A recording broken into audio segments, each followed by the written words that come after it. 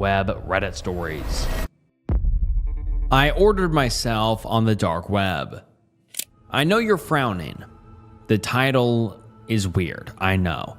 But if you could just give me a moment, I will explain. I'll have to be fast though. I don't know how close they are. Essentially, I ordered myself on the dark web. I'm a drug user. I'll admit it. Weed is my usual go-to, but I buy that off my friend. If, however, I want to get something a little more heavy, like acid or booger sugar, I would just order it off the dark web. It's surprisingly simple. A few clicks, some Bitcoin transfers, and then boom, I have acid in my P.O. box. But I'm also a curious guy. The dark web has always intrigued me. Up until a few days ago, I had only been on there to buy drugs off sites some of my friends gave to me. But late one night, I was sober and at home, which was a rare thing for me. So since I was bored, I decided to boot up my browser and try and see what sort of effed up stuff I could find on the dark web. If you've ever been on the dark web, you'll know that you can't just search up red rooms or hitman for hire and get results. No, you have to find links to these websites first. So I hopped back onto Google again to try and find some links to a messed up website. I know it's weird that I was actively searching for the worst, but as soon as I got on the dark web that night, I had a sense of morbid curiosity overcome me. Anyway, I spent a little while trying to find some links. Anything that I found though was either too tame for me or the links didn't work. At this point, I was about ready to give up, and I wish I had. But in one final attempt, I clicked on Reddit, hopping onto r/deepweb. I didn't think I would find anything, so I just scrolled through for about half an hour before sorting by new. Then I found it. One simple text post titled Slayer's Assassination and Life Ruining Services. In the text box in the post was what seemed to be just a random assortment of numbers and letters.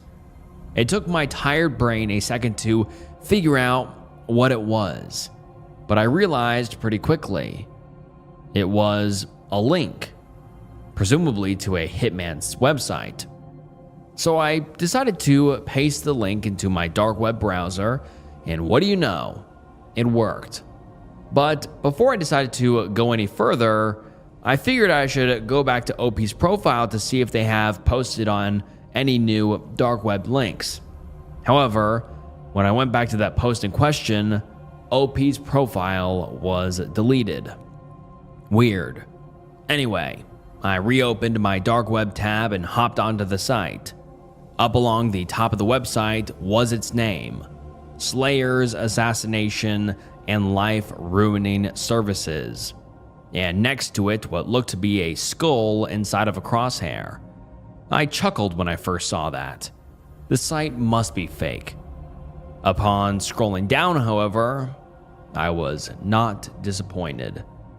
There was a paragraph of white text on a black background, and a small box to the right of the text that just said, "Place in order." The text was the main part though, as it took up most of the page. It read, Slayer's Assassination and Life Ruining Services offers everything from acid attack, crippling, blinding, torture, R-word, beatings, and good old death. We have the lowest prices out of any other company running similar services, and we are worldwide. We have a dedicated and experienced group of staff based all over the world. So if you need someone to be assassinated, or maybe you just want them scarred for life, don't hesitate to contact us. Again, I laughed. This had to be satire, right? Hell, I was even tempted to order it on someone just to see what would happen. Ironically, I actually have a half-decent job, so I can afford it. Better not to risk it though, I thought to myself. I was about to close my computer and call it for a night when I heard a knock at the door. I live alone, so it was unusual to get visitors, especially so late at night. But when I first opened my door, it was just my good buddy Mark, who also happened to be my weed plug. As I opened the door, he doesn't hesitate to let himself in and shove a big baggie full of pots in my face. "This dude is the best shit I've had in a minute. We gotta try some." I couldn't say no. Cut to a couple hours later. It's early morning and Mark and I are chilling on the couch, both blazed, and he suddenly decides to get up. And I assume he's going to get some leftover pizza, but he walks over to my desk and computer. "Slayer's assassinations. Are you gonna kill someone or something?" he mutters. "What?" I reply. "Your computer, dude. It's got some hacker shit on it. It's the dark web, man. Don't mess with it." At this point, I'm still on my couch, half asleep and not paying full attention. However, I sat up pretty fast when he said the words, "Hey man, let's order a hitman on you." I hopped up and walked over to my PC. Part of my brain was screaming no. What the F are you doing? But the majority of my brain, which was also the high part, was thinking about how funny it would be to order a hitman on myself. So I agree. I made him get out of my chair though, because I didn't want him seeing what my credit card numbers were as I transferred some Bitcoin. At the end, after I wrote down all my personal details, like my address, age, and even a photo, I had to select what I wanted to happen to me. I just selected plain old assassination, as it was actually cheaper than some of the other things. I could have paid an extra couple of grand to be beaten before my death, but even my high brain didn't want to splash the cash too much on my own death. God, this is ridiculous. Anyway, I placed the order and then replied to a confirmation email, and boom, it was done. A couple of clicks and I had ordered myself on the dark web. Mark and I laughed about it for a while, but then he left about an hour later, and I fell asleep not too long after. I woke up around 9 a.m., which meant I got at least 6 hours of sleep, even if it felt like I got 3. I got up and out of bed, threw on some track pants and a cotton shirt. Yes, I sleep unclothed, and brewed myself a coffee before sitting down to play some games and just enjoy my Sunday. You can imagine how shocked I was when I saw that I had ordered my death the previous night. Even though I thought the site was BS, I still felt a pit open up in my stomach. Even when I'm high, I usually can make sensible decisions. I chuckled. Not like I could remember it anyway, but I guess Mark's new stuff really was good. I would assume a normal human being would do something else, but I was still kind of out of it from the night before, so I just carried on with my day. I was a little more paranoid, sure, but as I said, I just assumed it was BS. I even laughed at the email I got from the website, saying that their hitman has been dispatched and was on its way. It was like ordering a package off Amazon. I was tempted to email back and ask for some day delivery, but I didn't need to ask, because that's exactly what I got. I didn't see it arrive, but around the time I started to cook myself a crappy dinner, I noticed a blacked out sedan parked on the other side of the road from my house. I did not live in a rural area, but there is a lot of trees and bushes between each of the houses on my street, so I would be surprised if any other house saw the car except for mine. At this point, I was freaking out. What if the website was real? Even though I'm a big guy, I was freaking out. I don't own any weapons, aside from a slightly larger than average kitchen knife. Whatever, I'm confronting it, I decided. I put on a hoodie and slid the knife into the front pocket before waltzing out of my house and walking right up to the driver's side window of the vehicle. Even I was astonished at my own courage. Knocking on the window, nothing happened. It was rather anticlimactic. I was fully prepared to have to fight for my life, all because I did something really dumb while I was baked. But, like I said, nothing happened. I even put my head right up to the window, as if there was a reflection, to try and get a better look to see what's inside. I could barely see what was inside of the car, but all I could make out were 2 empty seats. No one was even inside. I had gotten all hyped up for nothing. I decided to wait out by the car for a bit, but after half an hour or so, I was hungry, and I had to go back inside to take my dinner out of the oven. I swear, it was only a minute between me going inside to take my dinner out of the oven and looking back out of the window, and the car being gone. I didn't even hear it go. Guess I'm eating my dinner with all my curtains closed and doors locked, I muttered to myself. I had just started to calm down when the power shut off. It was sunny outside, and coupled with the car, I now knew that this was the real deal. I had signed my own death warrant.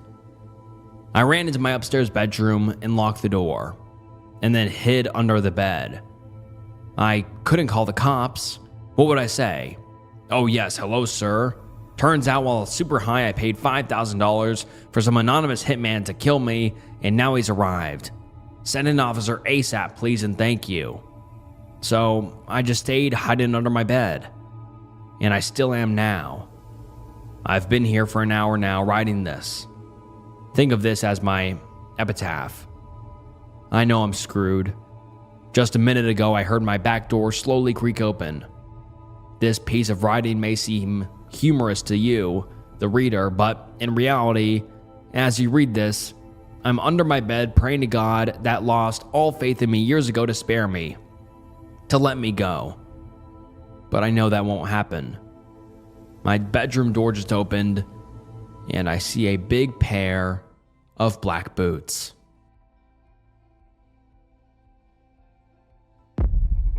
There are Wikipedia entries on the dark web. I found an article about my life there. You've Googled yourself at some point or another. Admit it. There's nothing shameful about it. It's not worse than what I did. I searched my name on the dark web. Don't ever make that same mistake. I was 19 years old then. Liv, my girlfriend, and her family were kind enough to let me live in their guest bedroom at the start of the year. They liked the fact that I could fix most of their computer problems. Liv is a great person, and what she saw in a hacker who could never survive for long in the 9-to-5 world is beyond me. Their house was in a suburb only a few blocks away from a library and coffee shops with free Wi-Fi. These locations were convenient for my burgeoning career as a digital outlaw. I used those resources until I was able to move out and get a small apartment of my own. After a string of demeaning jobs and abusive bosses, I found financial independence. I did this after I learned how to buy and sell things I shouldn't have with the use of my Tor browser.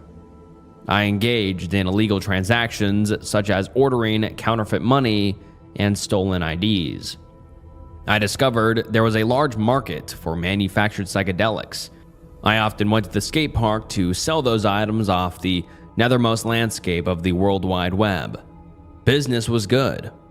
A young man with years spent in foster care, I sought out activities which gave me a sense of control.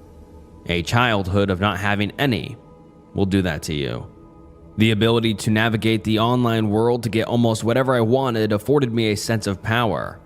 It was all going well until one evening in July.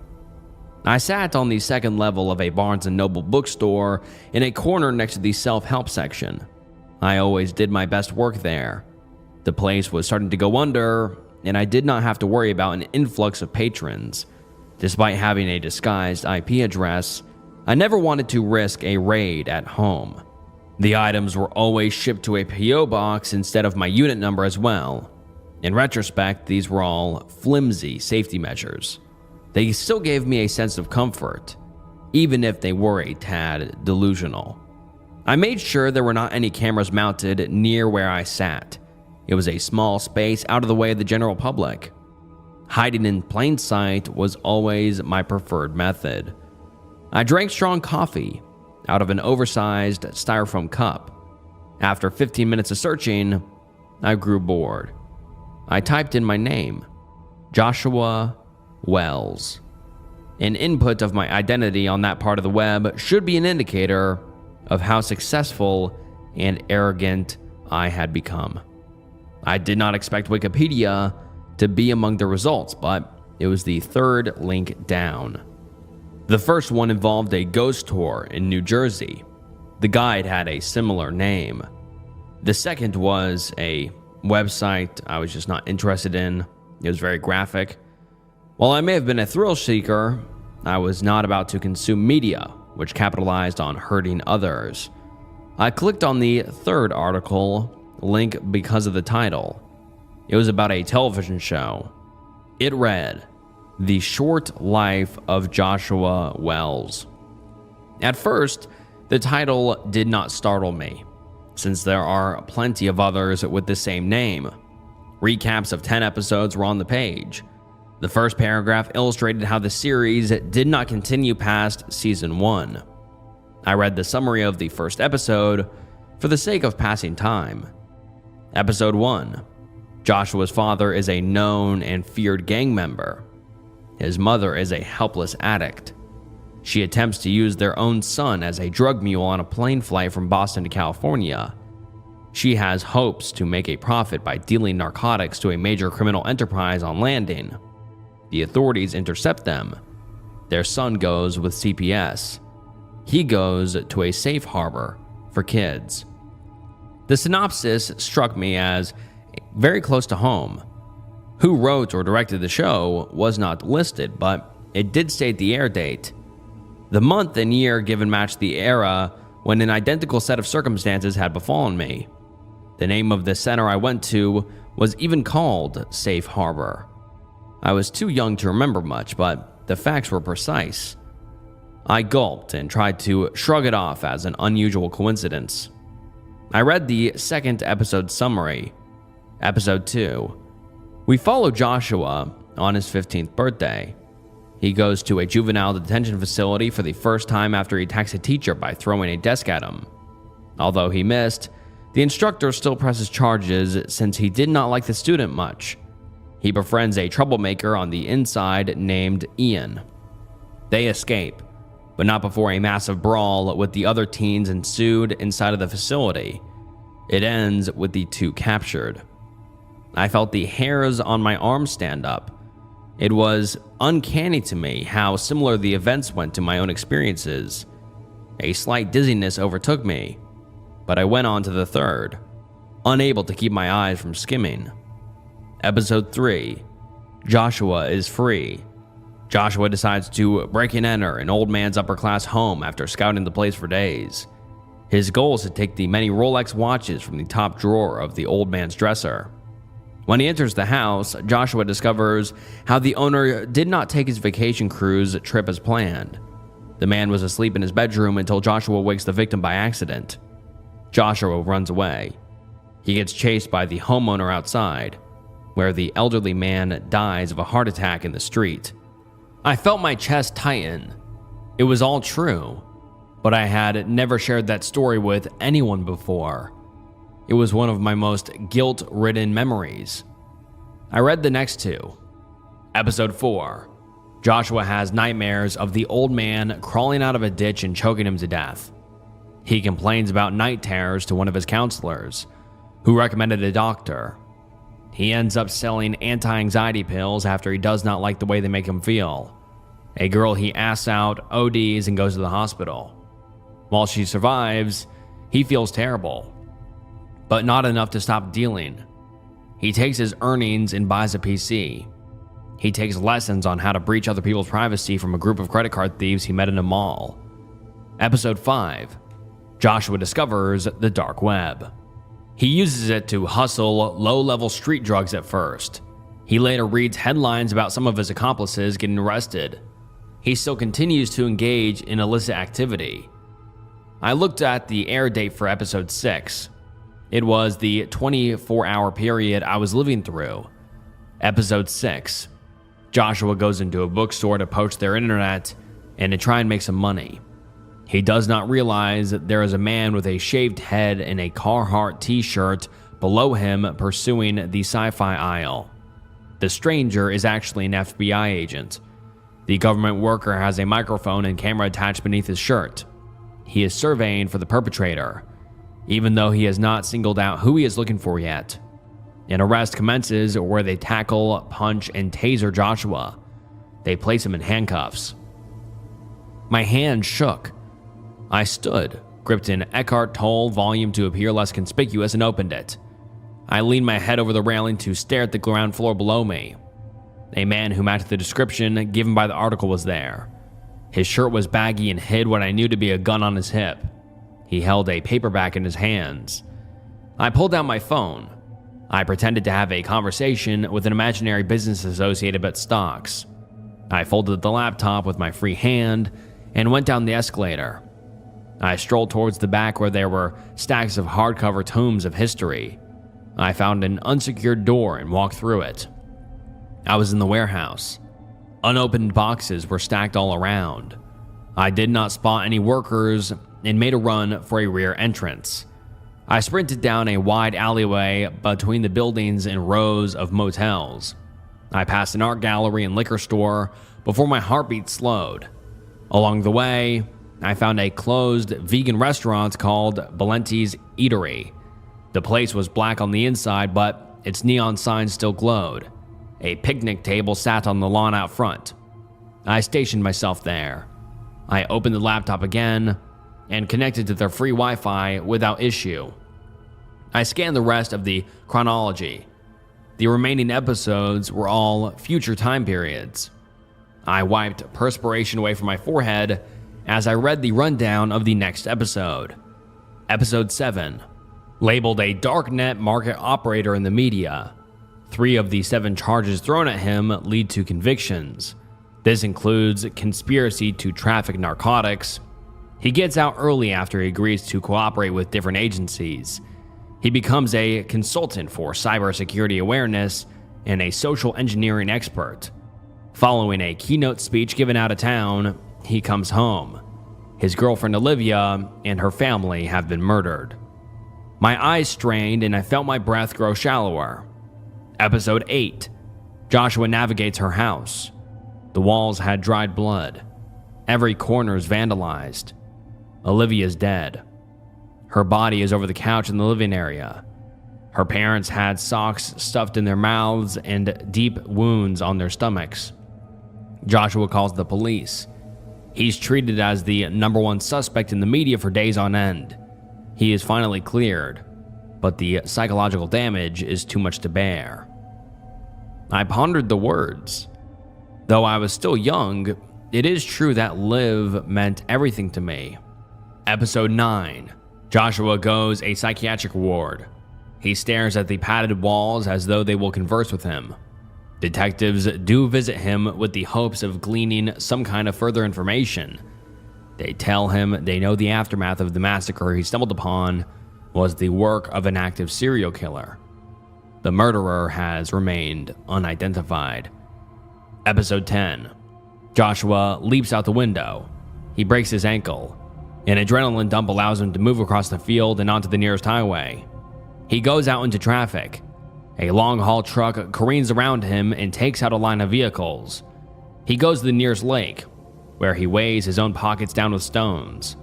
He waits until nightfall and walks out into the abyss. The last image we see is his hand breaking the surface of the water.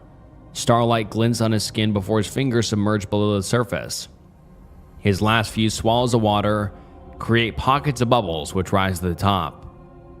I absorbed what the rest of my existence would look like. 4 black SUVs pull up and circle around me in the parking lot. Men in black suits and the undercover agent from the bookstore ran at me. Even though I did not resist, they still threw me to the ground.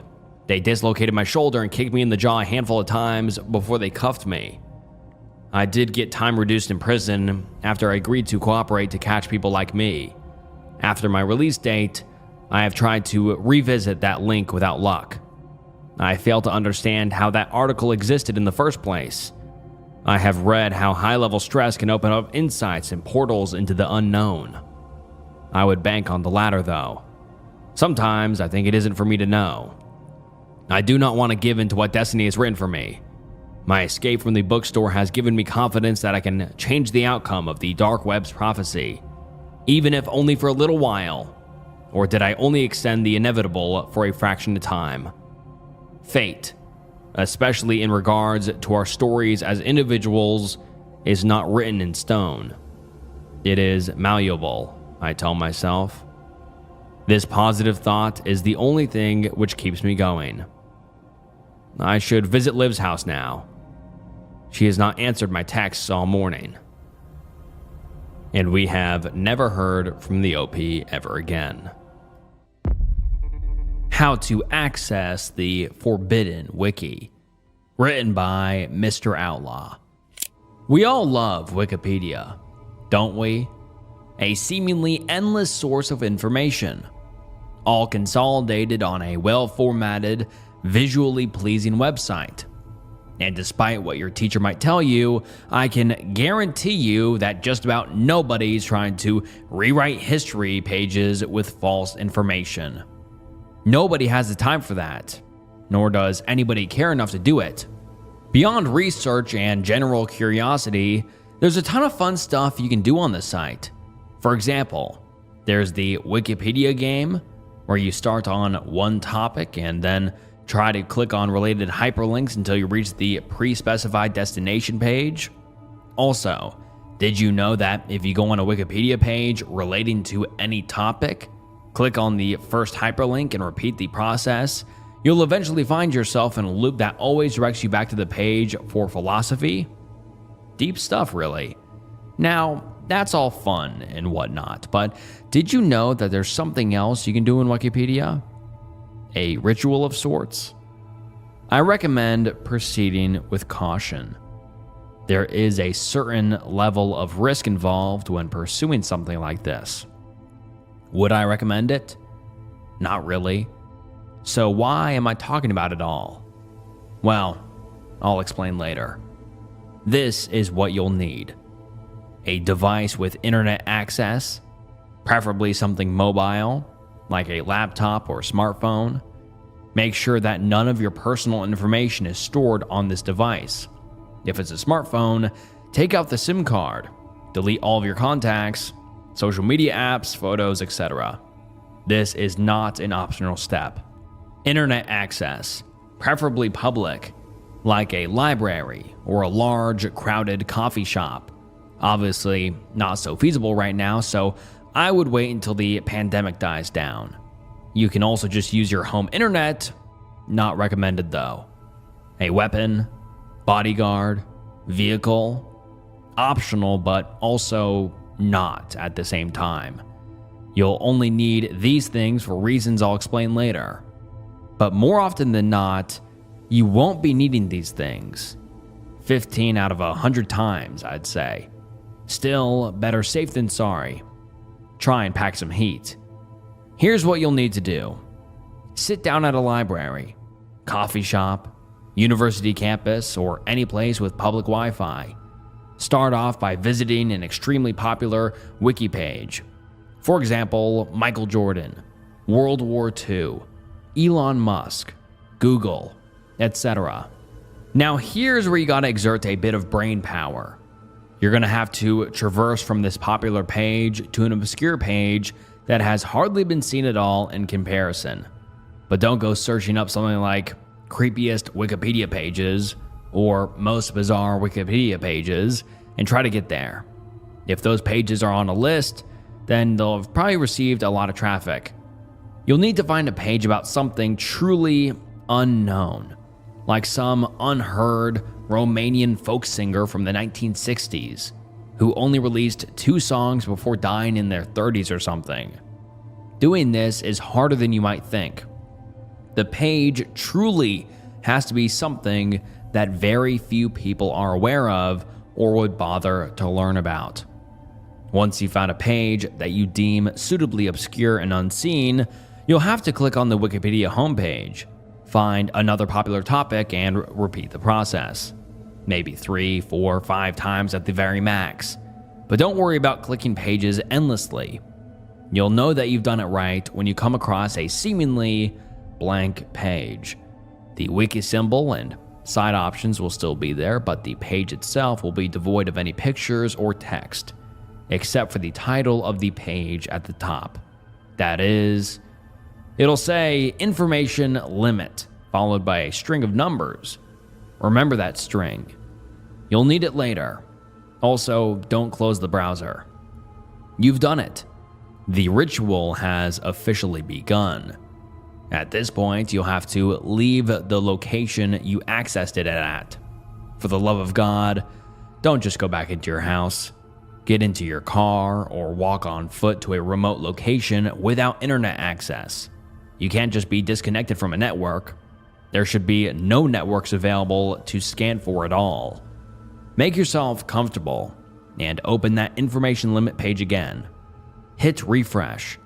Another page should load up. Despite the lack of connection, it'll be a login screen with a single prompt. Enter access point. Enter the string of numbers you memorized earlier, except for the last 2 digits. Most people who try this just type in the string as it is. Do not do this, or you will be met with a horrible fate. Pay attention and refrain from effing it up. Once this is done correctly, you will be directed to something that looks like the Wikipedia homepage, but just a bit different.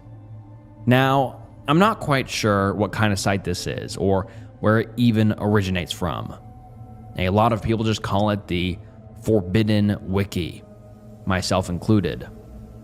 I need to note something of great importance here.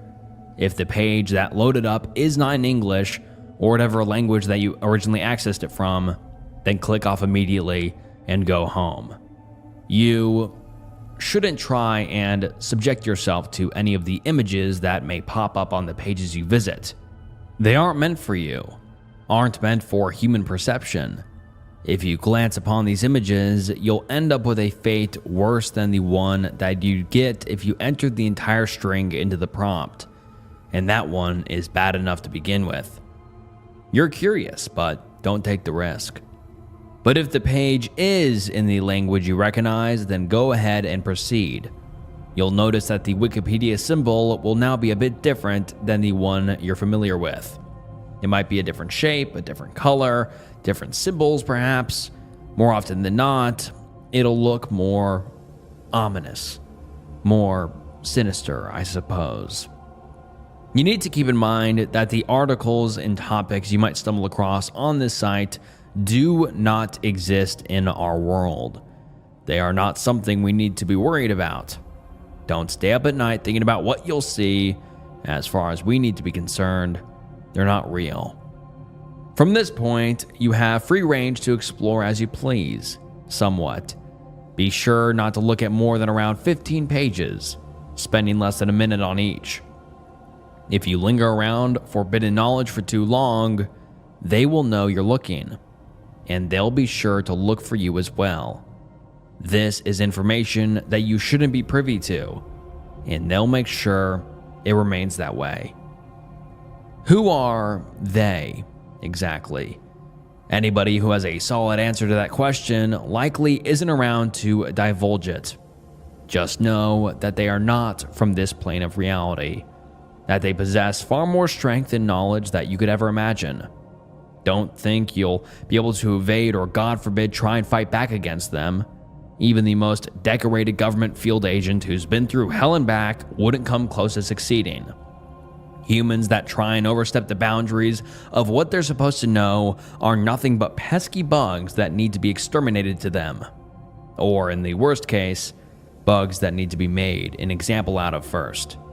But don't be too scared. Like I said, just don't linger on any one page for too long and don't visit too many.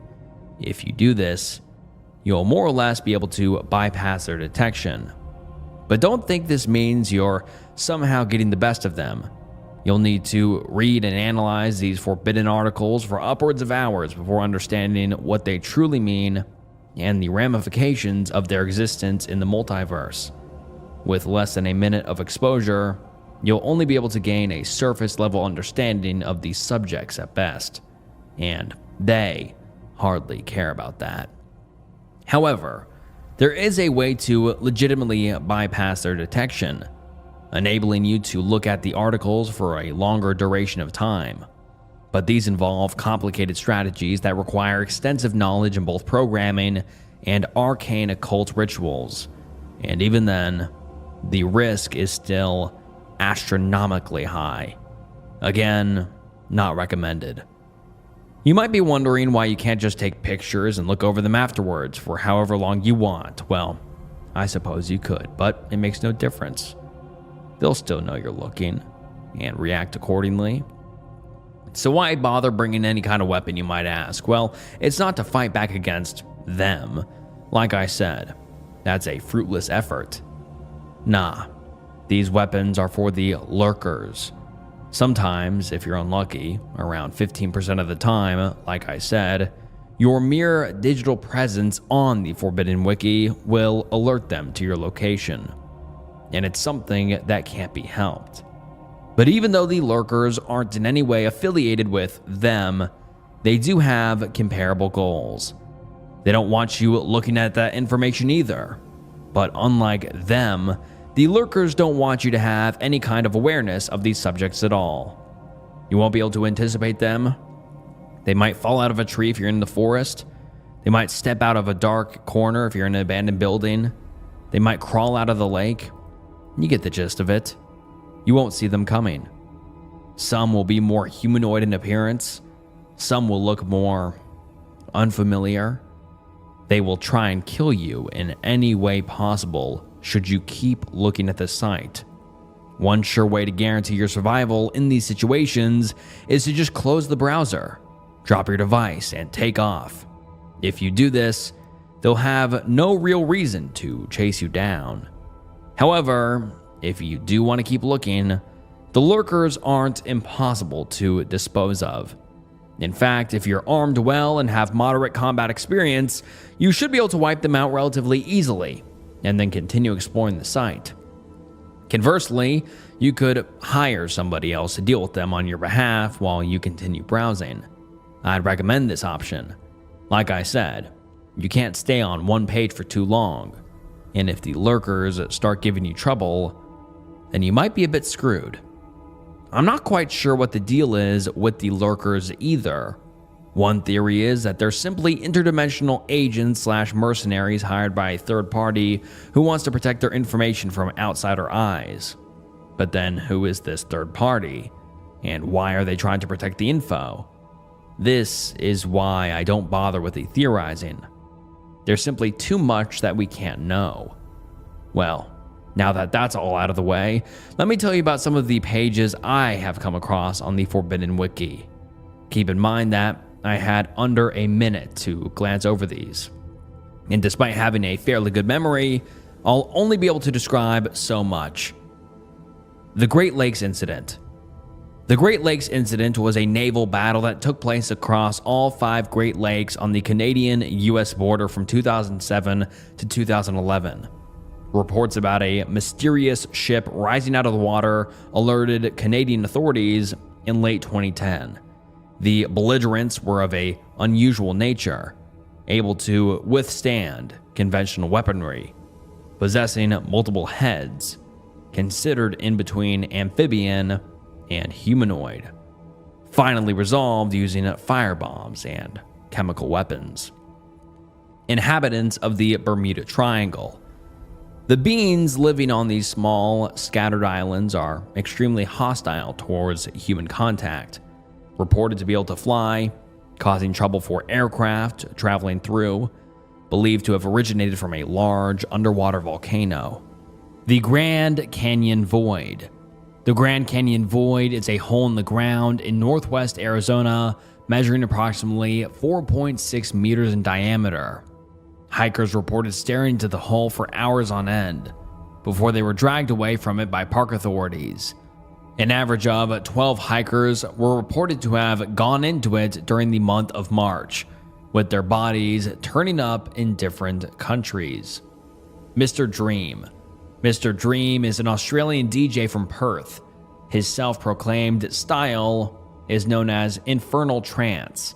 People at his live show have been reported to experience moments of incredible euphoria before disemboweling each other in the crowd. The manhunt is ongoing, with his latest show reported to have occurred in June 2019 at an underground venue in Paris. The Aykroyd Mansion. The Aykroyd Mansion is a large estate located on the outskirts of Houston, Texas, belonging to the Aykroyd family, famously known for being the founding members of the cult known as the Dawn of the Collapsing Moon. 77 attempts have been made to infiltrate the house, resulting in 587 officer casualties. Only one known member of the Aykroyd family has been neutralized. The members are known to conduct rituals involving biological transformations of the human body. These creatures react in accordance with lunar cycles, exhibiting the most violent tendencies when the moon appears early in its first quarter. Channel 51 News. Channel 51 News is a controversial news station that broadcasts on Channel 51 between 3 and 4 a.m. The reports presented on the program have been considered nonsensical and disturbing to the viewers watching. Sometimes the hosts have reported incidents that have not occurred up until that point, only for these incidents to transpire 1 week after, as was the case with the Tokyo Massacre. The location the channel broadcasts out of remains impossible to pinpoint. As hard as it may seem to believe, these are some examples of the more normal pages of the wiki. Some of the other ones I've seen are downright effed. The man inside your head. The man inside your head is an arcane entity that exists within your subconscious. His intentions are malicious, and a good portion of your mental capacity is used to suppress him from escaping at any given time. Don't let him escape. Eye in the sky. The eye in the sky is a large eye measuring approximately 4,400 meters in diameter that appears in the sky every so often, usually during violent storms. When it appears, it is advised not to look at it under any circumstances. The only exception to this rule is for those who have been forsaken and absolutely need to. You'll know if you need to. The corner in your basement. The corner in your basement is that one dark spot in your basement tucked away in that far corner. No matter how much light you shine on it, it will never illuminate, and you'll never know what's lurking within it. You better figure out what it is soon. The Snowstorm Angel. The Snowstorm Angel is that figure you see in your backyard during heavy snowstorms. You'll think your eyes are playing a trick on you, and that your senses are somehow being distorted by the snowfall, but make no mistake, it's there. People often assume its nature to be benevolent, given its name. That assumption is incorrect. These kinds of articles were always shorter in length. In fact, what I described above pretty much represented the entirety of the text. These articles all included pictures as well. I regret ever looking at any of them. You might be wondering why I'm telling you about the Forbidden Wiki at all, along with how to get there. As contradictory as it may seem, this is a precautionary tale. Most people will read this and believe it to be fake, or simply lack the time, energy, or motivation to go through with it. Good. Be one of those people. But then there's the people who don't fit that bill. The thrill seekers, so to speak. These are the ones who will look for it no matter what. Eventually, they'll find another set of instructions written by somebody else, but one that might not include a proper warning, one that doesn't tell the whole story. I'm here to give you that warning. Don't do this. I thought I was safe just browsing around. I followed all the rules. I hired hitmen off the dark web to accompany me in case the lurkers showed up. I always made sure to not overstay my welcome on any of the pages in order to keep myself hidden from them. In reality, the Forbidden Wiki is a strange and complicated place. You may think that you've experienced enough and that you figured out all of its tricks, but don't underestimate it. We were never meant to lay our eyes on something like this. I stumbled upon a particular page the last time I paid a visit to the site.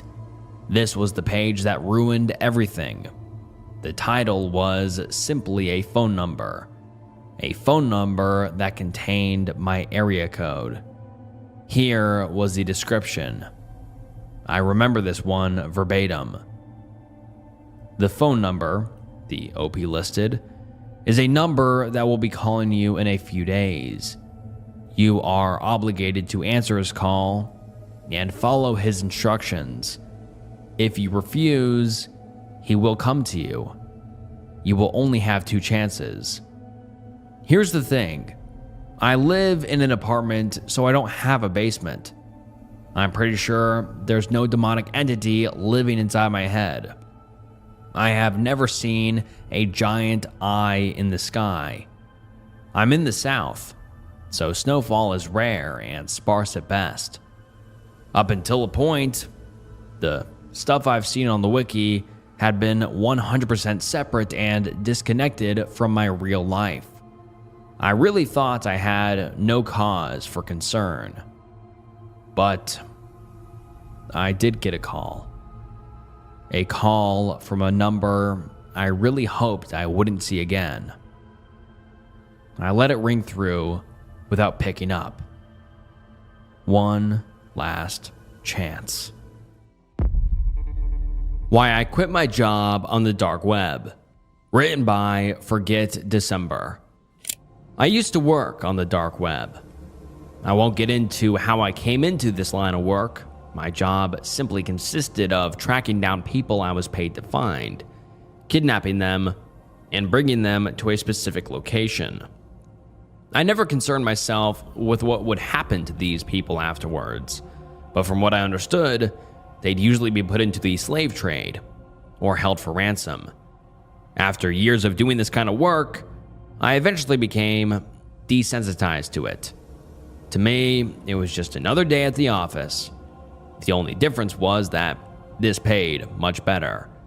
I should also point out that I did not work alone. I had a partner that helped me. For the sake of this story, I'll call him Sam. Sam and I met through the dark web forums about 3 months after I started my work. He was much more experienced in kidnapping people from the dark web than I was, having done it for several years. But as he was getting older, he realized the job was too difficult to do on his own anymore. After talking for a while, we eventually agreed to work together. I would help him perform the tasks that were more difficult for him to do to his age, and he would guide me along, as well as bring me along on more difficult, higher paying jobs to reduce the risk of me screwing them up. After meeting, we quickly realized we were a good match. It only took a few weeks to get into the groove. We'd be contacted by our employers via the forums, given a target, as well as any other important information that would be crucial for the task. Sam and I would then drive his van to the location to scope it out.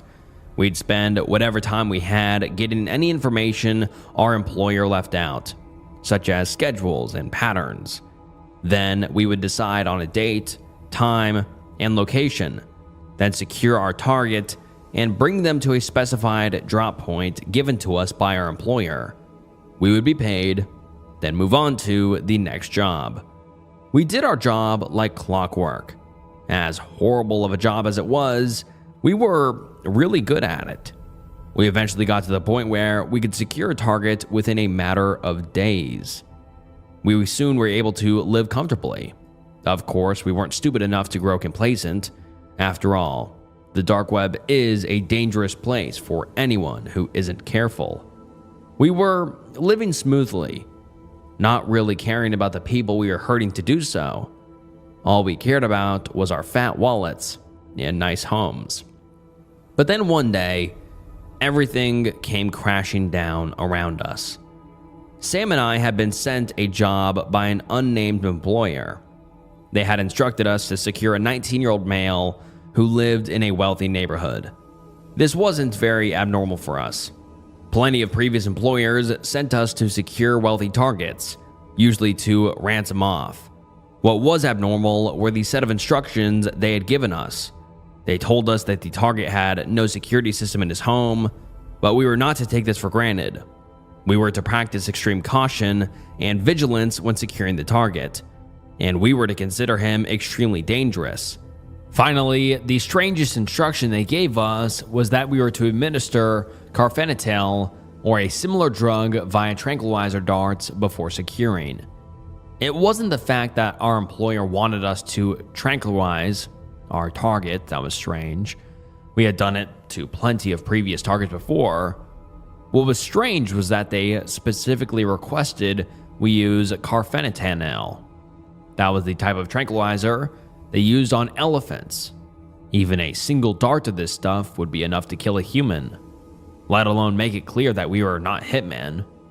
Sam and I have never killed anyone in our lives, before or after taking on this line of work. We knew there was no way we could use this stuff to take our target alive. We just assumed our employer didn't really know much about tranquilizers and wanted it to sound smart by including a specific kind. I really wish we had just listened to their instructions. We started studying our target the day after we received the instructions. The boy was a recluse, to say the least. From what we could tell, he lived in his parents' house, and they were almost never home. He spent pretty much every day indoors, doing whatever he wanted to pass the time. Reading, playing video games, watching TV, typical teenager stuff. For the life of us, Sam and I couldn't find a single reason to consider this kid intimidating, let alone dangerous. He seemed to live an extremely sheltered life and had more than likely never been in a fight before. But we had a job to do, and we had to follow the rules we were given the best we could. On the night we went to extract, we parked our van just outside the kid's home. Nobody else in the neighborhood was awake, so it'd be relatively simple to pull him out once we got him. Sam sat up front, while I laid in the back of the van, aiming the tranquilizer rifle through the back doors. The way the van was parked gave me a perfect vantage point to the kid's house. Also, in case you're wondering, I wasn't using the carfentanil, opting to use a weaker drug that wouldn't kill a human being. I wasn't concerned about our employer being upset their instruction wasn't followed exactly, unless they were planning on testing the kid's blood once they got him. There wasn't any way they would know. After 30 minutes of waiting, the kid appeared in the kitchen window. We weren't too far away, so the amount of detail I could see through was very high. He had a mop of wavy blonde hair, a splash of freckles on his nose and cheeks, and piercing emerald green eyes. He was pouring himself a glass of water when I tagged him. His reaction was surprisingly tame. He jumped from surprise as the dart entered his back, but he didn't scream. When he pulled it out, he didn't look scared or confused. If anything, he only looked annoyed, as if he had just swatted a mosquito that had landed on him. Then he turned his head and looked right at me. I had been doing this job for about 4 years at this point, and I had seen some freaky stuff. Sure, most of it was when I was browsing the dark web, but nevertheless, there was almost nothing that scared me. The look this kid gave me freaked me out. It's hard to describe exactly what his expression was as his eyes burned into me, but the best way I could describe it was an expression that said, "I dare you to come for me. You won't like what'll happen if you do." After that, the kid turned off the kitchen light and walked out of view. The van shook as Sam opened the door and hopped out, walking around to me. He had a body bag in one hand and a flashlight in the other. "All right, partner, you ready to do this?" he said calmly. I don't know if he saw the kid's expression or not, but if he did, he wasn't showing it. Yeah, let's go," I said, packing away the rifle and grabbing my own flashlight. "Christ, this is a nice house," Sam said absent-mindedly. "This is one lucky kid. I know it's not what we normally do, but maybe we could rob the place while we're here, yeah?" I didn't respond as we walked towards the house. I picked the lock to the back door, and we stepped in quietly. All the lights were off, and the place was dead silent. First, we went to the kitchen. We both knew the kid probably wouldn't be there. Tranquilizers took a while to kick in, and if he had walked away after getting tagged, he'd probably be somewhere else in the house. We were right. The kitchen was empty, without any dishes or food on the counters, save for the half-full glass of water. We continued searching the house, but it became quickly apparent that something was wrong. No matter how hard we looked, but we couldn't find the kid anywhere. He should have fallen unconscious by now, the tranquilizer having long since taken effect, but he was nowhere to be seen. "Are you sure you hit the damn kid?" Sam hissed at me after several minutes of fruitless searching. "I swear, if you screw up this job because of crappy aim, I'm gonna kill you." "I know I hit him," I snapped. "I even saw him pull the dart out." "Well, then where the hell is he?" Sam asked. "He couldn't have gone that far, not with that tranquilizer in him." Our argument was cut short by a noise coming from the other side of the house.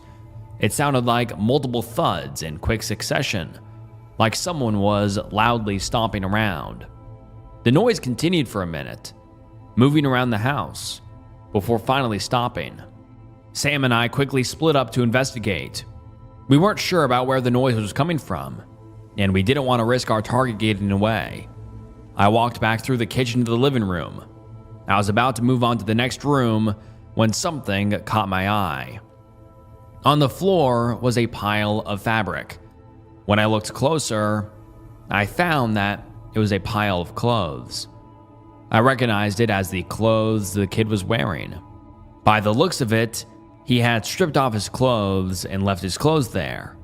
I had no idea why he did this. Stripping unclothed didn't really give you a tactical advantage when trying to escape a kidnapping. At least, not one that I could think of.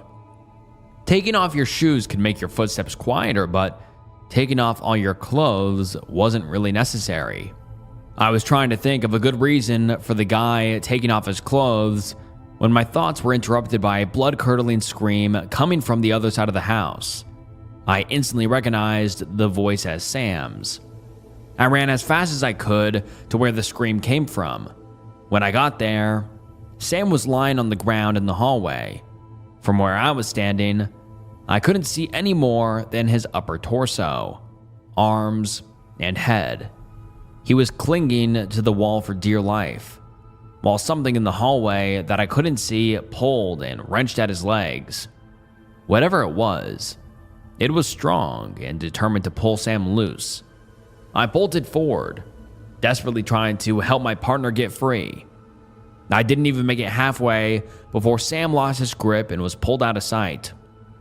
He was screaming and crying, begging me to save him. When I rounded the corner, whatever had him was pulling him through the basement door. I only saw Sam for a split second before he was pulled down the stairs to the basement. I ran to the door, flicking the light switch on. Nothing happened. Someone had shut off the power to the house. I was caught between praying that this thing was alone and praying that it wasn't. If it was alone, that meant that we couldn't have to deal with someone or anything else. But that would also mean that it was smart enough to know to shut off the power in order to get the upper hand. I was shaken from my thoughts by the realization that Sam had stopped screaming. I seriously considered making a break for it and leaving him behind. It was easy to assume he was dead. but even horrible people can make friends. And as much as I wanted to deny it, I had formed a bond with Sam over the many years working with him. I couldn't bring myself to leave him behind. So, scolding myself for being stupid, I made my way down the stairs. When I got to the bottom, I expected the basement to be silent. Instead, I heard a distinct crunching noise coming from the other end of the room. I tried to discern what the noise was by sound alone, but the adrenaline pumping through me made it hard to focus. With trembling hands, I clicked on my flashlight and aimed it towards the noise. I spend every day wishing I had never done that. A gangly creature was hanging from an exposed bar jutting from the ceiling of the basement. It appeared human, but only barely. Its arms were too long, with nails like claws. Its legs and feet had too many joints, which allowed it to hang upside down from the ceiling like a bat. It seemed to have skin that didn't fit its own skeleton, with some areas being stretched thin, while others were bunched up. As for the crunchy noise, I found out quickly where it came from. Sam was held limply from the creature's grip. He was clearly dead, with large chunks of his flesh missing. Every few moments, the creature would pull Sam's body up towards its mouth and take a large bite out of him, tearing the flesh away and chewing loudly. It didn't seem to be picky either. It ate whatever part its mouth found, including bone. Once it realized it had a flashlight trained on it, it stopped eating Sam's corpse and looked up at me. Its face was a bloody mess. The features of its face were twisted horribly. Its jaw was so wide open I thought it was disconnected from its skull, and its eyes lacked any sense of humanity. This thing was a monster, and I knew it would kill me without hesitation if it got the chance. I was frozen by fear, staring at this thing, when recognition suddenly struck me. The monster had horrifying features, but the blonde hair, freckles, and green eyes made everything fall into place. This thing was our target. It was the kid we had been sent here to capture. His features may have been mangled and warped, but there was no denying that this monstrosity was him. I understood why the tranquilizer didn't work, and why our employer instructed us to use the drugs they wanted. Why they would want this thing alive is beyond me. I would sleep much better at night if I knew this thing was in a deep, deep grave. After what seemed like hours of unbroken eye contact, the monster screeched at me. That was enough to send me sprinting up the stairs. I didn't stop running. Didn't turn around to see if the thing was chasing me. I kept running until I got to the van, jumped in the driver's seat, and peeled off into the street. I went several miles over the speed limit, but I didn't care. I wouldn't feel safe until I was miles away from that beast. After skipping town, I emptied my savings accounts and liquidized everything I owned. After that, I went through an extensive process to erase any lingering trails. I changed my name, underwent plastic surgery, and whatever little presence I had on the web I thoroughly scrubbed clean. Any evidence of the man I was before was completely gone by the time I finished. As far as anyone was concerned, I never existed until 2 months ago. I had made a promise to myself never to bring up what I saw, to bury the past as deep as it would go. But I have been plagued by nightmares ever since seeing that monster, and I thought that maybe, if I warned the world of his existence, my conscience might be alleviated. I can't go into detail about where this beast is located. It's better for everyone if that is kept a secret. As for whoever it was that wanted to capture the beast, I haven't heard from them since. In all honesty, I'm actually glad we didn't succeed in capturing it. I didn't want to find out what their plan for the monster, where they got it. So take this as a warning. People say that the dark web is full of monsters, I learned that the hard way sometimes. That could be taken literally. I searched my parents' names on the dark web. The videos I found were horrifying. Written by PoemScary5. When my friend first introduced me to the dark web, I was amazed at how such an unknown thing could house some of the most illegal things on Earth. Up until today, I had only used it for learning how to code and commit small crimes. But after the horrifying videos I just found, I don't think I'll ever use the dark web again. I first met my best friend Alex when a little bit after I got into high school. My parents had moved us to a new town, and I had no friends. It was lonely at first, but I got used to it. We moved because they were paranoid after many murders occurred in our town. I thought this was weird, moving across the country over that, but I let it go. The reason Alex and I became friends so quickly was because we both had a shared interest in the internet and everything it had to offer. I was a gaming addict and a tier 3 Pokemon subscriber, while he was a much more coder and developer type. 2 years later, we were still best friends, but now we were much older and smarter. Alex had discovered the dark web, and he was obsessed with it. He pretty much spent every hour of the day on it, searching through anything you could imagine. There was nothing wrong with this, but one search he made was the biggest mistake of his entire life. I remember waking up to dozens of text messages from him one morning. This wasn't normal. Alex wasn't a very social person, and it was very hard to get words out of him. I opened my phone to see what he had messaged me. "Dude, Jack, you have to come over right now, this is important. Jack, please wake up, this is urgent. Where are you?" These were only some of the messages, but the rest were very similar, with them all being urgent, and that I needed to go to the house immediately. My parents were both at work still, so I went over to Alex's house. When I arrived, there were 4 cop cars parked in front of his house, and there were dozens of people in news vans standing out front. I made my way through the crowd, and Alex's mother told the police to let me inside.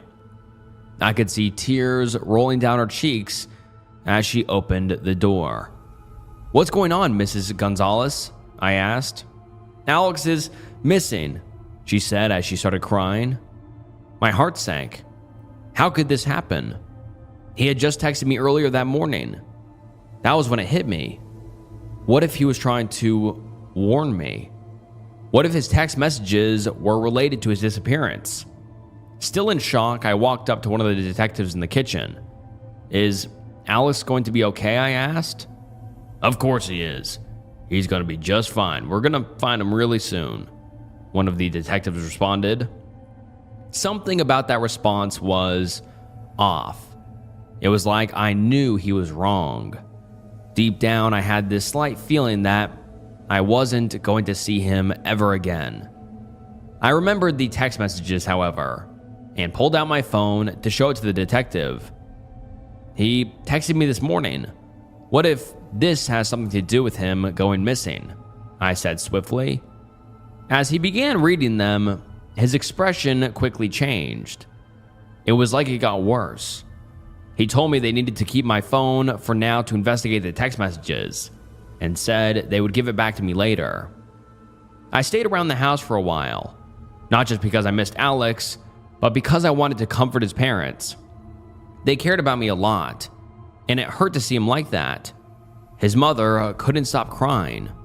Eventually, however, I went into Alex's room to see if I could find anything that might give a clue about why he went missing. I searched through everything, but I found nothing. But then I noticed something. Alex's computer was on, but his monitor was turned off. I looked for the button to turn it on and hit it. As the screen lit up, my heart sank. He was on the dark web. Obviously, this was normal, but for some reason, he had dozens of different tabs opened. I knew this part wasn't normal, so I closed the door and locked it. and began going through them.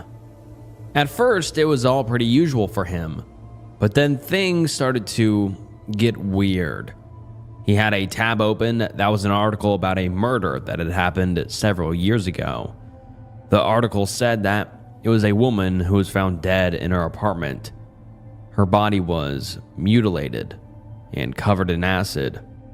I nearly threw up reading it and seeing the horrifying pictures of the crime scene. Not wanting to see any more of it, I switched the tab, just to reveal another article about another murder. Confused, I quickly went through the rest of the tabs he had open, and they were all the same thing. They all were about some type of murder or crime. The ones that stuck out to me the most, however, was one about a murder that had happened 2 years ago. At first it seemed pretty normal, but as I read further, I realized what it was. It was about the murder of our neighbor that prompted us to move away. Confusion quickly swept over me. How did Alex know about this? I never told him about it because to me, it wasn't that important. I figured it must have just been a strange coincidence. But then I saw the last search he had made on his computer. It was my last name. Horrified and confused, I quickly stumbled out of his room and back to the living room. "Is everything all right?" Alex's mother said, sniffing away her tears. "Yeah, I just need to go home for dinner," I responded. On the way home, so many questions and thoughts filled my mind. Why was he searching up my last name? Did he think that I had something to do with this? That must have been why he was texting me so frantically that morning. If only I could just explain to him that I didn't do anything wrong. But I couldn't. He was still missing, and I had to find out why. When I got home, I raced to my room and slammed the bedroom door shut and got on my computer. I loaded up my browser and turned my VPN on. I knew what I had to do. I began typing in the letters of my last name, becoming more nervous after every letter. When I finally hit enter, nothing happened. It was just a blank screen. Confused, I refreshed the page, but once again, there was nothing. But why did Alex search this if there was nothing? I thought to myself. There must be something out there. I was getting ready to close the tab, thinking I had ran into a dead end, when suddenly, the page started to load. It took several minutes, but finally, it loaded to reveal hundreds of videos. Immediately, I knew what they were. They were murders. But why did they show up when he searched my last name? I considered just stopping right there and turning back, knowing the horrifying things I would see if I continued on. But I couldn't. I knew this had to be why Alex was missing. So I clicked on the first video. As it started playing, I saw what looked like a woman strapped to a chair in some sort of basement or something. I quickly recognized who it was. It was our neighbor from 2 years ago.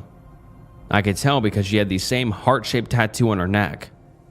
She sat there for a minute, struggling, panicking, and screaming for someone to help. However, suddenly, 2 figures walked into frame.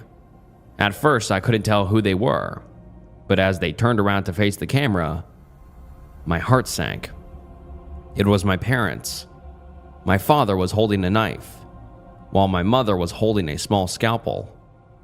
They paused for a moment before they started what was the most horrifying 5 minutes of my entire life. I watched as they killed her and listened as she begged for mercy, screaming the whole time. Blood filled the room as she took her last breath. When the video ended, it quickly went to another, revealing the exact same room and chair I had seen before. I was traumatized by what I had already seen, and I knew I couldn't watch any more of it. My parents were murderers, and I now knew the real reason we moved away 2 years ago. I knew there was something off about that, but I just never could have imagined that this was the horrifying secret that they had been hiding from me. This whole time I thought Alex was trying to accuse me of being responsible for these murders, but I was so wrong. He was trying to warn me. I scanned through more of the videos, each in the exact same room. I was just about finished, ready to go to the police so that I could tell them what I had just seen, when I noticed something. There was a new video uploaded today on the website. I quickly clicked on it and pressed play to reveal what looked like a man this time, strapped to the chair. He had a sack over his face, and I couldn't tell who it was. Once again, however, I saw my parents walk into the frame. My father walked up to the man and pulled the sack off of his head. At first, I couldn't tell who it was, but then I realized who I was looking at. It was Alex, and we have never heard from the OP ever again. Don't do jobs off the deep web. This all started a week ago, when I lost my job and was running behind on bills. I lived in a simple house, and that job was all that held my life together. After a night of drinking and watching TV, I started looking for a new job. Most of them looked boring, just 9-to-5 office jobs, but one of them caught my eye. It was an ad to the side of the screen that read, "High-paying jobs for hire. This isn't just your normal 9-to-5 job." In desperation, I clicked on the shady ad. Slowly but surely, a new website loads, with multiple links to different jobs with different descriptions. Deep web jobs, such as house sitting, $100 per shift, stay in a camera room, watch all rooms, keep the house safe, rules in link. Seems easy, I thought to myself. God, do I regret that. Crop harvest, $150 per field. Harvest a field of corn. Tools are provided. Rules in link. Reading down all the jobs, the housing sitting seemed the easiest, so I clicked on the link, eager for the $100. On the screen, a sign-up sheet popped up asking for my email. I typed it in quickly and was met with the message, "We hope to see you soon." Satisfied with that, I hopped in bed and turned off the lights. I start to drift off when I hear a buzz from my phone. Irritated, I get up and check my phone. A new email, I thought to myself. I clicked on the notification. "Your application has been accepted. Thank you for applying to the house sitting job. You will stay at the house from 12 a.m. until 4 a.m. and you must follow these rules. Your money will arrive at 6 a.m. after your shift. Always, no matter what you hear or see, stay in the camera room. Either don't bring your phone, or if you do not turn it on, even if you get a notification. I will not email you during your shift. Make sure to bring something that can play music fairly loud. Arrive at 12 or a little before 12 if you arrive past 12. Do not enter the house, and send me an email. From 12 until 1, you are allowed to roam the house, but make sure to be in the upstairs camera room by 1. Turn all lights off, lock the doors, and close the blinds. From 1 until 2, watch the cameras. If you see a man in the living room watching TV, turn that camera off until you hear the TV turn off from downstairs. Ignore any sounds you hear around the house. If you feel anything touch you, stop moving and close your eyes until the feeling goes away. From 2 until 3, open the blinds in the camera room. If you hear a voice from the window, do not look at them. The conversation will be normal, and once they say goodbye, it is safe to close the blinds. This event can happen anytime in the hour. If you see a woman cooking in the kitchen, you have a blue button on your desk that turns on a loud sound in the kitchen. Press and hold that button until the woman disappears. From 3 until 3:33, turn on your music device as loud as possible. Cover your ears, close your eyes, and ignore any sounds or movements around you. If the music stops, make any sound of your own to drown out what is happening around you. After 3:33, you are allowed to roam the house until 4. Do not leave before 4 and do not leave more than 5 minutes after 4. If any rules are not completed correctly, Hide under the desk and do not move until 4. That is all. Your shift starts tomorrow night at 471 Peterson Drive. Sincerely, Mr. Salazar. I must have read that email 10 times over, thinking this was a prank or something. No way do I actually have to follow these crazy rules, I thought to myself. Entranced at how specific the rules were, I put my phone back down to charge and went to sleep, still confused by that email. All I could do the next day was think about what that email said. Man in the living room? Woman in the kitchen? Conversation with a person in the window? It all seemed too crazy to be true, but I couldn't help but to find myself 15 minutes before 12 with an old iPod in my pocket, standing at 471 Peterson Drive. I entered the house. It had a sort of old, but still livable vibe to it. The house was dusty, but the kitchen and living room were spotless. I made my way upstairs, and at the end of a long hallway stood the camera room.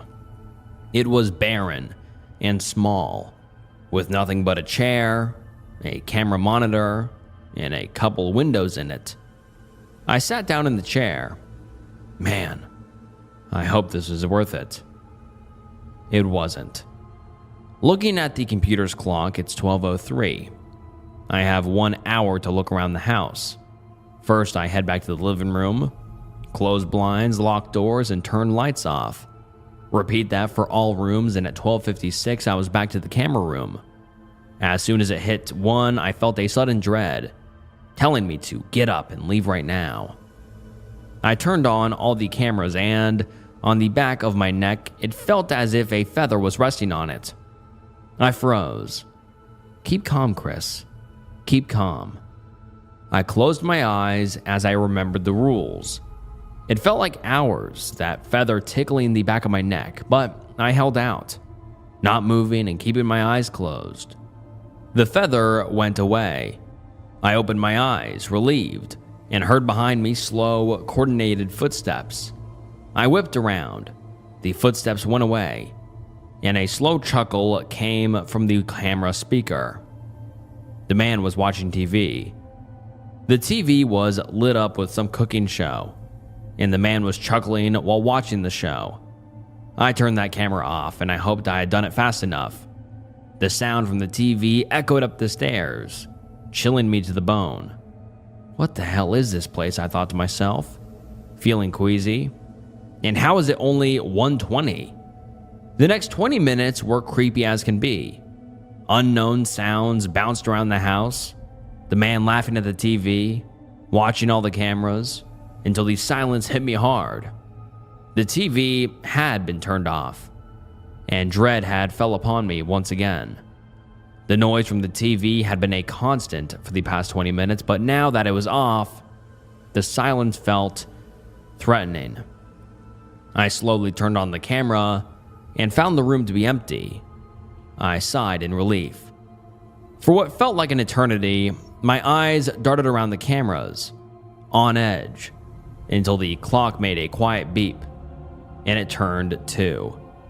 I froze from my chair and opened the blinds, revealing the pitch-black lawn outside. I sat back down as the clanging of pots and pans ringed in my ears. I looked down at the blue button beside the monitor, then at the lady, now cooking black eggs in the kitchen, and as I was about to press the button, "Hi, Chris."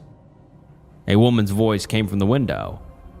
I froze, gluing my eyes to the monitor, forcing myself not to look at the window. Hi, how was your day?" My voice was shaky. It was obvious that I was scared. "Well, I was just strolling around the neighborhood, saw you were here, and I just wanted to say hi." The window she was talking to me through was high enough up the ground to need a large ladder to get to. "How was your day?" "My day was... It was fine, thanks." The woman in the kitchen started to get louder. "Okay, well, I have to go. It was nice to meet you." "It was nice to meet you too. Bye." I wanted to get up. I wanted to just close the blinds and never hear that voice again. But something just told me that I should not get up.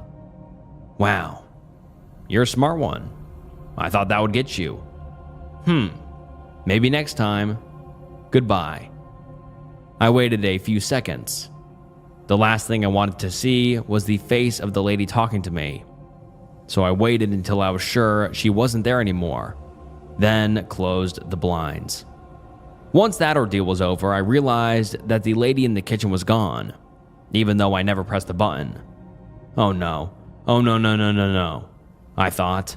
I had broken one of the rules, and it was only 2:30. Now I'm sitting under the desk typing this out on my iPod, and there's a lady with a ragged apron on, walking in circles around the room. I'm scared to make any noise, so please, if you see an ad for dark web jobs, don't click it. Update. It's 4:30 now. I made it out of the house and I'm safe. My left leg is hurt a little, but I'm getting ahead of myself. Let me tell you what happened. The lady from the kitchen walked around the room, making soft groans and drooling everywhere. I kept as silent as I could. Freezing time, she turned in my direction. A small beep came from on the desk, notifying me that it had turned 3. The lady in my room melted into the floorboards, screaming a scream of the utmost agony and pain. What I was supposed to do at this point was turn on my music on my iPod, close my eyes, and cover my ears. But hiding under the desk, I didn't know if I still had to do that. I waited, and silence was all I could find, until the walls and floors of the house started to contort. The house shifted and moved into what looked like faces popping out of the walls. The only description of the sound I can think of is a scream of terror itself. I couldn't take it anymore. My mind told me to get up, to run, to get out as fast as I can, but I knew I couldn't. I closed my eyes and turned the music on. The screams were drowned out, and it seemed almost calming. But in the back of my mind, I knew what was happening around me. The music blared loudly, and my eyes stayed glued shut. Then the music turned off. I opened my eyes, and the house was normal again. Shakily, I stood up and looked at the clock. 3:34. I got back under the desk and laid there, terrified. But nothing happened, and I was sitting there for 35 minutes until the final beep from the clock came, telling me I could finally leave. I got up, walked down the hallway, down the stairs to the front door, and finally, the sweet, cool air of the night hit my face. And in that moment, I felt a relief that was almost euphoric. I walked home and picked up my phone. But when I went to email Mr. Salazar, his email was gone. The website was gone, and there was no trace of him at all. I tried to fall asleep, but I couldn't get the faces out of my head. The look they had can't be explained. I don't know if I'm going to get my money, but at this point, I don't care. I just want to never go back to that house again. Update. It's 6 o'clock now. A package somehow appeared at my door, and inside was $80 and a letter. The letter is as follows. You can't escape. Hello again, Chris. I see that you showed up for your shift this morning. I appreciate that, but during your shift, you broke one of the rules. I've taken $20 off your pay because of that.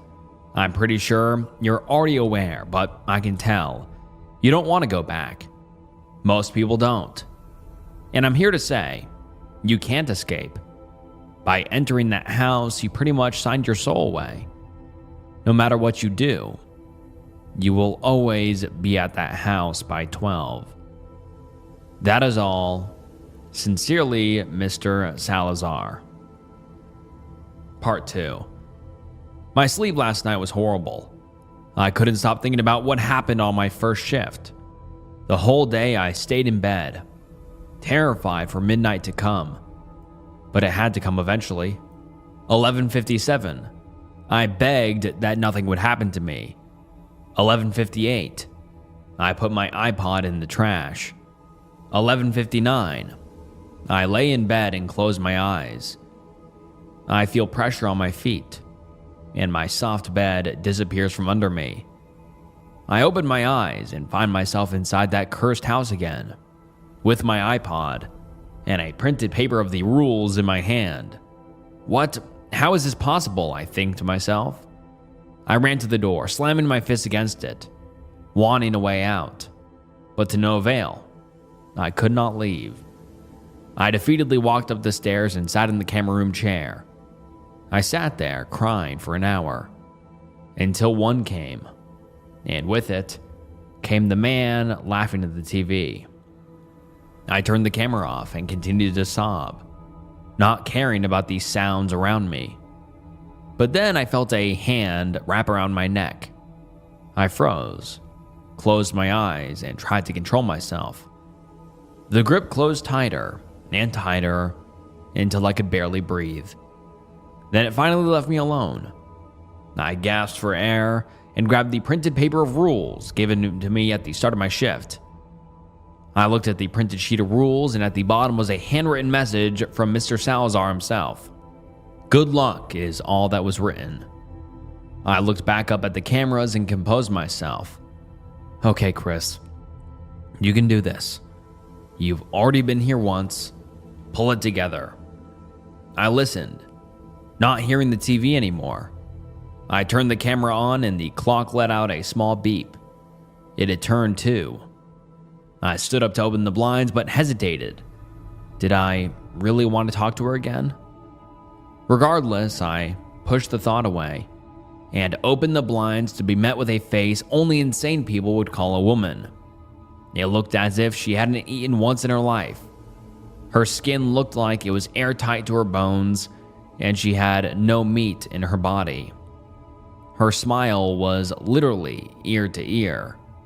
Her skin sagged down at least 2 feet, and her eye sockets had large, black, bloodshot eyes with tiny, beady, yellow pupils. Hello again, Chris. I closed the blinds as quickly as I could and went to hide under the desk. But the desk is just a block, no space to hide under. I don't know what to do. I hear slow footsteps coming up the stairs. Oh God. The doorknob is turning. The door is locked. Oh, thank God. I remembered to lock it. She is screeching from behind the door. She's slamming her hands on it. It's only a matter of time until she breaks down the whole door. What do I do? And then another post gets posted titled, I applied for a deep web job. I don't think I'm the first. Hi, my name is Jeremy. Recently, I got laid off by my horrible boss. Found a website for deep web jobs and applied for house sitting. I also recently read Chris's shifts, and I think we applied for the same job. Mr. Salazar emailed me something along the same lines. I'll paste his email here. Your application has been accepted. Thank you for applying to the house sitting job. You will stay at the house from 12 a.m. until 4 a.m., and you must follow these rules. Your money will arrive at 6 a.m. after your shift. Always, no matter what you see or hear, stay in the bedroom. Either don't bring your phone, or if you do not turn it on, even if you get a notification. I will not email you during your shift.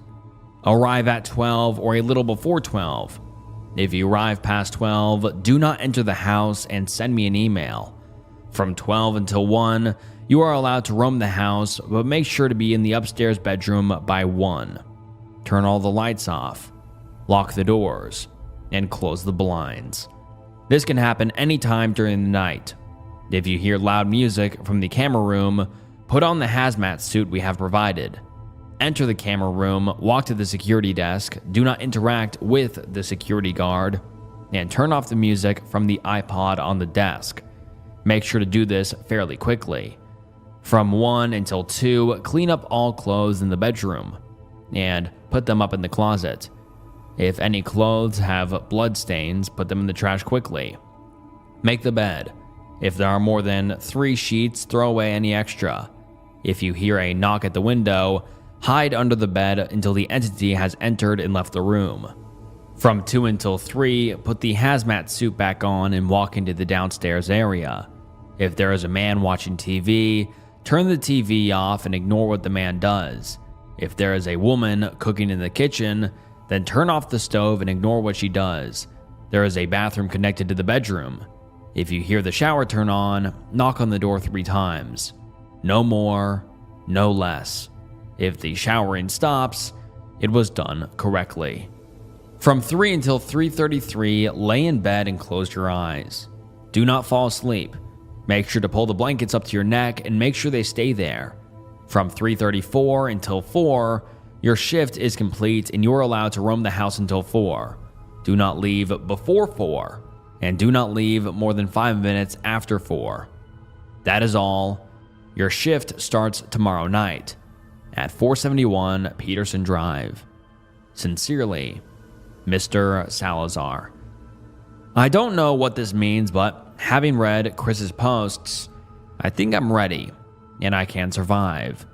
I'm going to type this out after my shift is over. If I survive. I entered the house and looked around, just as Chris had said. It looked old, but you could live in it just fine.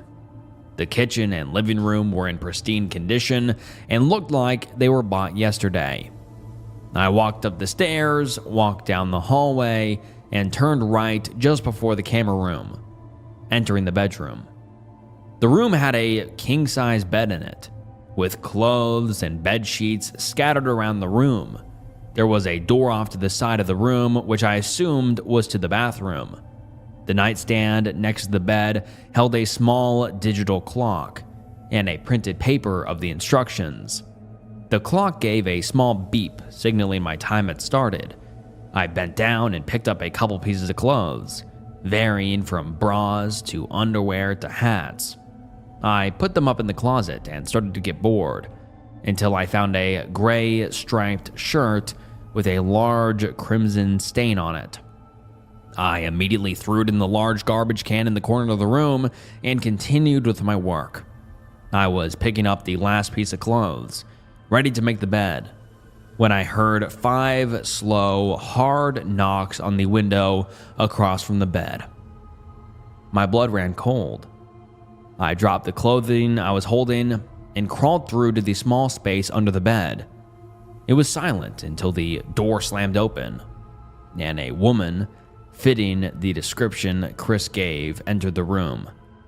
"I know you're in here. You can't escape. I'll find you eventually."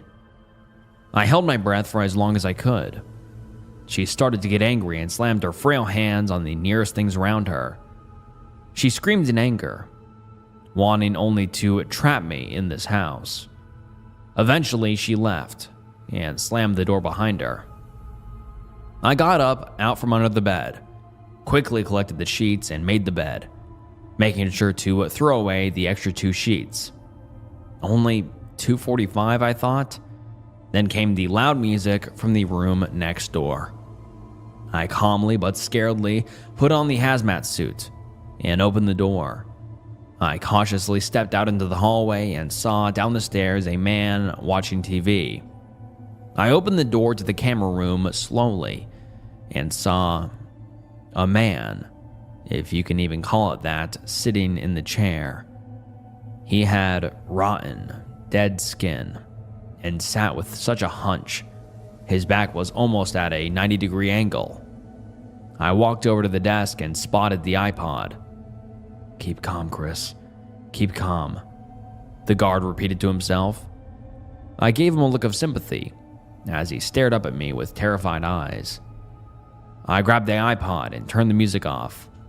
Chris covered his eyes and kept repeating that same phrase. I walked back to the bedroom, just in time for the clock to give a small beep and turn 2 o'clock. Let's be honest. Chris is dead. The house has trapped his soul and forced him to work there for eternity. The reason I signed up was to find a way to release these trapped souls, and I think that the entity has something to do with all of this. I kept the hazmat suit on and walked down the stairs. The man was sitting on the couch and watching a cooking show on the TV. I walked over, and the man, He had polished hair, combed over to the side like he was a rich person. He had a nice suit and a tie on and nice pants, but his face looked like it had been rotting for years. The bone was showing in more than 3 places, and I'm pretty sure I saw a glob of skin fall from his face. His laughs were deep and hoarse, like he didn't have any vocal cords. I turned the TV off, and the man froze mid-laugh, then melted into the couch seams. I shuddered and returned to my place upstairs. I entered and took about 10 minutes to take the hazmat suit off, only to be met with the sound of a warm shower. I came closer to the bathroom door and put my ear against it. I heard a lady humming lightly. Knock, knock, knock. The humming and water stopped immediately after the 3rd knock. It felt unsettling how quickly it became silent, but faint off in the distance, I heard sizzling eggs. I quickly put the hazmat suit on and rushed down the stairs. The woman was cooking up black eggs. She was like the man watching TV. Her apron and hat were pristine, spotless, but her skin was, although in better shape than the man's, rotting. I reached for the oven dial but stopped. Please, please, keep it on, please. The woman repeated with a soft voice. Regardless, I turned the dial to 0. The woman melted and I returned back to my bedroom. I thought this was going to be easy, but now I know what Chris felt. It is insanely scary being inside the house. 2:58, I pull the bed sheets up. 2:59, I get into the bed. 3 o'clock, I close my eyes and get comfortable. The bed is surprisingly soft, and I feel as if I could fall asleep even if a train was running right next to me. I thought about everything else I had seen that night, and that scared me awake for a few minutes, but it was a constant struggle to stay awake and conscious. But I knew I would become like Chris if I fell asleep. Beep. Finally, the clock beeped and the bed felt like it became stone, and I climbed out confused. I now had free time to walk around the house until 4. I checked in the camera room and Chris had disappeared. I waited patiently for 4 to come, and when it did, I went home and started plotting a plan. Like many of you have suggested to Chris, tomorrow I'm going to bring a knife and a lighter. I'm going to try to stab and kill the entity, and hopefully I can survive. I will update again tomorrow. Wish me luck. Oh Jesus, the plan did not work as planned. I'm hurt, but I survived. Let me tell you what happened. Just because many of you were asking, I went back during the day, but the house wasn't there. Like many of you proposed, I took with me a bear trap and a single large knife. I entered the house and looked around. It looked the same, and I placed the bear trap right outside the bedroom door. Again, like you guys suggested, I tried unplugging the TV before the man appears, but when I went to pull it out, it was like the cable was part of the wall. It was completely stuck and I couldn't manage to unplug it. The night started and it went as normal as it could, but while I was in the middle of cleaning up the clothes, I noticed the bed had no hiding space under it. I had to come up with a new plan on the spot. My plan was while I was sleeping from 3 to 3:33 and the entity was above me, I would take my knife and stab her. But now it looked like I wouldn't even make it to then. Knock, knock, knock, knock, knock. The entity signals it's coming and I panic. Where would I hide? I grabbed the knife and crawled to a small space behind the door. I would have to stab her as she came in or was hit by the trap. Step. The entity comes closer. Step. I tighten my grip on the knife. Step. A bead of sweat drops down my face. Clang. I hear the sound of the bear trap closing and a high-pitched demonic scream after it. I open the door and with all of my might swing at the entity in front of me. The knife slides clean into one of the entity's eyes and black goo starts spurting from the wound. The entity screams, revealing at least 100 sets of tiny sharp teeth. It clenches my hand in its mouth and I scream out in pain. Me and the entity fall over on top of each other and roll around for a while. I got scratched a couple of times, and I stabbed her a couple of times. But finally I pinned her down and stabbed until I knew without a shadow of a doubt that she was dead. I stood up, my arm bleeding profusely, and used a piece of clothing to wrap my wound. I didn't care about the rules anymore. I just killed the thing running this place. I sat down on the bed and rested for a few moments. Throughout the rest of the night, nothing happened. And just to make sure, I stayed until 4 and left then. When I arrived at my house, there was a letter stapled to the door, written by Mr. Salazar. I will rewrite what he said here. Wow, I have to say that I'm impressed. You managed to kill my best worker. It seems that you have already figured out my plan. The workers have normal shifts the first day, then on the second day, their safe place is taken away. But you made it work. Come back to the house tomorrow as if it was a normal shift and we can discuss a reward. That is all. Sincerely, Mr. Salazar. I don't know what he will do or give me, but I don't think I have an option to not go. Wish me luck. And then there was a final post titled, I got a deep web job. Today, I became the best worker. Now, throughout my 2 shifts, I was very calm. But after reading that letter, I was more than a little scared. I spent the day preparing. Hidden knife, small gun, body armor under my clothes. I was going to be ready for whatever he was going to do. I arrive at the house and enter as normal.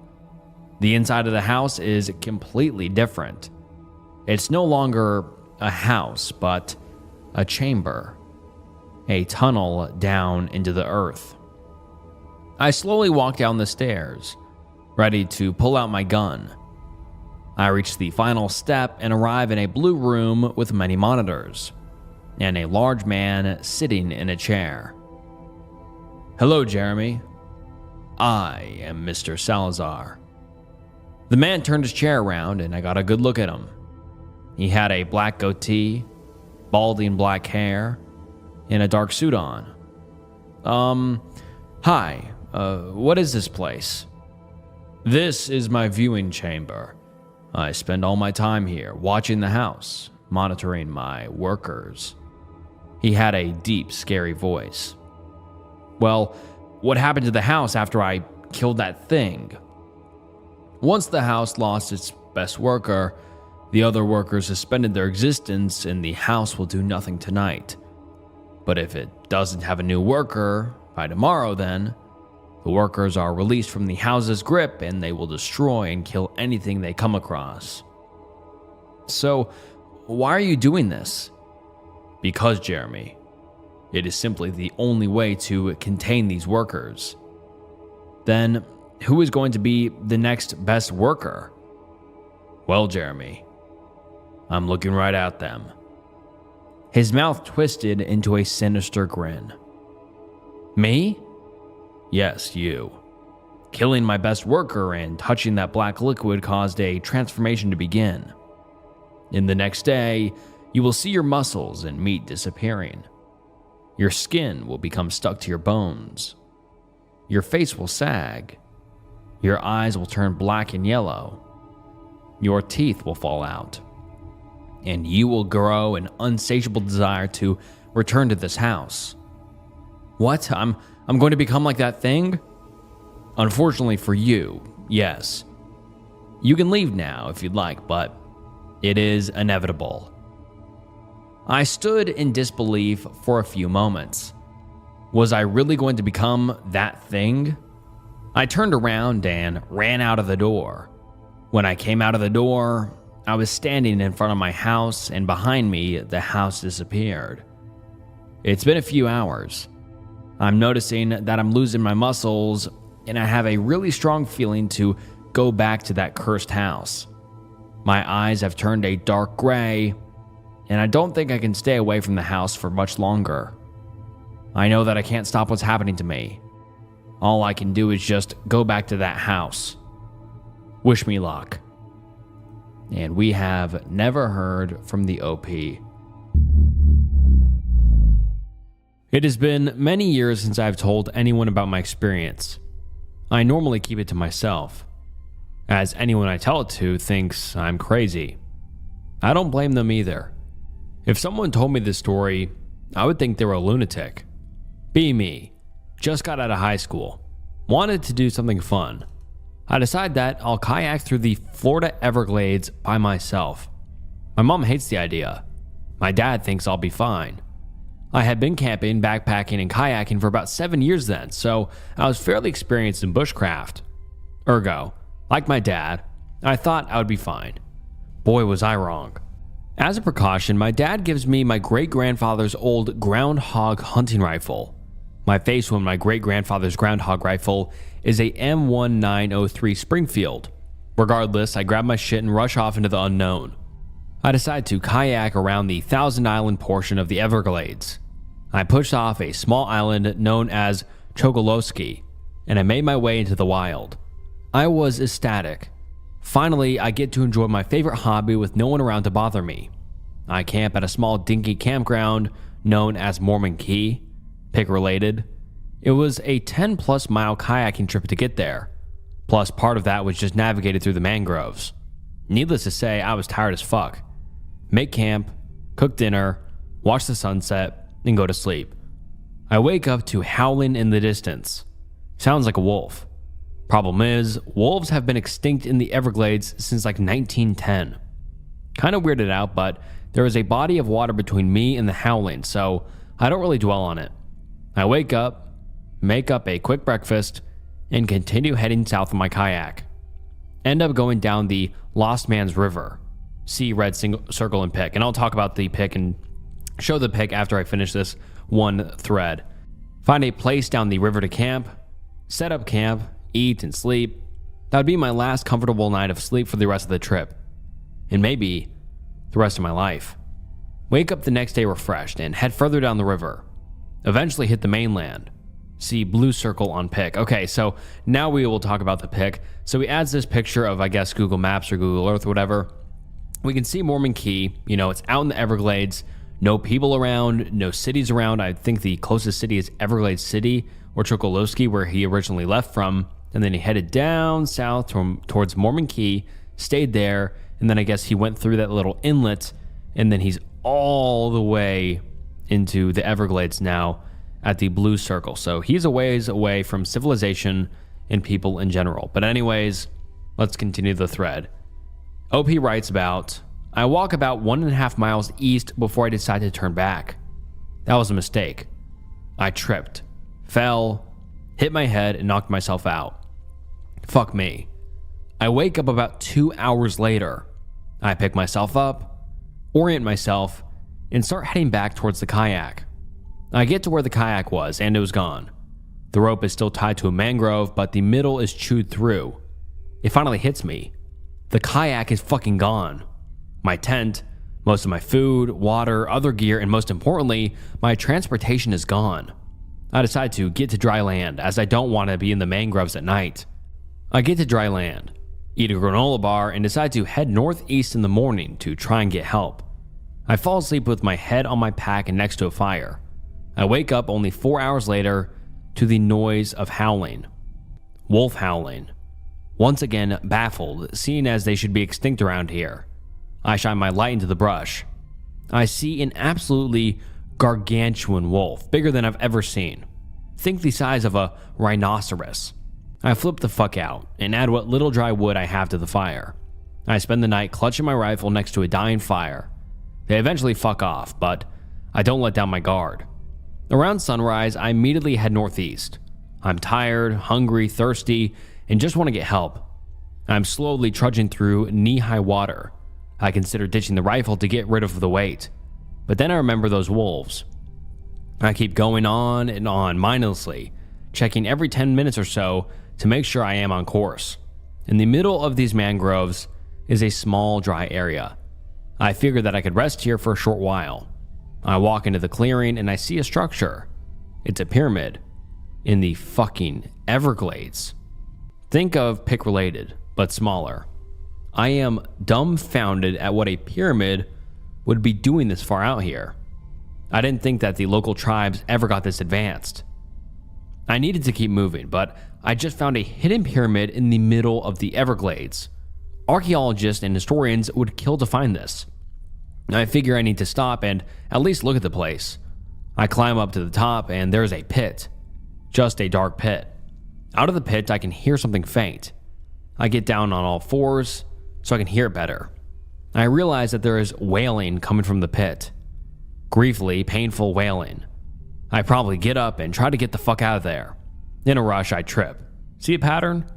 After tripping, the wailing turns to straight up screaming. It sounds like a fucking banshee. I'm convinced that anyone within 10 miles could have heard that shit. It was so deafening. I started hurrying back down when I see those damn dogs. There was a pack of 5 of them, all completely fucking huge. I drop my pack and climb up a cypress tree. I fire all 5 of my rounds into the biggest fucker there. He bleeds out under the tree, while the screaming from the pyramid is just getting louder and louder. The pack drags away the dead dog into the mangroves. I take my opportunity, jump down, and start booking it northeast. I left my pack to save weight, and am going through the mangroves as fast as I possibly can. I even throw aside the rifle, as I have no ammo for it, and it is just dead weight. Eventually, after an hour, I can't hear the screaming anymore. I'm dehydrated as fuck and hungry, but I keep moving forward. I find myself on a road, loop road scenic drive, with a bunch of police cars. They hesitate when they see me because I look like I've been through hell and back. They get me water and a granola bar and tell me to sit tight for an ambulance. When I ask how they knew to find me, they said some guy on the road called in about hearing incessant shooting a couple hours prior, and they had been searching since. I get to the hospital and the police interrogate me. I hesitate and tell them that I got lost and fired those shots at an alligator. They accept it and leave me alone. My family comes up in hysterics to see me. I confide in my dad about what actually happened. Naturally, he doesn't believe me and said that the dehydration must have made me hallucinate it. I go home and keep bringing it up. Eventually, he has me admitted to a psychiatrist for delusions and hallucinations. Gee, thanks, Dad. I've brought up the story to 2 other people, and both had the same response. I'm never going back to that place again, and I just want to forget about this. But I felt like I needed to tell someone. I don't care if you believe me or not, as no one does. I just needed to get it out. I don't know what I found out there, and it will, probably, stay that way. Good night, X. I'm going to bed. And then some people comment in the thread asking questions, and just a discussion pops up, and I'll read some of the comments people have on the discussion, and the OP eventually comes back and responds to some of them. One person says, "Good tale, Florida Anon. Did you feel any Indiana Jones vibes at all, or just terror? Cool story, bro. Take someone else to that pyramid and get rich. You are a schizo. It was dehydration.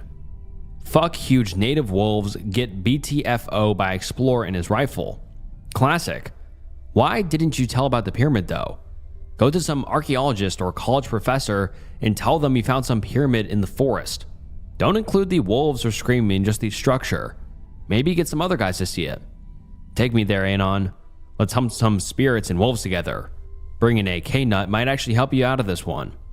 Just woke up. Figure I may as well answer a few questions before I head out for the day. Did you feel any Indiana Jones vibes at all, or just terror?" And the OP replies to this comment saying, "Upon discovering the pyramid, I was still in survival mode. I guess I had a little bit of an Indiana Jones vibe, hence why I did climb to the top. But I mostly just wanted to get out of the Everglades as quick as possible. Mind you, I had heard and seen the wolves before I was dehydrated.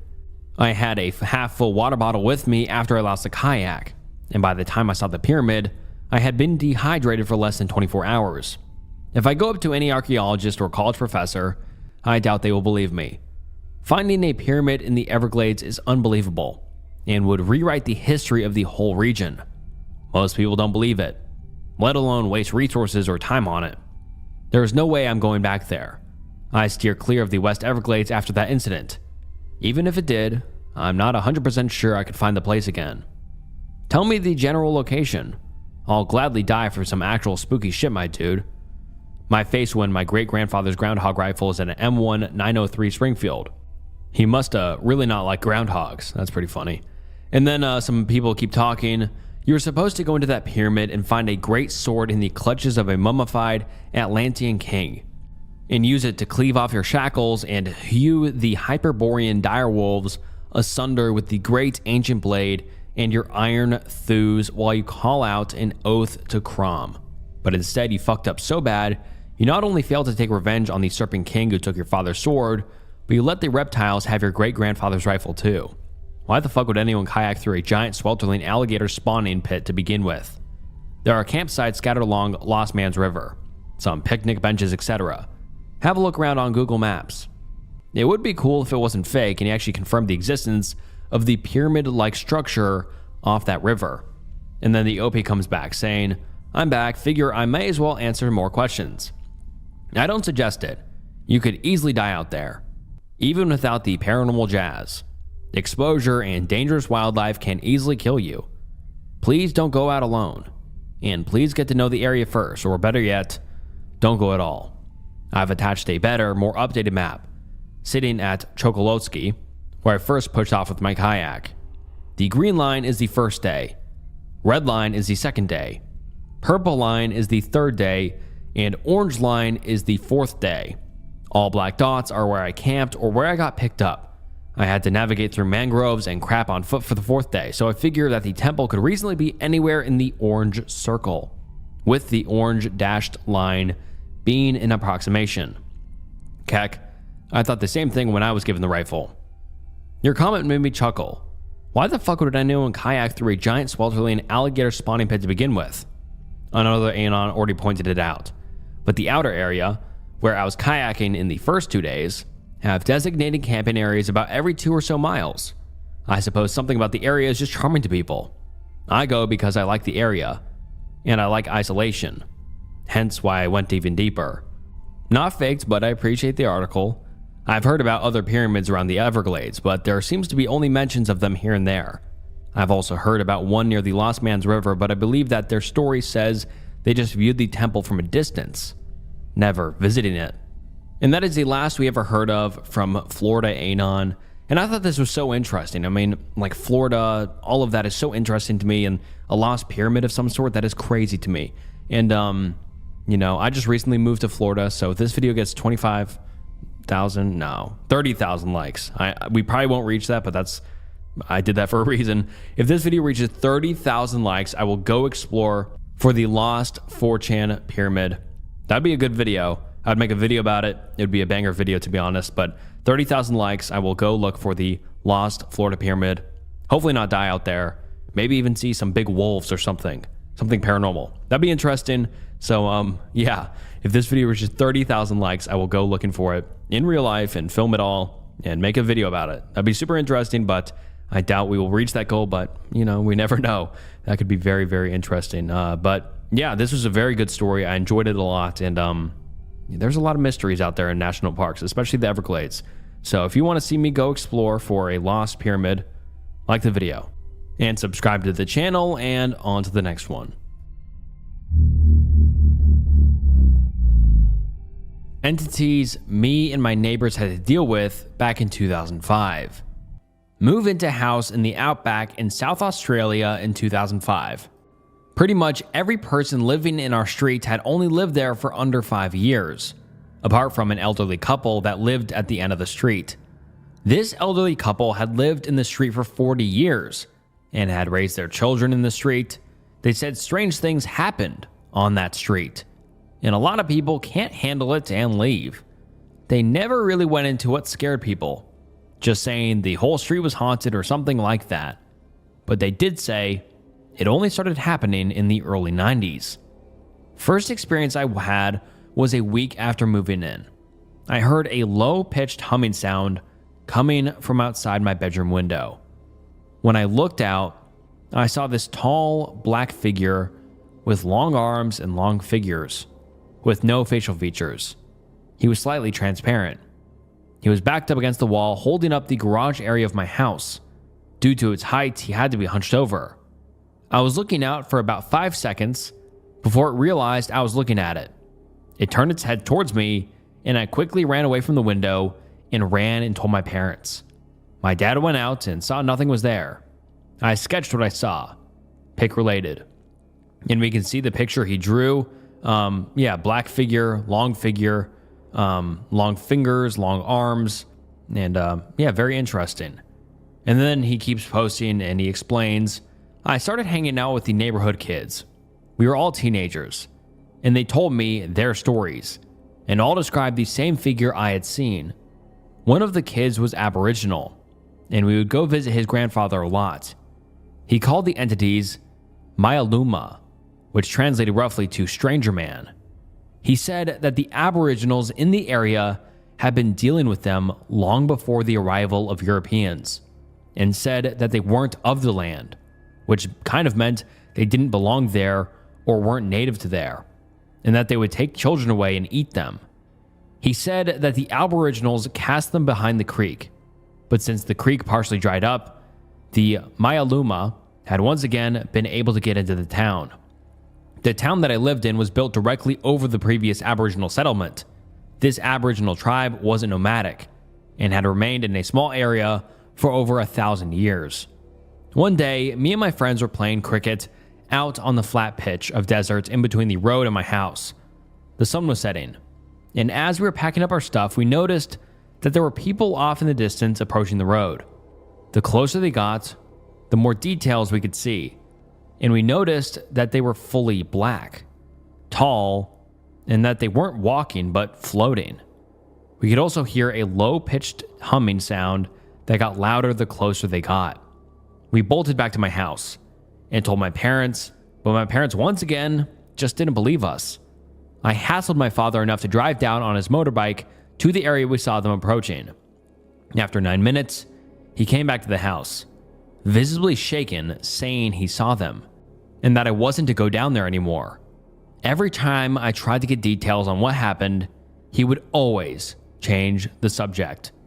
And then the OP attached a picture of his bedroom window and where he saw the figure standing. So for everyone about to call this story BS, I mean, the OP does include pictures of his house and the area around it, so that does add some credibility to it, in my opinion. But you see where he points out his bedroom window and where the figure is standing. I don't know why, but that is so creepy and disturbing to me. And he continues his story saying, one night I was coming home from a party with my friends, and as we passed the empty lot in the street, we saw these two small figures sitting on tree stumps, just staring at us. One was bigger than the other, and once again we heard a low-pitched humming sound. We were all high as fuck, and we're just standing there, laughing, thinking we were tripping out, until we realized that we were all seeing the exact same thing, and we couldn't all be hallucinating the same thing. One of my mates took a step towards the one closer to us, and when he did, it made this very deep growl. I had never heard anything like it. And to make a long story short, we screamed and ran to my house. I'm mentioning this because unlike the tall figures I had seen, and I'd seen them a lot at night, these things were completely physical and not transparent. They were shaped like babies, but didn't have a neck. And then he attaches a picture of the two tree stumps they were sitting on. Very interesting. And then he continues talking. Now this is where shit heats up. There used to be a group of kids that would take their dirt bikes beyond the creek and would go riding way out in the desert. One day they didn't come home, and everyone assumed they'd just gotten lost. They were found a week later. All 5 of them. They were alive, with no food and no water, out in the Australian outback for a week. What scared me was what one of the kids' younger brothers told me. He said that his brother had said they saw a light on the desert, and they felt compelled to follow it. He said he felt like he was in a trance, and they didn't stop following this light for the entire week they were out in the outback. He said no matter how far they kept traveling, they didn't seem to get anywhere close to it. He said if the farmer that found them hadn't have found them, they never would have stopped following the light, and eventually would have died. And then he attaches a picture of what it looks like. It's kind of dark to see, but it looks like he points out his house, and then here's the creek that runs around the town, but due to it drying out, it stops around here. So you can see his house, the creek that he's talking about, and I assume all the way down there is where the kids were. Very cool that he's attaching these pictures so we get more of a perspective. Anyway, getting to the final part of the story. So my mother had gotten sick of me being scared all the time and called her sister, who lived in Adelaide, to come visit. She's a psychic or something. So she comes down. In the moment she pulls up, she tells us not to tell her anything about what we've seen, and that she's going to wander around the street for a while and come back and tell us what she saw. When she came back, she was visibly shaken. She told me that these things were unlike anything she had ever experienced, and that she had also run into the spirit of an old Aboriginal woman. The woman told her that her tribe were a split-off group from the Tharwal and came to that area that would become the town I lived in to escape the Mayamula, but the Mayamula followed them. The woman then showed her horrific images of these things slaughtering Aboriginal children and eating them through a small slit in their mouth. The woman then told her she drowned herself in the creek, so she would act as a spiritual barrier to keep the Mayamula out. She said this worked until a pyramid-shaped pathway was built facing the way the Mayamula had come from. This allowed them to come in once again, not the fact that the creek had dried up. And then the OP attaches another image. I can't read the top part, but I think it says, "This is where me and the neighbors would spot the tall figures entering the street," and then pyramid shape in the pathway, and then my house was on the corner opposite to this path. So I guess this is the pyramid thing they were talking about that allowed the Mayamula to come back. And the Aboriginal woman led my auntie down the path to show her something even more terrifying. After eating the small children, they would rebirth these kids to be their minions or some shit. My auntie said these things are completely physical and live out in the desert, and sometimes come into the town for food. She said these things are harmless and mainly just keep an eye on people for the Mayamula. My auntie became confused and said if they were killing children just to make them despise, then what was their motive in the first place? It was explained to her that the Mayamula just seemed intent on inflicting pain and suffering on people. She said that they would R-word women and men alike, make women miscarriage, cause accidents, and kill the weak.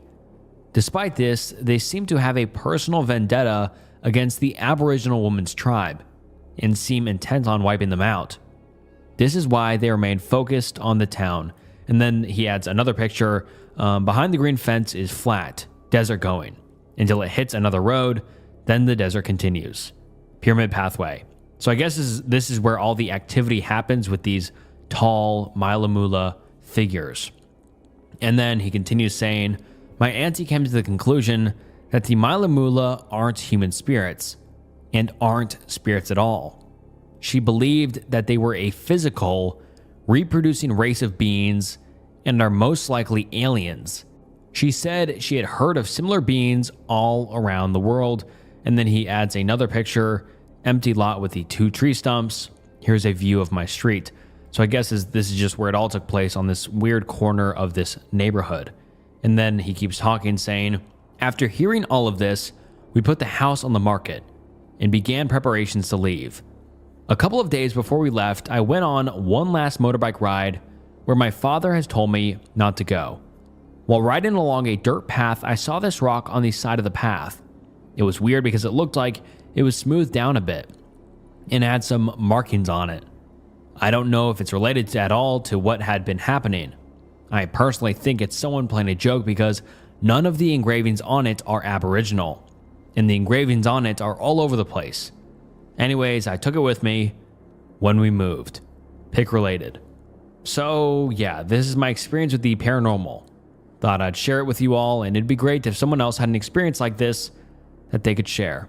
And then the picture of the rock, I mean, I personally wouldn't take it with me, but it looks like there's a star on it, maybe a mother and a child, some other weird symbols, maybe some sort of like alphabet or just some sort of weird language. And then the final post on the thread says, "Got you, mate. He's going to send more when he decides to not be a lazy fuck." And I guess this is someone he knew who got a picture of this Malamula. And here's the picture. And his friend says, "There you go, mate. Still gives me chills. Fuck." And then I guess the OP says, "Thanks." And yeah, fucking. And then you can't see any more of the text, but you can see the figure. So, what do you think? Do you think the OP was really seeing things out there in the Australian outback, or it was just some BS 4chan thing he was making up? I mean, the pictures he added do add a lot of credibility, to be honest. I think it helps set the scene. I think it shows like what he was talking about. I think that does add a lot of credibility, but still, who knows? I think the Australian outback is something that really isn't talked about often, especially on YouTube and in the paranormal or, scary niche. I think Australia does have some stuff going on in the outback. I mean, I don't know what it is, but I think it's very interesting, and I'm glad this post was made, and I'm glad I found it because it's very interesting. And I'm just curious to hear what you guys think. I tend to believe him. I think he might have saw something out there, and that final picture did add some credibility, and it was incredibly creepy. And so, leave your thoughts down below, and on to the next one. Amazed that someone didn't post it yet in countless K Nope threads I've been in. Comes from very first K Nope thread. Heading for in the woods with a bunch of mates somewhere in Northern Europe. We decide to hike to this old abandoned Cold War era military facility. Reach the facility after 2 days of hiking. Shit is cash. We spend the day exploring and plinking birds with 22s. By nightfall, we set up a camp in one of the empty warehouses. We go outside, set up a campfire, and start making stew. All of a sudden, we hear the loudest and weirdest roar I've ever heard. We all shit ourselves, grab our rifles, and stare into the darkness. Something is moving about 100 meters out. We hear it rushing through the woods into the facility area. We stand there, silent, listening. Then it stops, and suddenly, it is dead silent all around us. Just the stew slowly boiling on fire. We look at each other and have a brief chat. We decide to carry on with making the stew. Next morning, we wake up and start packing. Everybody is making jokes about how we got so scared of some bear, etc. My buddy sees something lurking on top of the biggest facility building. We try to have a look at what it is, but it's too far away, some 200 meters maybe. It is just standing there, with 2 legs, probably staring at us. The thing is huge, maybe over 7 feet tall. I reach for binoculars to have a good look on who is trolling us with ghillie suit. Just as I find the binos, my mate starts shouting. I look at the creature, or whatever it was, and it seems to be running via the facility wall like a lizard, very, very fast. By now, it is clear it is not human, nor any animal I know of. It disappears behind one big bunker structure.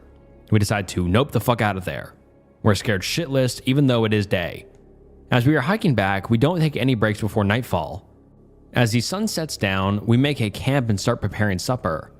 Everyone's a little tense and we try to joke around. I mean, very first K-Nope thread I was a part of. It's a very long one. Someone may want to screen cap it. And also I forgot to mention, here is a map of the area they're in. What is that? Protacanta Reservoir? I don't know where this is, but interesting. And sorry, I just did more research, and it's Portifata Reservoir, and it's in very, very, very North Finland. I mean, it's probably far north as you can get. And so these guys are way out there. I mean, there's not even Street View, like Google Earth Street View anywhere near it, but yeah, they are a ways away up there. Very interesting. We decided to do guard duty during the night. My shift is 01 through 03, so I guess 1 to 3 in the morning. Birds are singing like crazy. They do that during the nighttime here. And I managed to see a lone rabbit hopping around our campsite. I would have popped that fucker, but I wanted to let my buddies rest. Suddenly, the bird stops singing and the rabbit stops. Raises its head like it's listening to something. The rabbit nopes out of there very fast like it's running for its life. I feel very uneasy and flick on my flashlight and shine it towards the darkness. I'm hoping to see a glimpse of a fox, etc. that could have explained the strange behavior of the other animals, but the forest around us seems empty. just as I'm putting the light out there, I see something move behind the bushes around 100 meters away. It was something big. I shine the light directly at the bushes and try to get a look through my 10 through 22 scope.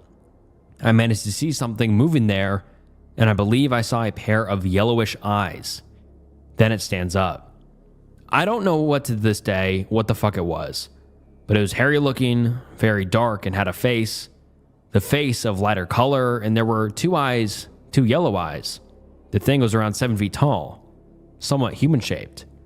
Although I didn't get a very clear look with my shit-tier flashlight, I was 100% sure that the thing wasn't a human, so I started panicking, raised my gun, and lit that fucker up. I emptied the whole 25 RD Butler Creek mag in about 3 seconds. I didn't even aim. My buddies woke up and started shouting, and it was all chaos for half a minute. I tried to tell them what had happened as fast as I could. Having dropped my flashlight, I didn't know if the creature had been hit or if it was there anymore. One of my buddies picked up the light and directed it at the direction I was pointing my gun at. And there it was, just standing. Suddenly, the thing just kind of falls down and starts slithering at us, making no noise at all. We start screaming, grab our packs and guns, and start noping out of there. We must have ran like 10 kilometers straight up before taking a break. All of us were shaking. We didn't share a word. We walked the rest of the way to the public campground in DEFCON 1, weapons ready and listening to every crack.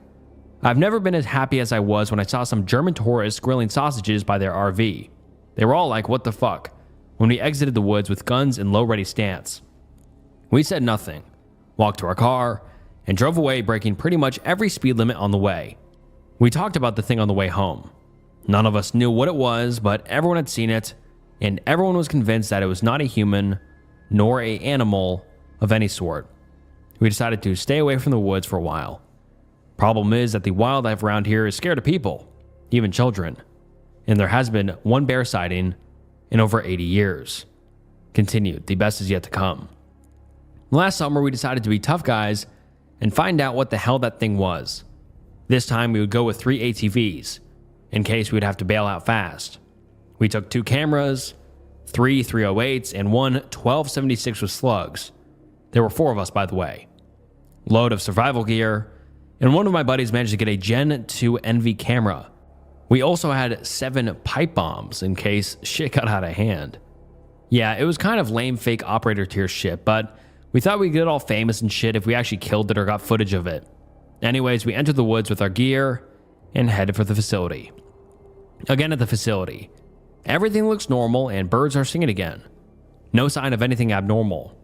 We decided to map the surrounding area and look for anything suspicious. Nothing was found. We make camp at the very same warehouse as we did the last time. Night falls and everything is still normal. We have guard shifts during the night, but nothing happens. Next day, we start exploring the woods area around the facility. We find a peculiar pile of dead trees. Looked like someone had hauled them there. We take a closer look. The trees are arranged in a fashion similar to a huge bird's nest.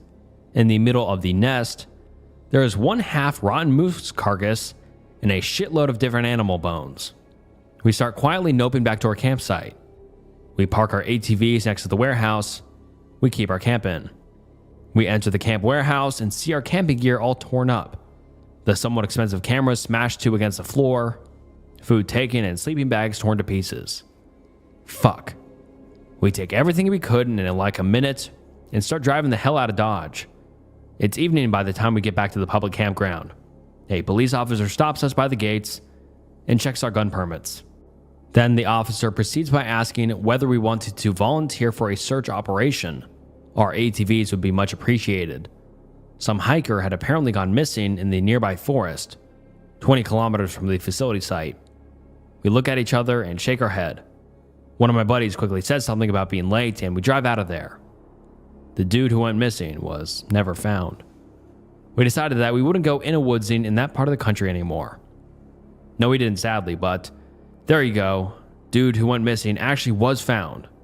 Local police released it to the media. And he linked the actual article, but it's all in Finnish, and I can't read Finnish, and you need to sign up for something.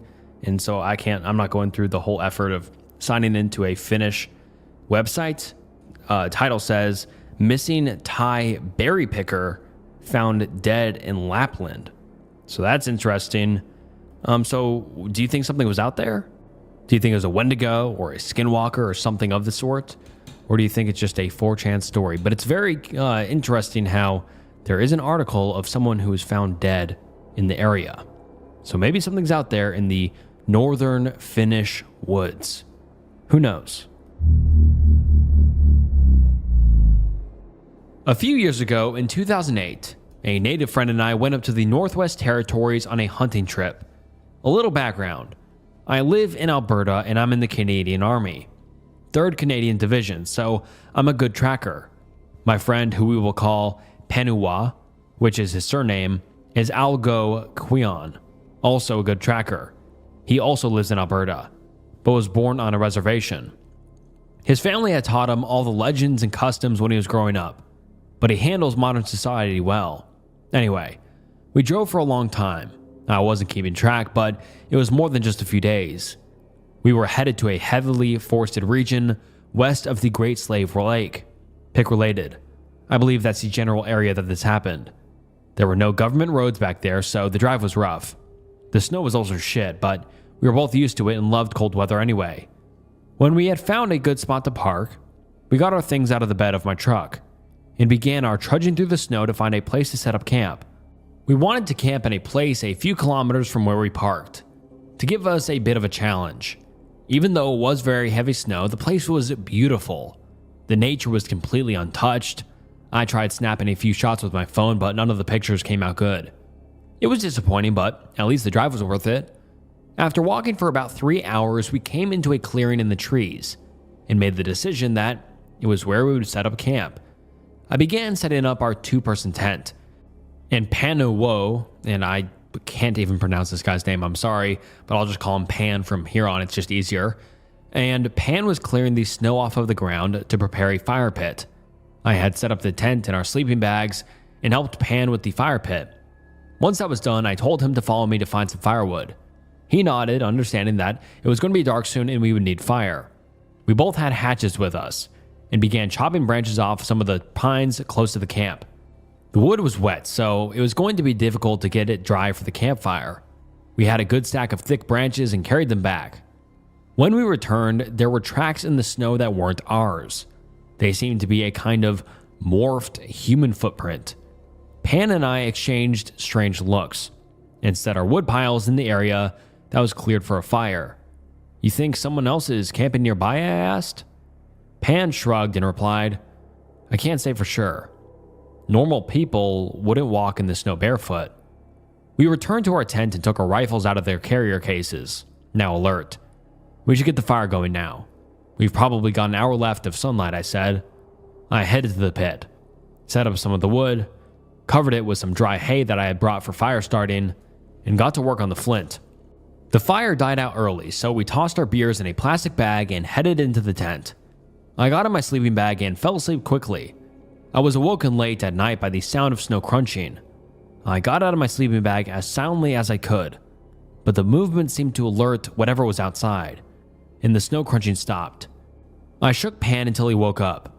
He knew I wouldn't have woken him up unless it was something serious. I pointed to the tent door and grabbed my rifle.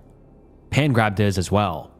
I practically tore the zipper down and snapped my rifle up as fast as I could, stepping out of the tent slowly. Pan held a flashlight in one hand and his rifle in the other, pointing the lights in all directions. Nothing, except more footprints like we had found earlier. Something was definitely following us. "I'll get a fire going. Don't you let go of that rifle," I told. Pan nodded and held his rifle with both hands. I got a fire going as fast as I could and pulled my rifle from around my arm and sat close to the fire. We sat there until sunrise, feeling watched the entire time. I was sweating even though it was probably 5 degrees outside. When it was light enough, we made a quick breakfast and decided we would track whatever was following us. For the next 4 hours, we were following a very faint trail. We couldn't be sure what we were following, what made the tracks a camp, or just wildlife. That part was written really badly, but I think he's just saying we don't know what was making the tracks. And regardless, we were led to a carcass forced onto a branch of a tree. Basically, it was as if someone had torn a caribou in half and forced the second half onto a branch. It smelled awful and was partially frozen. It seemed like it had been there for at least a day or two. We continued following the trail, but the smell of death and decay never really left. Somewhere along the walk, we had heard a very distant, but also a very distinct shriek of some sort, like the sound a pig makes when it's being butchered, while still alive. The hairs on the back of my neck stood straight up. "We should turn and leave," Pan stated. "Why?" "Bad spirits walk among us." I gave him a kind of, "what the fuck are you talking about" look, and replied, "Are you sure? I'd like to know what the hell is out there. Your curiosity is going to get us killed." I sighed and nodded, letting Pan take point on the walk back. I didn't recognize anything on the way back, not even the dead caribou on the tree. "Are we lost?" I asked. Pan stopped and turned to me and said, "I don't know." The trail vanished only minutes after we turned back. I was pissed. "Why the fuck didn't you say anything?" "I didn't want to alarm you. I figured if we walked in the same direction we came, we would get to the camp. Even our own tracks are gone. We need to stop now and figure out where the hell we are." I took my backpack off and opened it up, searching for my map and compass. While I was busy in my backpack, I saw Pan scramble for his rifle from the corner of my eye. He brought it up and fired off 3 rounds. I looked at him and said, "What happened?" I also brought up my rifle, but noticing Pan's face was white as snow on the ground. "Wendigo," he said. "What?" Pan didn't reply. He simply began backing up and back into me. I closed my backpack, put it on, and we both jogged through the trees.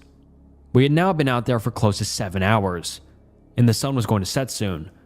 I took duct tape from my bag and secured a flashlight on the end of the rifle, handing the tape to Pan for him to do the same. We were no longer jogging, but picking up the pace indeed. We wouldn't be able to track anything in the dark. We were feeling watched all the time and kept hearing branches snapping only meters away. Somehow, though, we found our camp. By this time, it was already dark. We packed up our things as quickly as we could and left the non-essentials behind. Our tent had been torn open as well as our bags. It was very obvious that something was here. Right as we were about to depart, I shined my flashlight at the tree line that we just came out of. What I saw made my animalistic instincts kick into hyperdrive. It looked so skinny that its bones were almost pushing out of its skin. The eyes appeared so sunken, almost black, and the bony fingers were jagged, like twigs. It was just standing there, watching us, a vicious black fluid dripping from its mouth. I gasped for air and fired a round, cocked the rifle, fired again, and again. My hands were shaking bad. Pan now had also began firing. Once the smoke had settled, the thing was gone. We were now sprinting to find my truck. I wish we hadn't parked so far away. We had no idea what our surroundings were, only what direction we were going. Everything was dark except for the strained beams of our flashlights. I was so exhausted, and I was now running entirely off of adrenaline. We heard the screams again, but this time it didn't stop and were much closer to us. I turned while running. Where the fuck was Pan? I stopped running, knowing the danger, but I was not going to leave my friend behind. I shouted his name multiple times, only hearing the ghastly, inhuman screeches in return. I shined my flashlight at the trees, desperately looking for any sign of him. He was gone.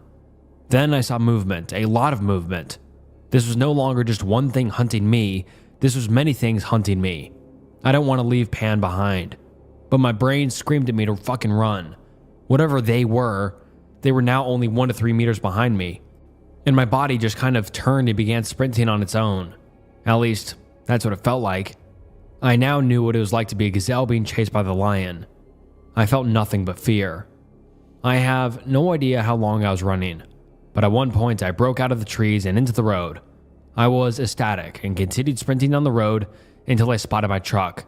I tore my keys from the lanyard on my backpack, and as soon as I got to the door, I shoved the keys in and threw myself onto the seat. I locked the door hoping it might do some good and started the engine. The headlights went on, and there he was. Standing in front of the car was Pan. I screamed, "Get in the car!" Instead of running to the passenger door, he twitched and seemed to float towards the driver's door. My instincts once again kicked in and I slammed the pedal. I was practically flying down the iciest roads you can imagine. I have no idea how I didn't wreck and die. I didn't slow down until I was back on the government road. I was almost crying the entire time. When I got back to the nearest town, I told the police what happened. I left out the Wendigo part, fearing they would dismiss my story as a joke. I told them my friend's name, where we had camped. I left them my phone number, and started my drive back to Alberta. I couldn't wait to get back home. They still haven't found him. And then attached on this post is a Bigfoot map, like a map of reported Bigfoot locations. And you can see Alberta, there's a few. I mean, they're talking about the Wendigo. So I don't know if this has anything to do with it or it's in relation at all. But a lot of Bigfoot reports in the US, but not a lot in Alberta. But who knows what happened to his friend? And hopefully he's all right. Pan. And yeah, I'm sorry I couldn't pronounce that right. But anyways, on to the next one. Today, I want to share a story with B about my winter deep in the Yukon with my grandfather and the strange things that occurred during those dark, frozen months. Quick note, this story is a little long. About 3 years ago, when I was at the spry age of 18, I had decided that I wanted to take a year off of school before going to university. Do a bit of soul searching, if you will. Well, as it happened, my father decided that this would be a great opportunity. You see, my grandfather Dana had been trying to get me to go out to his cottage for a few years now. Learn a little about yourself and your heritage. Now, my grandfather is the toughest son of a bitch I have ever seen in my life. An example. When I was 15, my family took me skiing in Jasper, and my grandfather tagged along.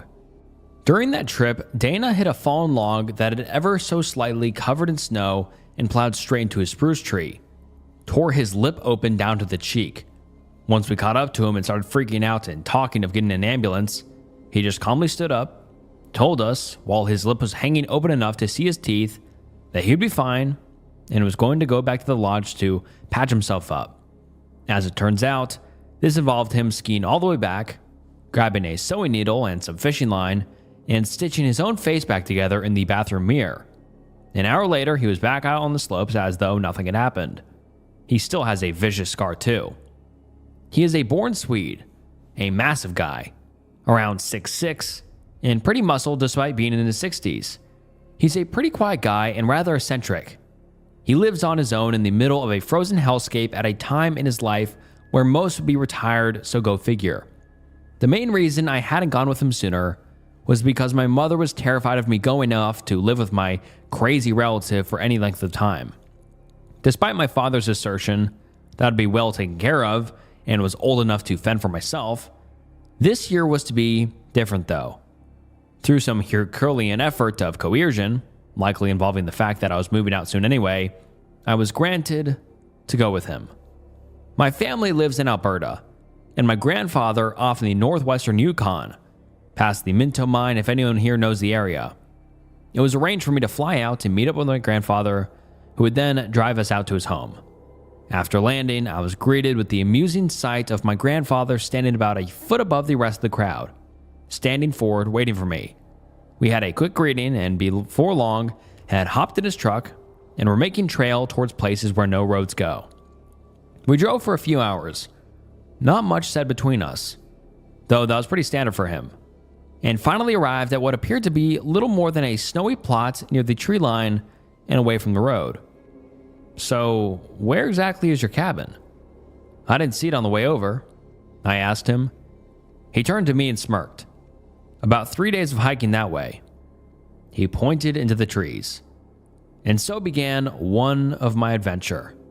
Pack slung over my back and snow up to my calves as we began to walk. The first day was pretty normal. Something that was not going to last, let me tell you now. Along the way, he would point out animal tracks and different plants, giving me the basic wilderness survival rundown. Now, I had been raised on a small acreage outside of the also small town of Athabasca, so I was no stranger to the wilderness, but even still, my grandfather's knowledge of the wilds seemed near encyclopedic. Anyway, The first day came to a close as the sun hung low in the sky and the snow glittered in the twilight. A beautiful vista, if ever I had seen one. We found a small outcropping and built a fire, set a can of beans and some vegetables to cook and enjoyed the moment. I slept pretty soundly, given the negative 20-ish weather. On the eve of the second day, I was shaken awake and told to start walking. We don't want to spend more nights out here than we have to. It's only going to get colder and these woods are dangerous. Gathering up what I had, little more than a sleeping bag, clothes, some provisions, and 2 knives, we set off again. Now let me tell you, there is nothing more tiring than pushing through snow up to your crotch in the middle of the woods for hours and hours. I like to think I'm in okay shape, but by the time we stopped for a break some 4 hours later, I was about ready to die. My grandfather, of course, seemed unfazed by it. It was around this time that I started to take note of a few things. For anyone who has lived near or spent a lot of time in the woods, you know it's a pretty lively place. Lots of noises and things moving around. Not here. In the winter, everything is still and quiet. A strange feeling when you've heard all your life that if things go quiet in the forest, something bad is near. The uneasiness was offset somewhat by the fact I was still trying to see to it that my lungs were going to explode and my grandfather's calm, uncaring demeanor. Soon enough, we had set off again. A few more hours into walking, I noticed an odd little cave down the hill we were on.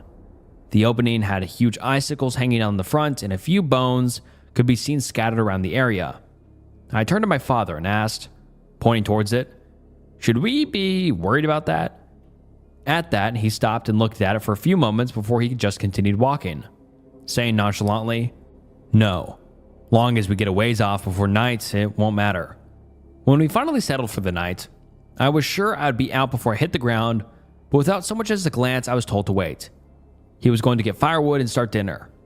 Sitting myself under a tree, I watched as he walked off, leaving me alone in the dwindling light of day. Alright, I can continue. Sitting there, listening to the fading sound of my grandfather walking further and further away, I couldn't help but notice how strangely suffocating the woods were. Now, I had spent days camping before, sometimes with friends and other times alone, but this seemed different. Maybe it was the quiet, where the simple act of turning your head to the side seemed to echo through the trees. Maybe it was the way the evergreens, burdened with snow, seemed to blend into the glowing gloom, forming strange and inky shapes in the dim light. Whatever it was, I started to get nervous. That kind of unease that comes when you feel like you're being watched, even though you think you're alone. Before my mind started to walk down those dark roads of thought, my grandfather came stomping back through the tree line, bundle of broken branches under his arm. He set about showing me how to start a fire without matches or a lighter. He's old-fashioned like that. And soon enough, we had a nice little campfire going. It wasn't until the heat off that fire hit me that I noticed how damn cold it was. My hands stiff and slight shivers going over me. We should reach the cabin by around this time tomorrow if we keep up this pace. Before we go any further, though, I want you to understand something. Things are different out here. And if I tell you to do something, I expect you to listen. Understood? I nodded and told him my dad had given me the rundown before I left. Oh, how much did he tell you? Just to listen to whatever you said and to be safe, I replied, unsure of where he was going with this. Ah, all right then. He didn't say anything for the rest of the night, and I was too tired to ask. Despite my exhaustion, I found that I lied awake for quite a while, staring up at the sky and listening to the gentle crackling of the fire. I don't really know why. I should have had no problem sleeping after the day of hiking, cold notwithstanding, but regardless, I found myself quite unable to drift off even after the moon had risen and shone over the area. It was around then that I heard something in the forest, like a sort of whispering. At first I figured it was just the wind, but looking at the treetops, they weren't moving at all. I listened harder, but couldn't make out what was being said. It was so faint. I sat up and looked around to see if something was there, or if maybe my grandfather had been mumbling in his sleep, but when I tried to listen to it again, it was silent. I figured it was just something on the breeze and lay back again. Sleep came soon after. I was once again woken by Dana as the sun had just begun its slow creep over the distant mountains. As we were gathering up our equipment, he asked me if I had slept well. I told him that the cold would take a little getting used to, but otherwise it was fine. He just sort of looked at me for a moment before grunting and tying off his pack. Once more we set off, deeper into the wilderness. The third day went without incident. It was only after yet more hours of tedious and exhausting trailblazing that we finally came into view of my grandfather's home, built right up against a cliff face. No windows adorned it, just massive logs the whole way around. A small chimney rose up from the roof, easy to spot given that the trees had been cleared in about a 20-meter radius around the cabin, replaced with numerous small wooden stakes set at varying intervals. As we got closer, I noticed that they were actually fence posts. Barbed wire was strung between them, and every so often there was a much taller post, set a ways back from the fence. In the dim light, I couldn't really make much out, though I was curious why they were there. Whatever the reason, I was in no mood to play 20 questions. I just wanted to get inside and sleep in a warm place. Before we could get in, however, it seemed there were a few things to be done. My grandfather lifted one of the posts out of the ground, allowing us to enter, and told me to put it back and make sure it wasn't going to fall. He was going to get the door open. It didn't take too long. The snow around the cabin was much less than the surrounding area, making walking blessingly easier. After I finished, I made my way around the side of the cabin and found my grandfather carefully taking down numerous little metallic things hung over the door. I could see them glinting in what little daylight was left, but I couldn't make out exactly what they were supposed to be. Again, I was just too tired to really care and just wandered inside behind my grandfather as soon as he finished taking down the last one. "That bed over there will be yours," he said, pointing to a small cot in one corner of the room. Without much more thought, I ambled over and went to sleep. I really should have savored it more, as this was the last good night's rest I was going to have for a while. I woke up the next morning to a mostly dark room. A candle was set on the table in the middle of the cottage, giving enough light for me to figure out where the door was. Opening it and stepping outside, I was greeted to a bright midday sun. Down the yard a ways, I saw Dana finish clearing the excess snow from the plot of land. It was low enough that I could actually see the ground, and a few feet beyond the fence, the snow rose like a small wall all around us. The light, as well as something in the vein of 14 hours of sleep, allowed me to really take stock of the area around me. I could now see that the tall posts from the night before had been whittled down so that only pale heartwood remained. Carved all over each of them were words. Thousands of them, all tightly packed and varying from neat to nigh indecipherable scratches. Reading through it, there really didn't seem to be a rhyme or reason to what was written down. Mostly it was just random words, mostly in Swedish and a few in Norwegian. I'm not fluent, but I've picked up a little over the years. I guess Dana had noticed me staring at it as he began walking over. "What are these supposed to be?" I gestured to the other posts of a similar nature around the yard. They were part of an old vag, or word wall. It keeps help things calm at night. I wouldn't stare at them too long though. Won't do your head much good. In case it wasn't already somewhat apparent, my grandfather was an odd sort. He never liked staying in towns or normal houses, and almost always carried these little ruins and charms on strings. I always found it neat, and when I was younger, I would often ask what they meant, and I'd listen to these stories for hours. My mother always had a problem with him visiting. I'd overhear her talking to my dad about allowing Dana to fill my head with crazy nonsense on more than one occasion. But he'd often just shrug it off and say something along the lines of, it's good for him to learn a little about his dad's culture. The point is that it only was after I really started to get a look at the cabin and the word wall that these things started to sink in. He was definitely a little odd at times. The first day we went out to chop a few trees down for firewood, and he would very specifically point out which trees we were going to cut, but only after pressing his ear to them and listening to see if it was unmarked. When I asked him what he meant by that, he said that some trees were special to the forest and we shouldn't touch them. Otherwise, the Tom Tenisar would get angry, and we really didn't want that. For those who don't know, Tom Tenisar are part of Scandinavian folklore. They basically look like garden gnomes and act sort of like Santa Claus. At least, that's how they are portrayed now. Growing up, my grandfather would tell me about these little monsters, about how they would chew open people's doors and windows in order to crawl into houses at night and whisper things to the sleeping person. The people would sometimes go crazy, wandering out into the woods or ranting in incoherent babble. Other times, they would just be sort of different. Either way, they were freaky little bastards, but I stopped believing the stories around the same time I figured Santa was bunk. Dana really isn't known for his sense of humor, so hearing him say that was a little bit more than strange. I sort of awkwardly laughed at it, and he looked at me and said, "Think I'm joking? Keep that up and you won't be seen in the summer." That shut me up pretty quick. I still didn't particularly buy the stories, but I still made sure not to tap the trees that he said were marked.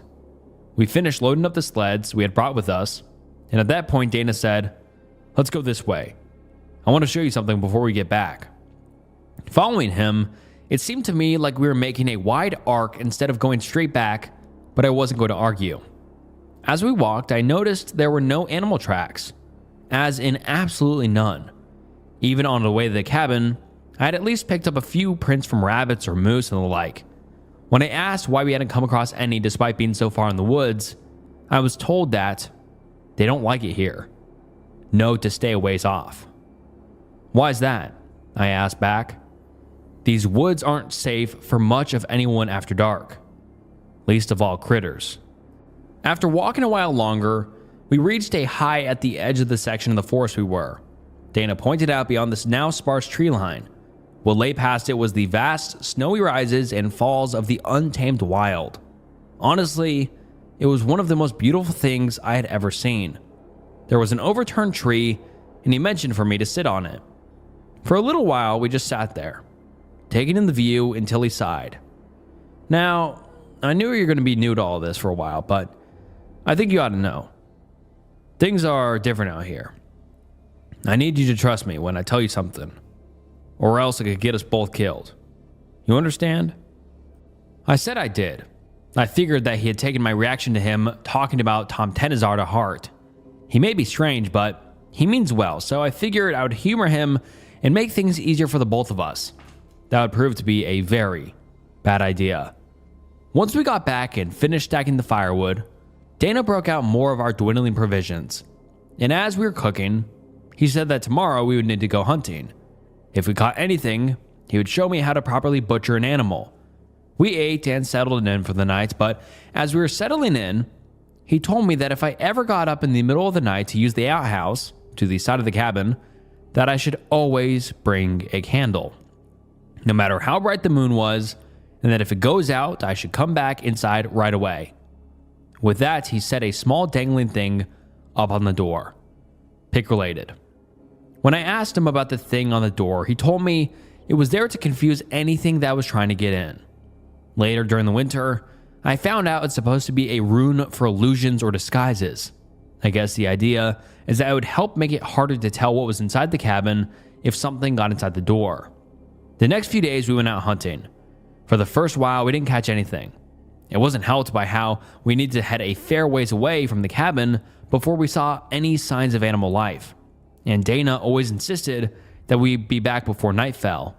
On top of that, he didn't bring a gun ever, just a bow and some arrows. I know bow hunting is a common enough practice, but given that bears roam these woods, I figured it would be nice to have something with a little more stopping power. When I mentioned this to him, he said that it would cause more trouble than it would prevent. Eventually, we actually managed to find and snag a buck. It was a nice one too. Enough meat that we would be alright for a while. We threw it on the sleigh and began dragging it back home. Yet more hours ticked away before we got back to the cabin, and something rather interesting was waiting there for us. Ravens. Normally this wouldn't seem so strange, but when I hadn't seen signs of life save the trees in this area for almost a week, it seemed a little off. Dana stiffened up when he noticed it too. When I asked him about it, he told me, "Drop the sled and come with me. We're going to need to butcher this fast." Not sure where this was going, but remembering our conversation from earlier and figured that would be best to just go with it. We circled around the cabin, the ravens sitting on the roof watching us the whole way. Lying in a small snowdrift in front of the door was a rabbit's head. Just the head, cleanly severed. The snow was still bright red, so it had to have been pretty fresh. There was also a little indent through the snow leading up to it. Made it look like it had been thrown over here. Well, it could be worse. We don't really need the head anyway. When I asked what he was talking about, he told me, "It's only right to return a gift with a gift. Take that inside and meet me near the butcher shed, a little ways off and past the wall, a couple feet off the tree line." That evening, we butchered the deer, and when we were done, my grandfather took the head, antlers and all, and walked out into the woods a short ways before gently setting it down and coming back. We brought the rest of the meat over to the cabin, and Dana took the rabbit's head off the table where I'd placed it. That night, we had rabbit stew and potatoes.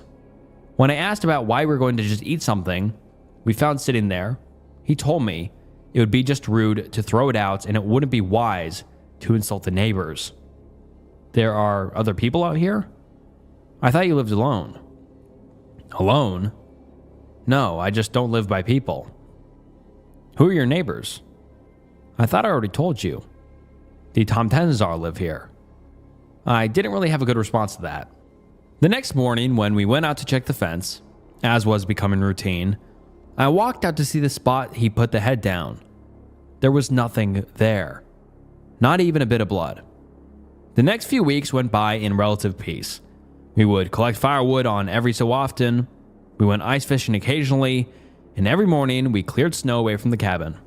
The temperature continued to drop as the winter solstice drew near, the already short days becoming a scant few hours of near perpetual twilight. You'd think it would get old seeing the same setting sun throughout most of the day, but you'd be wrong. It managed to be breathtaking each and every time. I probably would have stood there staring at it all day if I wasn't being ushered along by Dana. Things probably would have continued much the same way if I hadn't fucked up one night. It was somewhere around mid-December.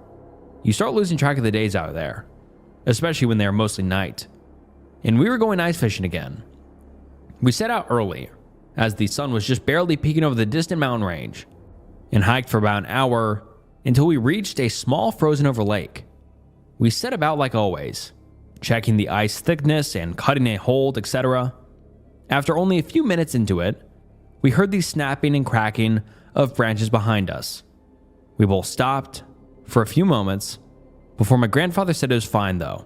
I could tell he was bothered. Every so often he'd look back and scan around the trees. We weren't having much luck with the fish, and we're about to call it in for the day when I got a tug on my line. I pulled up a big trout and thought that this was great. We hadn't had fish in a while. When I turned to see if my grandfather had noticed, I saw him just sort of staring at it.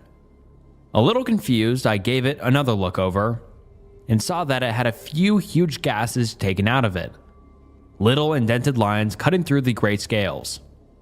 Throw it back. This isn't ours to take. Okay then. I was a little nervous at this. Although not too much had happened during my time here, I had at least managed to pick up that when Dana got weird like this, it was best not to argue. I threw the fish back into the pond, and when we started making tracks back to the cabin, along the way I noticed that the trees near the lake, the ones we heard the noise coming from, had huge cuts taken out of them. Not like an axe or bear claws, more like numerous small chunks had been ripped out and thrown around. I asked what that was about, and Dana just started walking faster and said we shouldn't come back here. It wouldn't be safe. One of my more frequent chores was to go out and make sure the Ord Vogs posts were still secure in the ground. Of the many things that my grandfather was methodical about keeping just right, the word wall came second only to our food stores. This mainly involved going out and giving them a solid shove. If there was any shift, I needed to hammer them in and pack the snow tighter around the bottom until I could no longer get it to move. Anyway, that night he insisted that we go over all of them again before going to sleep, and so we went out after finishing our dinner, mostly deer. You'd be surprised how long a single deer can last. He took one end of the yard and I took the other. It was getting blistering cold out. where any bare skin started to sting. A cloud cover had swept over the land. There were no stars and no moon tonight, and the sun had dipped below the horizon, leaving everything in inky black and gray. It was quiet again, like on a trip up here, where every little movement you made sounded like an earthquake. A little ways off, I could hear my grandfather working, the shifting of his coat and the snow being pressed underfoot. I was about 3 posts down when I found one that was a little loose. I straightened it out and picked up the sledgehammer we used for driving them back into the ground.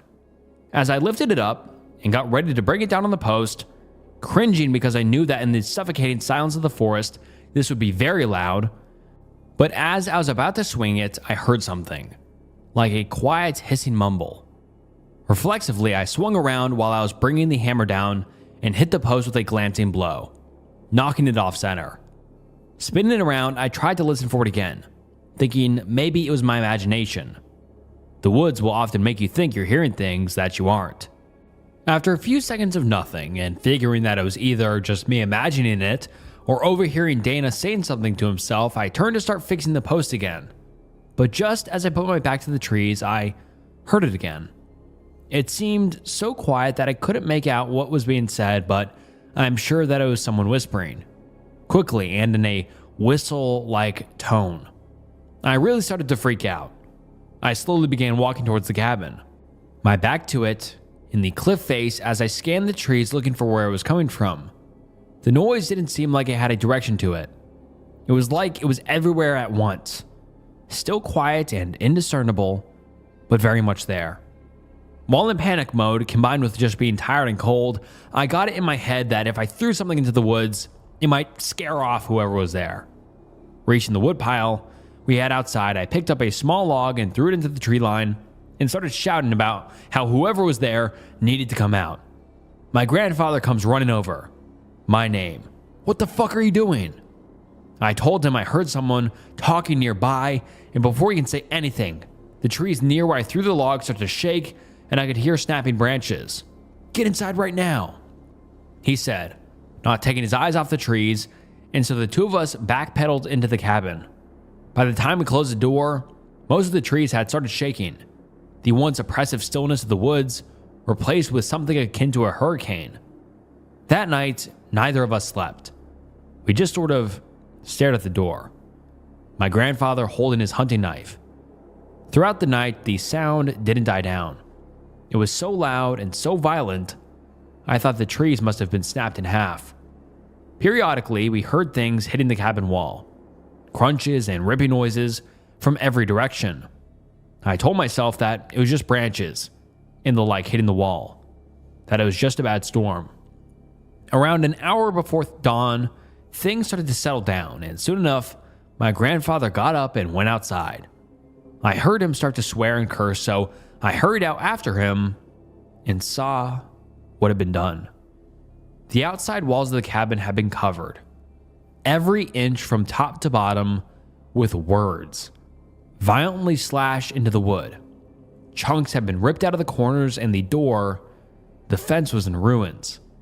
Some of the barbed wire having been thrown into the treetops, and many of the posts smashed into splinters. After a string of curses that I could barely even understand, he started to calm down. "Never do anything like that, ever. Come on, we need to get the fence fixed before nightfall." And like that, he set off to start gathering up the broken fences. At this point, I had gone from thinking my grandfather was a little unhinged and had started to take his native folklore to heart, right up to thinking he was the sanest man on earth. I helped him pick up the scattered remains of the fence. Every so often, we would find little bits of fabric or hair stuck in the barbs. I didn't want to ask why. We were making good time on having the barbed wire fixed, but I was still worried. Most of the posts that made up the word wall had been broken or were missing. When I asked about this, he said that they won't like it, but hopefully they just did this as a warning. Tomorrow we'll go hunting and bring them back something. A thank you for not killing us last night. Just as the sun started to set again, at this point in the year there was only about 6 hours of daylight, making it very difficult to do much. We had managed to get the barbed wire back into a rough semicircle around the cabin. Given the damage that had been done that night before, I asked how much good the barbed wire actually was, and he told me that it didn't stop them, but it slowed them down since their beards and hats would get tangled in it, and they had a hard time getting free. I couldn't tell if this was a joke or not, but at this point, I was about ready to believe anything. Little did I know, I hadn't seen anything yet. The problem was that when the occurrence happened, it was almost December 21st, and that means that the cold was near unbearable. That, and there was so little daylight that by the time we got to the part of the wilds where animals roam normally, it was nearly time to begin to head back. The first day we went out and searched for signs of animals we could bag, we didn't see so much as a squirrel. That night, the wind was howling again. The creaking of the cabin would get to the point where I thought it would collapse on us. And all the while, I would stare at the cracks between the log walls, where the candlelight didn't touch, and I could swear I saw things moving in the dark. When I finally did drift off to sleep, the last thing I heard was a quiet whispering, like I had before. The next few days were no better. Each time we would go deeper and deeper into the woods, usually in the direction of the distant mountains. We would be frozen stiff to where walking was a challenge for me. I have no idea how my grandfather managed it at his age, but he never slowed down, and we would come back empty-handed. Each night, the woods would be louder. The shadows in the cabin seemed to draw closer to the candle than the night prior, and the whispering seemed to get more intense as well. So much so that I started to make out words, though none of them were in English, and if they were Swedish, I couldn't understand what I was hearing. On the third night, I asked if Dana could also hear it. He told me to try not to think about it. Each day was more overcast than the one that came before. The daylight was just a lighter shade of gray. It started to get to the point where our own food stores were getting low. Our need to find something became doubly desperate. It started to get worse by the fifth day. It started to snow. Not your simple puffy white snow that you see further south. No, this was big, heavy, and wet flakes that seemed more like little snowballs landing everywhere. It clung to everything, weighing us and the trees down alike. All the while, as we walked in a misty forest, where we could hardly see more than a few meters, I kept swearing I could see things out there. Little shapes sitting on rocks and tree branches that would be there one moment and seem to disappear as soon as I looked directly at it. I asked my grandfather, and he told me not to acknowledge them. Just keep moving. The longer the days went, the more of them I would see. It was on the 9th day of trying and failing at our hunts that we returned to a troubling sight. All along the tree line surrounding the cabin, a couple meters off the barbed wire fence, there were a number of large stones, big boulders that came up to my chest. Most were oddly shaped where the tops curved off in a direction. They were all pointing at the cabin. They had been placed every few feet along the tree line, almost like a fence of the forest's own. When we saw that, Dana stopped and said, "Pack your things. We are leaving at dawn." I wasn't going to argue. Even as we got past the fence and closed the door, I felt like we were still being watched from somewhere out in the snow. It was too dark to see any of the little shapes that had been following us whenever we went outside, but I knew they were there. Hardly a moment when they weren't. We didn't sleep long. Sometime in the middle of the night, between the howling winds and the biting cold, there was a deafening crash and the door split down the middle. Snow and frost flying in and blowing out the only candle before we even knew what had happened. There was a scurrying noise, and after a few seconds, my grandfather had managed to light a little oil lantern he had hanging by the wall. The table and pantries had been overturned. Everything not nailed down was either broken or scattered around the room. I asked if we should leave right now. He told me that was what they wanted us to do, that we would wait until first light. It was the longest night of my life. We sat there shivering and staring at the broken door, the lantern's light just barely keeping the dark, and who knows what else away.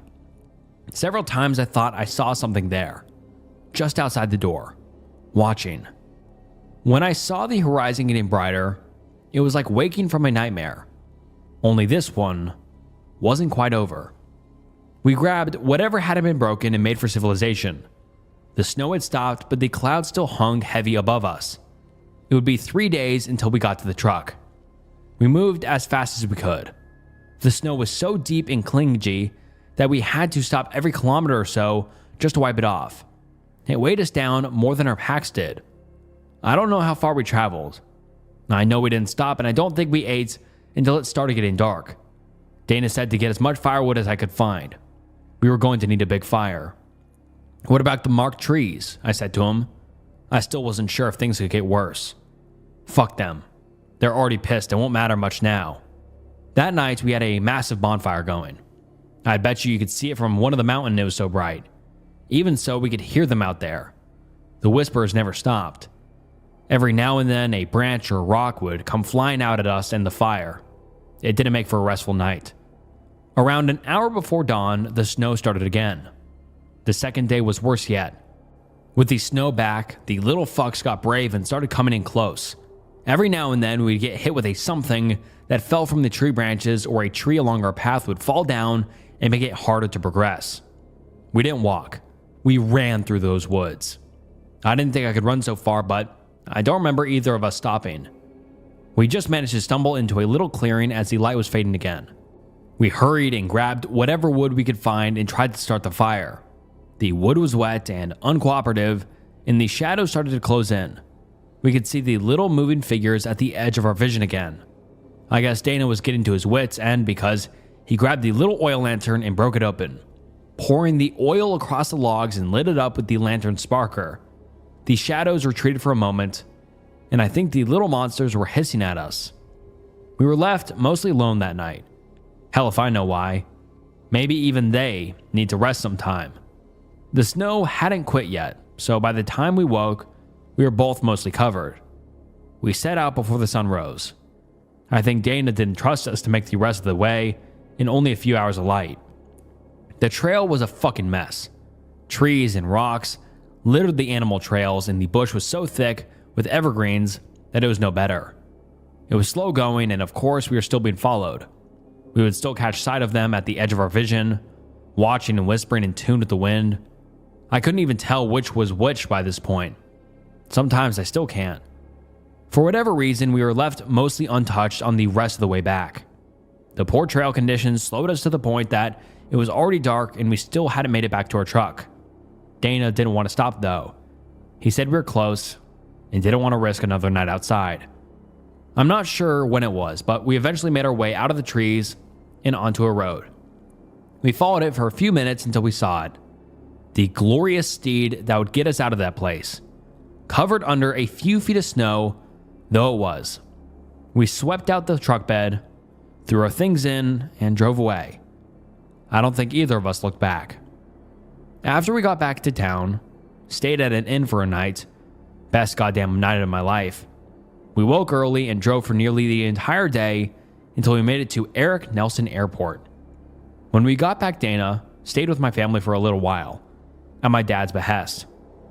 We didn't talk much about the trip, just said we needed to come home early. That spring, Dana left and said that he was going back home. I asked him what in the fuck he was thinking going back there, and he told me he had lived in those woods for almost 20 years. It was his home, and he would stay there as long as he had left. He promised to call or visit on occasion. That was 3 years ago. None of us have heard hide nor hair of him. My parents are convinced he had passed away. They're probably right, but I can't help wanting to know. And that is where we come to today. I told my friends about what happened that winter, and they don't really buy it. Can't blame them, but we've been talking on and off for a year now about going on a camping trip, and I jokingly mentioned that maybe we should go out to my grandfather's cabin. They thought it was a great idea. We're currently in the Sky Motel in Whitehorse. We are leaving tomorrow morning. I'm still convinced that this is a bad idea, but I want to know what happened when my granddad came back out there. We planned for the trip to be a little less than a month, and we picked summer since I think it is safer than the dead of winter like last time. This is the last story I'm going to be posting for a while. Come the start of September, I'll start a thread and let you all know what happens. I'll take pictures where I can and have brought a number of spare batteries for my phone. I saw him yesterday. My dad was out of town for months. Back when I was 12, I went to a private school, so I needed to take a long walk to my apartment. Since the school was a bit far from the city center, this was in Zagreb, Croatia, so I had a lot of public transport options to get home. My usual routine was to get on the bus at the station in front of my school all the way down to the main street, then take a tram to a public park and walk home the rest of the way. Our school had a double timetable where one week we went to school in the morning and the other week we had classes in the afternoon. This happened during one of my afternoon weeks. I was walking out with a few classmates since we all got on the same bus to the main street. The rest of my classmates were picked up by their parents. When we got in the bus, there were a few empty seats, so I took a seat in front of a balding middle-aged man who was wearing slightly dirty clothes. That was my mistake. As soon as I sat down, he started staring at me, like staring, with a cold look in his eyes. Feeling uncomfortable, I took a book out of my bag and started reading. I would have used my phone if I could, but it was dead since I forgot to charge it before I left the house that day. The guy did not stop staring at me the whole bus ride, to the point where I couldn't even concentrate on my book. But I refused to put it down because I was scared. I would have mentioned something to my classmates, but we were all spread out on the bus, but I was too scared to move. I don't know why, but I didn't want him to see that I was scared, thinking that maybe that would deter him, or maybe I thought he was just staring at me for some stupid reason. When we finally got to our stop, my classmates and I all got off, and some of us headed to the tram station, while the others walked away to their houses. The guy who was staring at me also got off with us, and he started trailing us while keeping a fair distance. I told one of my friends about this, but urged him not to look back, thinking ignoring him would be the best option. When we got to the station, different people got on different trams, since each of them had a different route. I needed to take the tram number 2, and so did my friend. We waited for it to arrive, and the guy was somewhere to our right, but we refused to look at him. When our tram arrived, my friend and I got on, but so did the creepy guy. When I arrived at my stop, I tried to quietly discuss with my friend if getting off with me just in case was a good idea. But then we saw the guy get off himself first and start heading into the park, opposite of where I needed to go. He probably overheard us talking since there were barely any people in the tram at the time. It was around 9 p.m., but I didn't think of that, so I thought it had all been a misunderstanding. When I got off and the tram had sped away to the next station, I started walking home. It was a short distance and would have taken me about 5 minutes, but then I noticed someone following me. I immediately knew it was the same guy again, so I picked up my pace and walked to my apartment. As I turned a corner into the alley that housed my apartment, the guy was getting closer. I got to the building and buzzed my mom on the intercom. I wish she would have hurried up, but in the end, the guy managed to catch up with me. I could smell the stench coming off of him as he started talking. "Hey, how have you been, buddy? I saw your dad yesterday and he told me all about how you were getting on in that new school of yours," he said. And then I immediately knew that he was lying since my dad had been away on work-related business for months and hadn't returned home in that time once. I didn't know what to do, so I just stood there quietly staring at him. Just then, the door buzzed and unlocked, so I bolted for it. I managed to rush in and start running up the stairs, but he was falling behind me, running himself.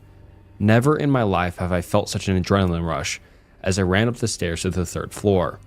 And I had a backpack with books weighing me down, so I had a disadvantage. But in the end, I managed to arrive at the door, where my mom was happily waiting for me. With no warning, I shoved her away from the door as I entered before slamming it shut. Fortunately, the guy had enough common sense not to continue chasing after me. I told my mom what happened and she called the police and they arrived sometime later, questioning me on how that guy looked and what exactly happened. In the end, they looked at the camera footage, but since it was so dark out and I didn't turn the indoor building lights as I entered, they weren't able to get a clear view of his face. For 2 weeks, I was too scared to go home alone, so my mom picked me up every time until 2 weeks later, when on the news it was said how a man was arrested for attempted kidnapping and R-wording of children, and the face they showed was the exact one I saw that night. So I finally breathed a sigh of relief, knowing I was safe now. But that didn't excuse the fact that I was careless with not charging my phone, and there were still many bad people out there. Everyone, please stay safe out there.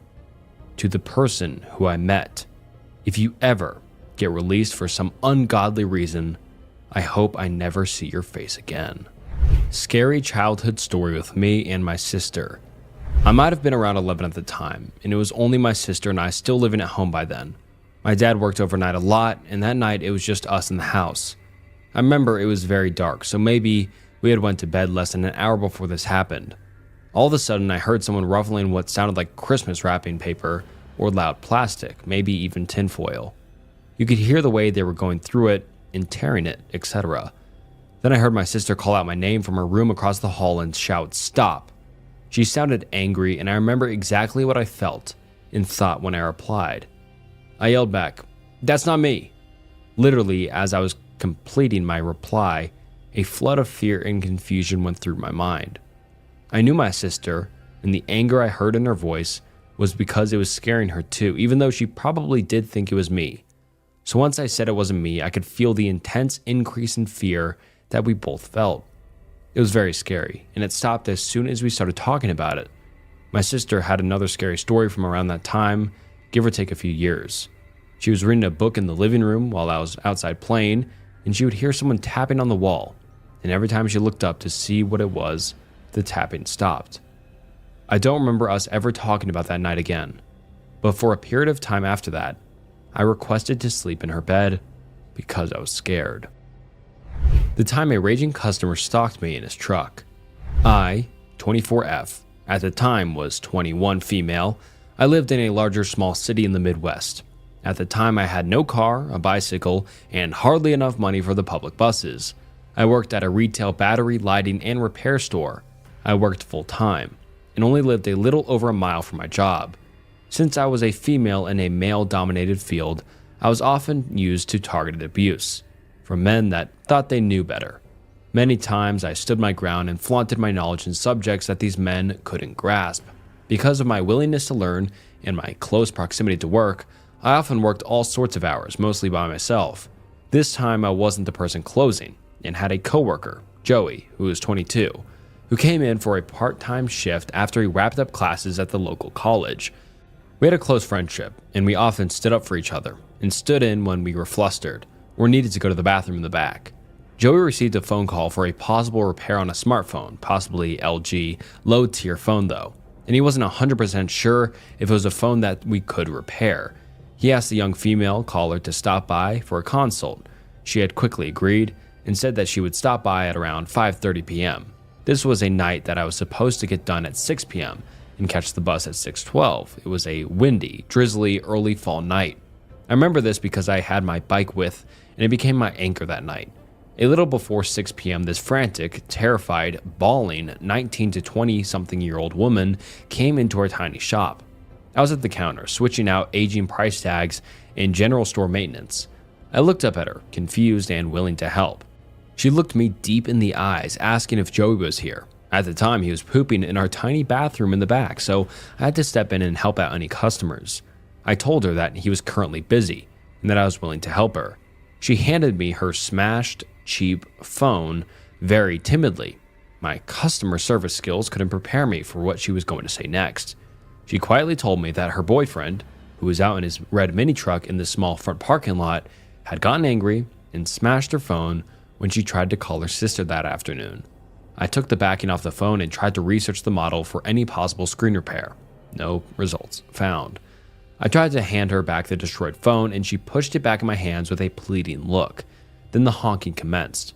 There was a slight drizzle outside, so our front glass door was covered in beaded drops and was slightly fogged over. I couldn't see who was honking out there. I told her again that I couldn't help and for her to try our cell phone repair competitor down the road. The tears started to really flow down her cheeks, and I was freaked out at this point. She kept throwing glances behind her, and the honking would not stop. I shook with fear and rage at this point. I myself was in a domestic abuse situation at the time and knew what this girl was experiencing. I broke my locked stare at her and tried to look in our system a second time for a replacement screen. Nothing again. I looked up from our computer and saw a shadowy figure of a young man pacing in front of the store. I was just happy that the honking stopped, but I was increasingly shooken up. My whole body vibrated with fear, and I whispered across the counter if she needed me to call 911. She slammed her hands down on the counter and said that I couldn't do that. She begged me not to. At this point, Joey came out from the back and asked me what all the honking was from. We had a lot of elderly farmers, lazy, and disabled customers that would honk their horns for us to pick up heavy battery cores from their cars. He thought that it was one of those situations, but with the looks on our faces, he knew something horrifying was happening. The young guy stopped pacing outside and began banging on our front door. Joey took the girl's phone from my hands and said for me to go in the back and lock the back employee-only doors. I did what I was told and grabbed my bag, my bike, and my jacket. I looked at the clock in the back and it read 6:14. I spent 15 minutes with this girl, both of us feeling like trapped animals. Joey did bodybuilding during his free time and was a gentle, non-confronting, short but stocky Asian guy. I was a short, obese, kind lady that would respond either of two ways, like a doormat or ready to stand my ground. I knew that I couldn't fight a customer and neither could Joey, not because of physical reasons, we'd lose our jobs, and had no idea what to do. The young guy threw the door open, and the wind kept the door open. He had this manic, hateful look about him. A total predator he was. He was slim but muscular, early to mid-20s, and was soaked by the rain. He took the broken phone off the counter and took the girl in tow. He hurled insults at us, and I gave the girl a pitied look. He slammed the door back shut, and both Joey and I stood in absolute silence. He snapped out of it and ran to the front door and locked it. I told Joey to call our manager from our store landline and stood around while he did it. I noticed that the guy had moved his truck to directly in front of our door. He was watching us from his truck, watching us behind the counter as we were on the phone with our manager. I had to leave to get home. The last possible bus came at 6:42, and I couldn't pedal my way home in the weather and all of the circumstances that had just occurred. The time was around 6:18, and I just needed to cross the busy highway and down the sidewalk by an eighth of a mile to the nearest bus stop. Joey, the guy, and I played the waiting game. It was 6:23 when the dickhead finally left our parking lot. I told Joey that I would leave at 6:25 so I could arrive at the stop safely. Joey opened the front door, and I threw myself on top of my bike and pedaled harder than I could have ever imagined. Now, mind you, our store was in an industrial shopping area at the very edge of a town. We worked next to a sub shop and worked across from a strip mall with a bullseye store and a local chain grocery store with other retail stores and a bank all in that large lot.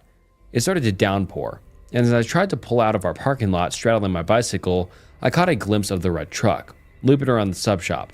The highway had dual lanes each way, and I had to play real-life Frogger if I wanted to make it to my destination in one piece. There was a few cars that slowed for me as I hauled ass to the other side of the road. I jumped off my bike and threw it on top of the curb. I promptly hopped back on and tried to pedal off. My front wheel was stuck in the grassy strip, and my right foot had slipped off into the pedal. My shins struck the pedal, and I had to act quickly. I grabbed the frame of my bike and jogged awkwardly to the bus stop. The red truck pulled into the bank parking lot, of which I had just passed. The truck pulled around and went through the entrance across from the sub shop and took the closest lane to me. He went at a crawl and turned at the red light so we could circle the main parking lot of the shopping center.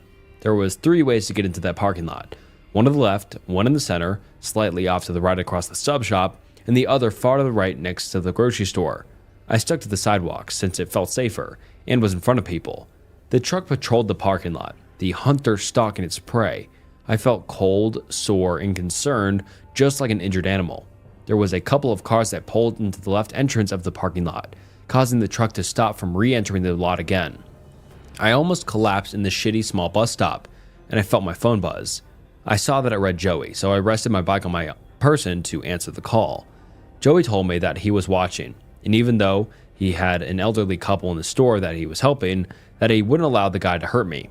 I started to cry. All of this had just gotten to me. The red truck looped around once again and again. I saw the bus pull up early at 6:39, and I couldn't be happier. I knew the driver since I used the buses to get around town, errand shopping, and to get to and from work. I had my stupid fucking bike to worry about. I hung up the phone with Joey, put in my phone in my jacket pocket, and strapped down my bike in the rack that was in front of the bus. I struggled since I shook, and my bike was slick from the rain. I got on the bus and turned to open the bus doors, and saw that the truck took a left at the center entrance of the lot. I could finally let my guard down. I sat at the front of the bus, and my hands shook, had trying to get the $1.25 for the fare. The driver said that it was okay, and that I could take my time with the change. I kept my backpack on and pulled my damp phone from my pocket, dialing Joey's number, letting him know that I was fine. In under 15 minutes, I made it to my apartment safe, but deeply disturbed. I took my bike in so I wouldn't draw any attention to where I lived. All of this gave me an idea to leave my own domestic abuse situation.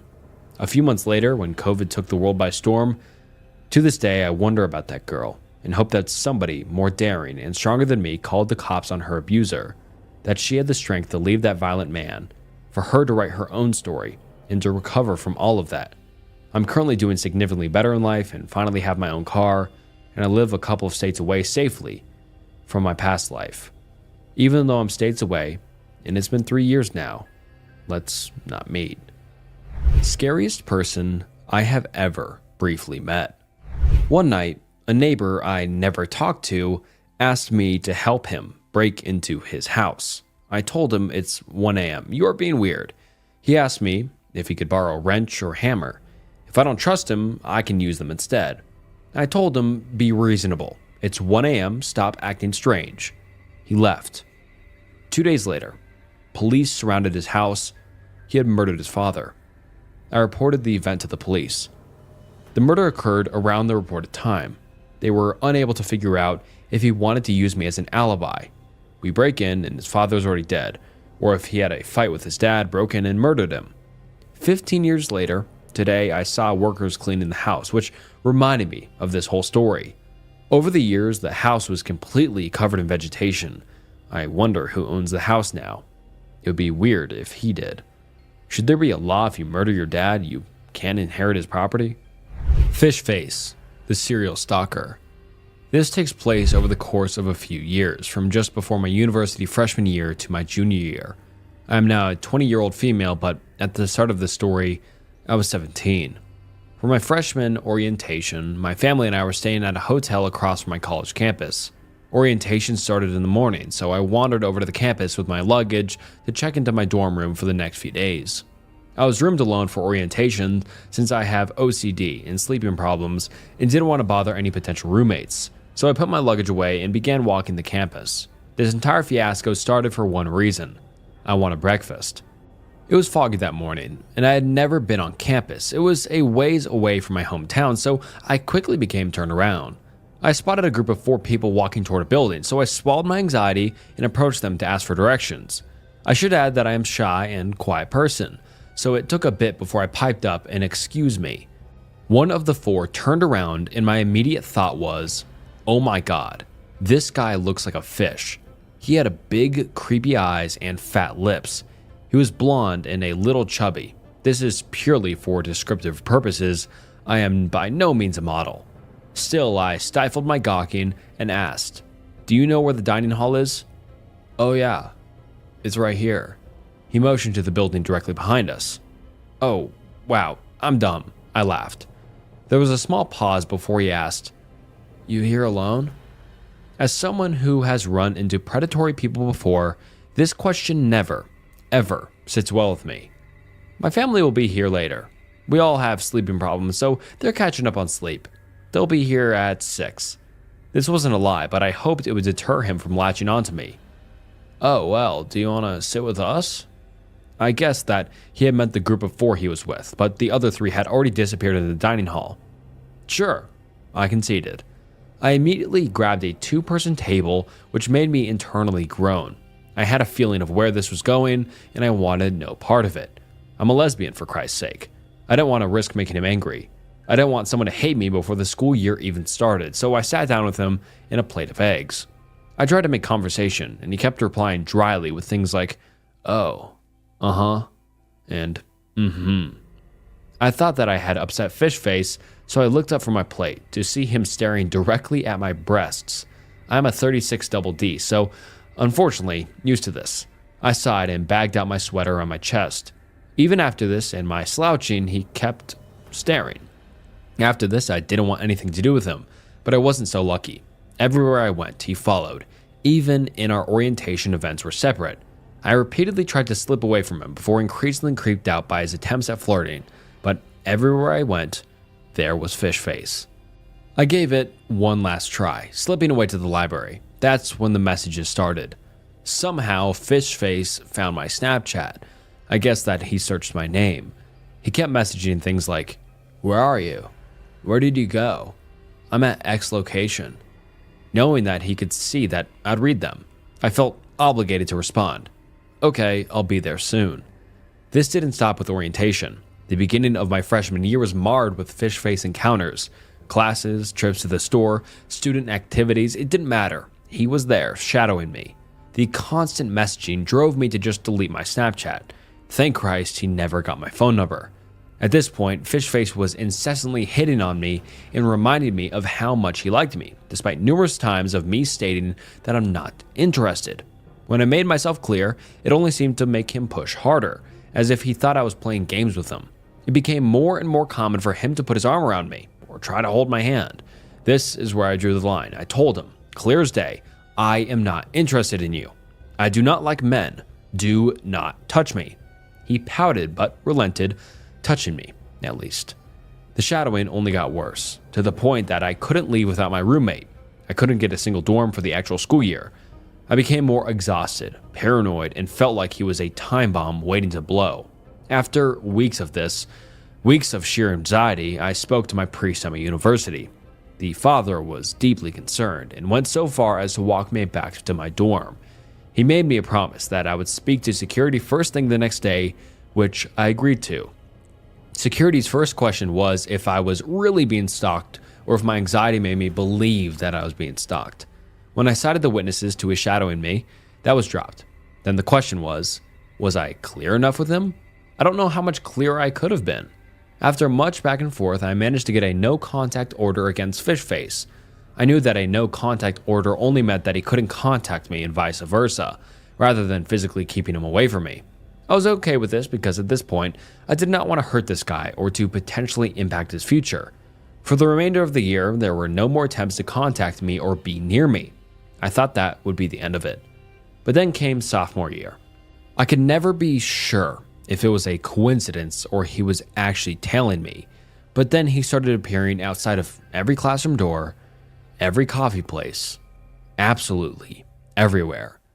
I was in a rough place this year, totally unrelated to this, but it certainly didn't help. But due to the sheer emotional exhaustion I was battling, I couldn't give a damn. Okay, follow me. I promise that I'm not that interesting, but this is when I learned of the other victims. Their stories were identical to mine. 6 of them, mine being the 7th. They ran into Fishface, a totally innocent encounter, but then he started in on them, bombarding them with messages, following them, groping them, and trying to get them alone. I was horrified to find out that every one of these girls had reported him to university security. Every one of them was prescribed a no-contact order. 7 victims later, and this bastard was still on campus as if nothing happened. I learned that this was not uncommon for our university, on top of victim blaming. The more I learned, the more deeply my fear ran. It was open season, and these bastards had full protection. We could not do a thing to get the guys like Fishface off our campus, and so I resigned myself to being followed by this fucker. Junior year came around, and initially, it seemed that Fishface had given up. I could not have been more wrong. It was pointed out to me by friends who I knew about the stalking that he was in the background of my every move.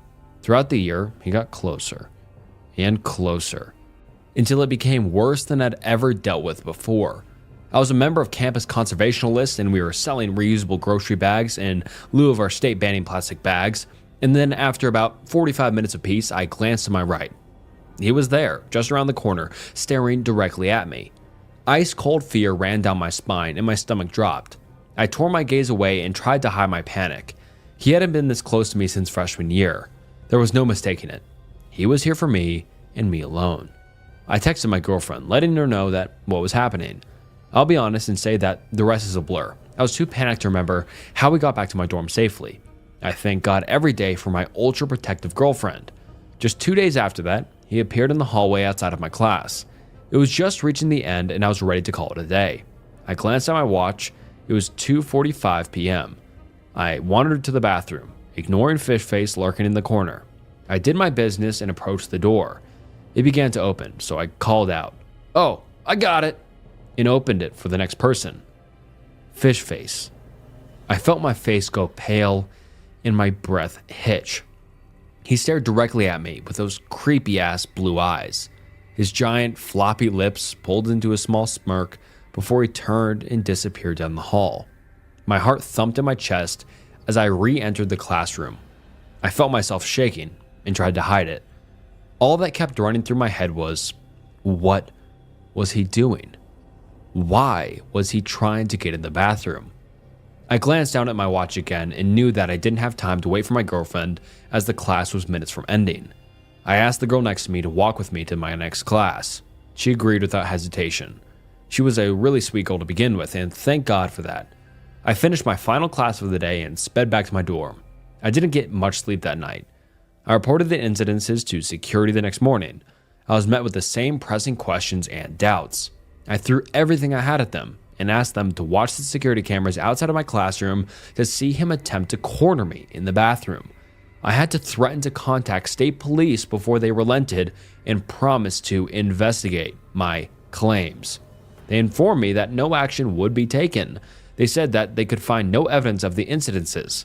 When questioned, Fishface said that him appearing around my classrooms and frequented spots around campus was purely coincidental, and he felt so awkward that he was going through this again. I took my second semester off junior year for unrelated reasons, yet I am relieved to not be on campus with that creep. He is still there. The other victims have mostly transferred to other universities due to the college's general mistreatment and poor administration. I start my senior year this August at the same university. I don't know what's going to happen. I don't know if he's going to step up his game. I listen to enough true crime to know what could happen. It scares me, like few things ever have. So Fishface, you disgusting motherfucker, let's not meet again. The worst 12 hours of my life. I've been meaning to pose this here for a while. Wrote my first draft back in April, so it's taken a long time and a lot of therapy for me to be able to think about this experience. I've noticed how many people's stories take place over weeks, months, even years, so I'm here to tell you mine. 12 hours of my life. I managed to block out a lot of memories surrounding this night, but early this year, I was mugged and my PTSD returned, as did a lot of the missing memories of those 12 hours. This is the first time I'm telling anyone the full story of what happened to me. I haven't told my partner, my therapist, my parents. No one knows the details. If there's anything that should be taken away from my story, it's this. Remember that you don't need to be polite to everyone you meet. The setting. In October 2018, I was age 18, in my first year at university in a big city in the UK. I'd always lived in the countryside before this, so was never very street smart. About a year before I went to uni, I had started a relationship with this guy, Jimmy, now my ex. It was my first real relationship and I thought the world of him, but it was not reciprocated in a loving and compassionate way. Jimmy started off as a very emotionally abusive and got progressively worse, but that's a whole other story. At this point, Jimmy and I had been together just under a year and had applied to universities in the same city, mostly by coincidence, and both moved to the same city. I wanted to have a proper student life, so got an accommodation in a student block on the other side of the city to him. Jimmy had been using drugs for quite a while. Initially starting off just smoking weed, but this progressed rapidly, and by the time we were at uni, he was regularly doing a lot of hard drugs plus smoking weed multiple times a day. Honestly, I don't think he was ever not high. When we moved to university, we still saw each other every couple of days, and we found a regular drug dealer, Mark, that he had been using continually since we got there in September. Jimmy used to buy from Mark multiple times a week, so on a handful of occasions I had briefly met him. Mark lived a lot closer to my student accommodation than to Jimmy, so a couple of weeks before this all happened, Jimmy had started picking up drugs from Mark when he came to see me, meaning Mark would often be outside of my accommodation. Jimmy had asked me a few times if I would pick up the drugs he bought from Mark, but I had always felt weird speaking to Mark on my own, plus I rarely smoked weed, so I felt very weird picking up drugs in general. 6 p.m. One day at the end of October, Jimmy had plans to come and see me that evening, and asked me again if I would pick up some weed from Mark. I was in a good mood that day and feeling more confident than usual, so for the first time I agreed to. Jimmy gave me Mark's number and said that Mark would message me when he was on his way. Only around 10 minutes later, I got a message from Mark saying that he was nearly outside my apartment and I needed to go outside, so I did. Outside of my accommodation, there was a quieter area with a lot of benches, so I sat and waited for him. Behind me was only a wall and a small contained area that had all of the bins for the building. Out of nowhere, I felt someone's hands on my shoulder in a really weird, creepy way. I jumped, obviously, and realized it was Mark, who I barely recognized as I had only briefly seen him a couple of times. I realized now that my back had been to the wall in the bin storage, so he must have been waiting there. I was immediately on guard because of how he touched my shoulders, especially because I didn't know him. So shifted away from him as he sat down next to me. He began talking to me as if we were buddies, asking me 1,000,001 questions about myself, like deeply personal questions. The whole time I was deflecting, not wanting to give out any information, so started asking him questions instead. He began a really deep monologue about himself and his life, where he openly told me he had just gotten out of prison a few months before. It was for armed something, some kind of violent crime. I engaged his ramblings, just nodding along, but still trying to get back to the whole point of just picking up drugs from my boyfriend. 7 p.m. I've always been able to talk to anyone and was always taught to be nice when someone is talking, so I ended up sitting there for around an hour trying to get the conversation back to the reason I was there. Pick up drugs from my boyfriend and go. It was so long, it actually started getting dark. This guy just kept talking. I knew my boyfriend was going to be coming over soon, so I kept looking at my phone to see if he was on his way, but he hadn't replied. Eventually, I told Mark that I needed to get back inside as I was meeting up with my boyfriend soon, and then going clubbing after with some friends, so I needed to get ready. And could I just please pick up the drugs? He then said, "Oh, well, I can't give them to you here. There's CCTV everywhere. We can go inside so that I can give them to you." I had witnessed him giving my boyfriend drugs in the same spot countless times before, so I knew this was bullshit. I didn't want Mark to come back to my apartment, so I told him that we could go into the lobby of my building where there was a disabled bathroom, and he could give me to them there. He agreed and followed me inside. We went into the bathroom. It was a very large bathroom, so I didn't have to be close to him, and he locked the door behind us.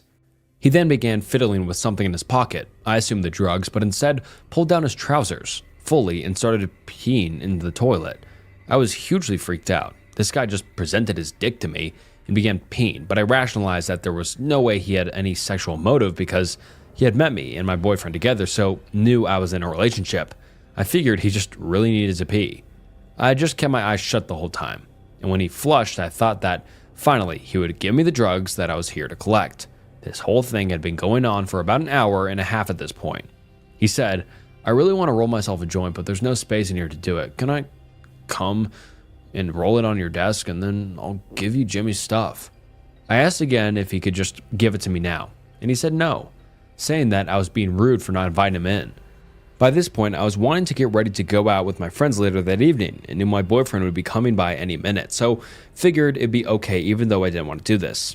It's worth noting that I was emotionally abused by my boyfriend and knew he would be mad at me if I didn't collect his drugs, or if I annoyed Mark because he was his favorite dealer. I honestly figured that Mark was harmless, despite him telling me he was a violent criminal, FML, and just assured myself that he was only a bit creepy. It'd be fine. 8 p.m. Reluctantly, I took Mark up to my apartment, opened the door and let him in. I said he had to roll his joint fast because I had to get ready. Finally, he gave me the drugs that my boyfriend wanted, so I felt better at that point. He walked over to my desk, moved all the things to the side and sat down, getting out the things to roll his joint. I cannot roll a joint, but I've seen Jimmy do it countless times, so no, it doesn't take me more than a minute or so. Mark keeps trying to talk to me, but at this point, my answers are getting shorter and shorter. He rolls this joint so slowly I could not even describe it. He then said, "Well, I can't smoke this outside, so is it cool if I just stay here and smoke it? It'll only take 5 minutes to smoke." I said no, and told him again that I had to get ready. He replied, "It's okay, you can get ready with me in here." By this point, I was over it. Messaged my boyfriend again to tell him to hurry up.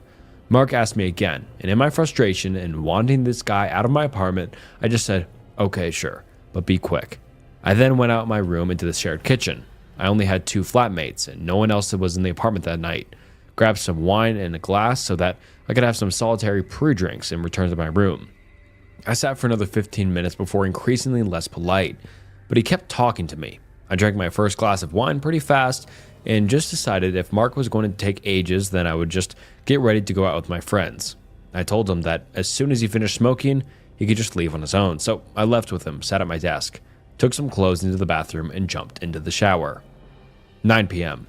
Maybe a minute or so into my shower, I heard some soft footsteps outside the door, and like a scene from a freaking horror movie, I saw the door handle slowly be pushed down. Thank fuck I remembered to lock the door. All of a sudden, Mark began banging on the door. I turned the shower off and just said, hi, through the door. He shouted through the door, asking me to let him in because he needed to pee again. I obviously said no and just got dried and dressed. Thankfully, I took clothes to the bathroom as fast as I could. By this point, I figured there was no way he was going to leave my apartment until I did, so I did my makeup as fast as I physically could and messaged my friends that I'd be coming to theirs sooner than I had planned. I still hadn't gotten a reply from my boyfriend, so I just told him that I was going out early and not to come over. I got ready to go and told Mark that I was leaving now, and he needed to come downstairs with me. He was still sat at my desk and ignored what I was saying. He asked if he could stay in my room while I was out because he was tired and wanted a nap. Finally, I was firm with him, and after a lot of convincing, he left with me. I made sure to order an Uber to my friend's place so that he couldn't try and walk with me, and by the time we got outside, my Uber was nearly there.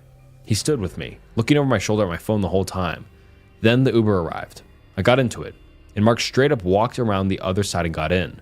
I was in disbelief and laughed, then told the Uber driver that I didn't know who this guy was, and that he wasn't getting in with me.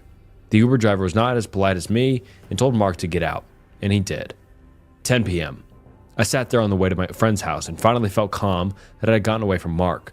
I called my friend from the Uber and told her what happened, so she said she would come outside of her building to get me with a group of her flatmates. My friend's accommodation was not far from mine, and took longer to get to by car than on foot because of the one-way system in the city. But I didn't care at this point. Maybe 10 to 15 minutes later I arrived, and my friend came over to my Uber, then brought me back to her group of friends. She had quite a few people with her, and I suddenly noticed that one of her male flatmates was talking to someone slightly away from the group. I looked over and suddenly realized he was talking to Mark. I guess he was looking at the address when I had the Uber app open earlier. I whispered to my friend and she freaked out and went inside with me straight away. I was super freaked out that this guy wouldn't just leave me alone. He refused to leave my side for the last few hours, and now he had followed me to my friend's house. Honestly, I felt much safer now and met a few creeps in my time, so just decided to get over with it by having a nice time with my friends. So we sat in our kitchen having a chat and some drinks. 11 p.m. After a while talking to her, I almost forgot what had happened just an hour ago and was getting increasingly tipsy from the wine. The kitchen door opened and her male flatmate comes inside, announcing that he invited a guy in who gave him some free weed. You guessed it, Mark walked in. Mark addressed me by name and walked over, putting his hands around my waist from behind. I get pretty confident when I drink, so had no problem pushing him off me and announcing to everyone in a jokey way, "Yeah, this is the guy who has been following me around all evening. I don't even know him." Even in this room with all of my friends' flatmates, I still didn't feel safe. He stayed away from me, looking at me for a while from the other side of the kitchen, and I just ignored him. My friend could tell I was uncomfortable, so we suggested we go for a drink in a room. Around 30 minutes after going into a room, the door slams open suddenly, and Mark is standing there. He says, "Oh, I was looking for the bathroom. Can I use yours?" My friend, who isn't in suit, she tells him to get the fuck out, and he does. I'm honestly just bored of this guy's constant presence at this point, so we decided to just go to the club early. 12 p.m. We grab our stuff, run past the kitchen door and outside. My friend orders an Uber, and we get in and go to the club. After a while, some of our flatmates join us, but Mark does not. Thank fuck. The people who had been in the kitchen said that Mark left shortly after he saw me and my friend leave, but there was no sign of him now. I just try and enjoy the night, but being a poor student, I can't afford any more drinks at the club. As I begin to sober up, I realize how shaken up and creeped out the whole evening made me, and I don't feel safe.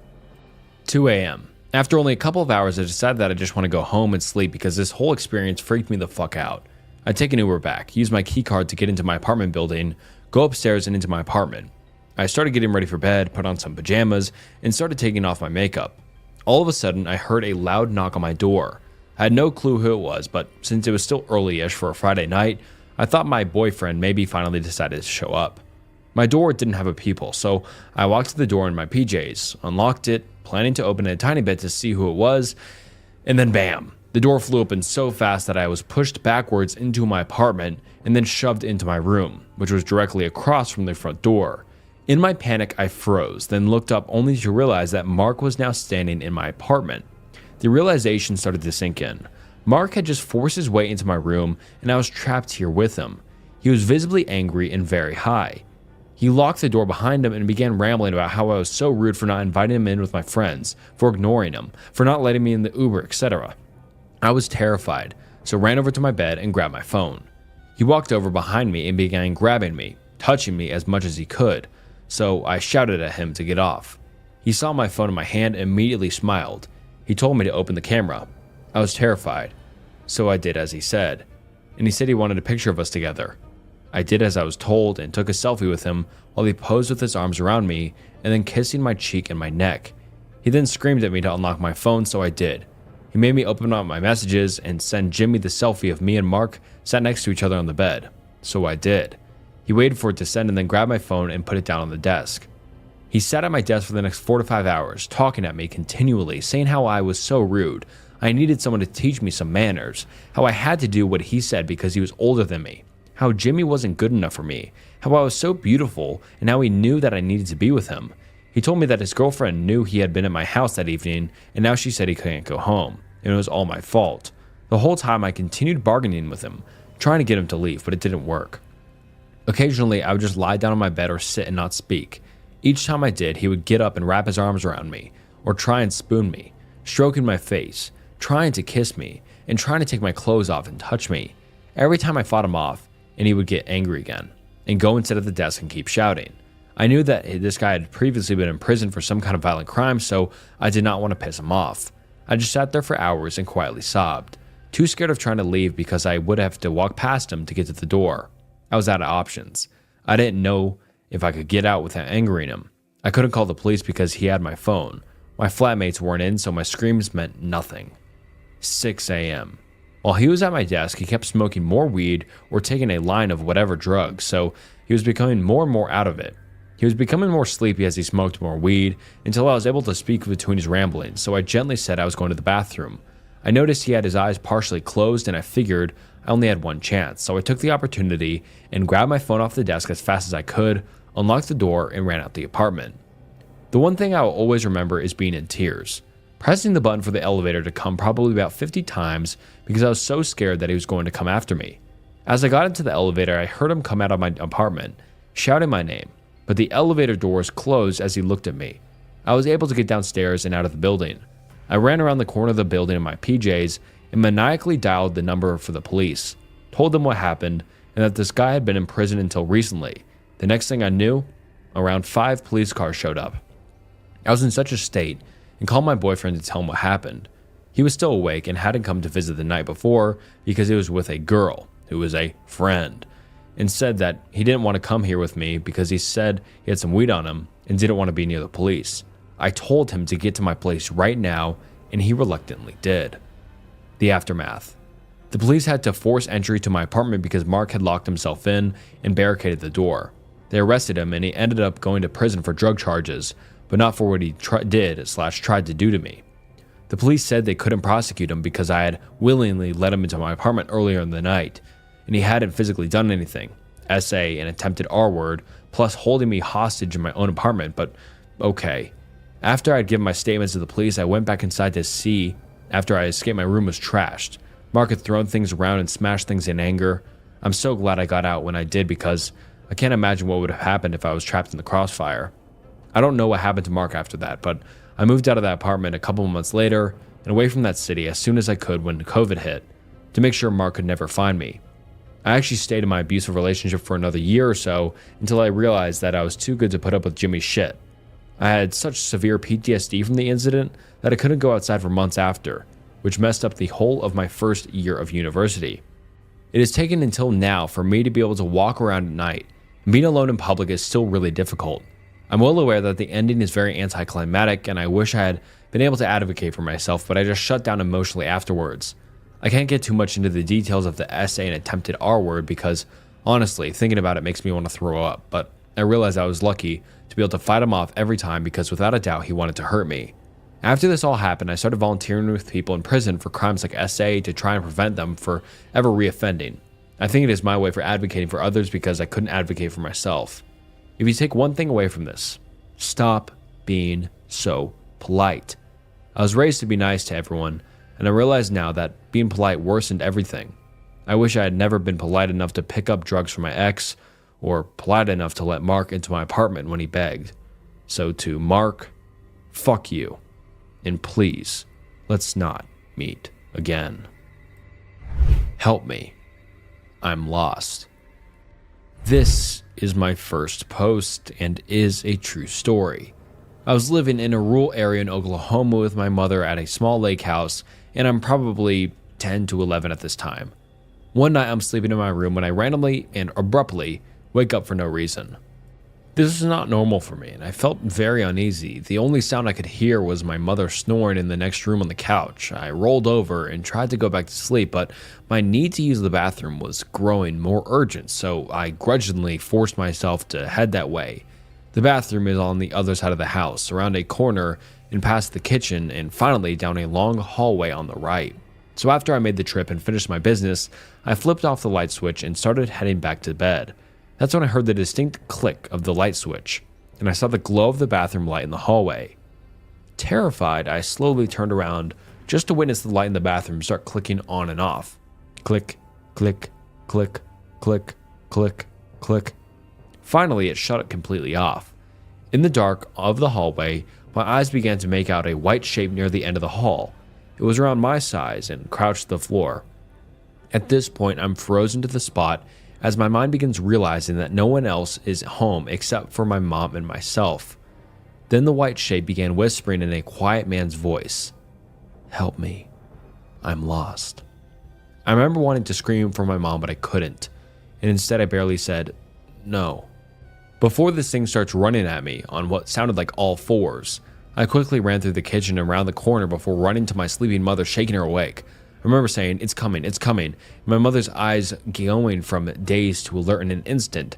She asked me what was going on, and I saw her eyes look over my shoulder before she screamed.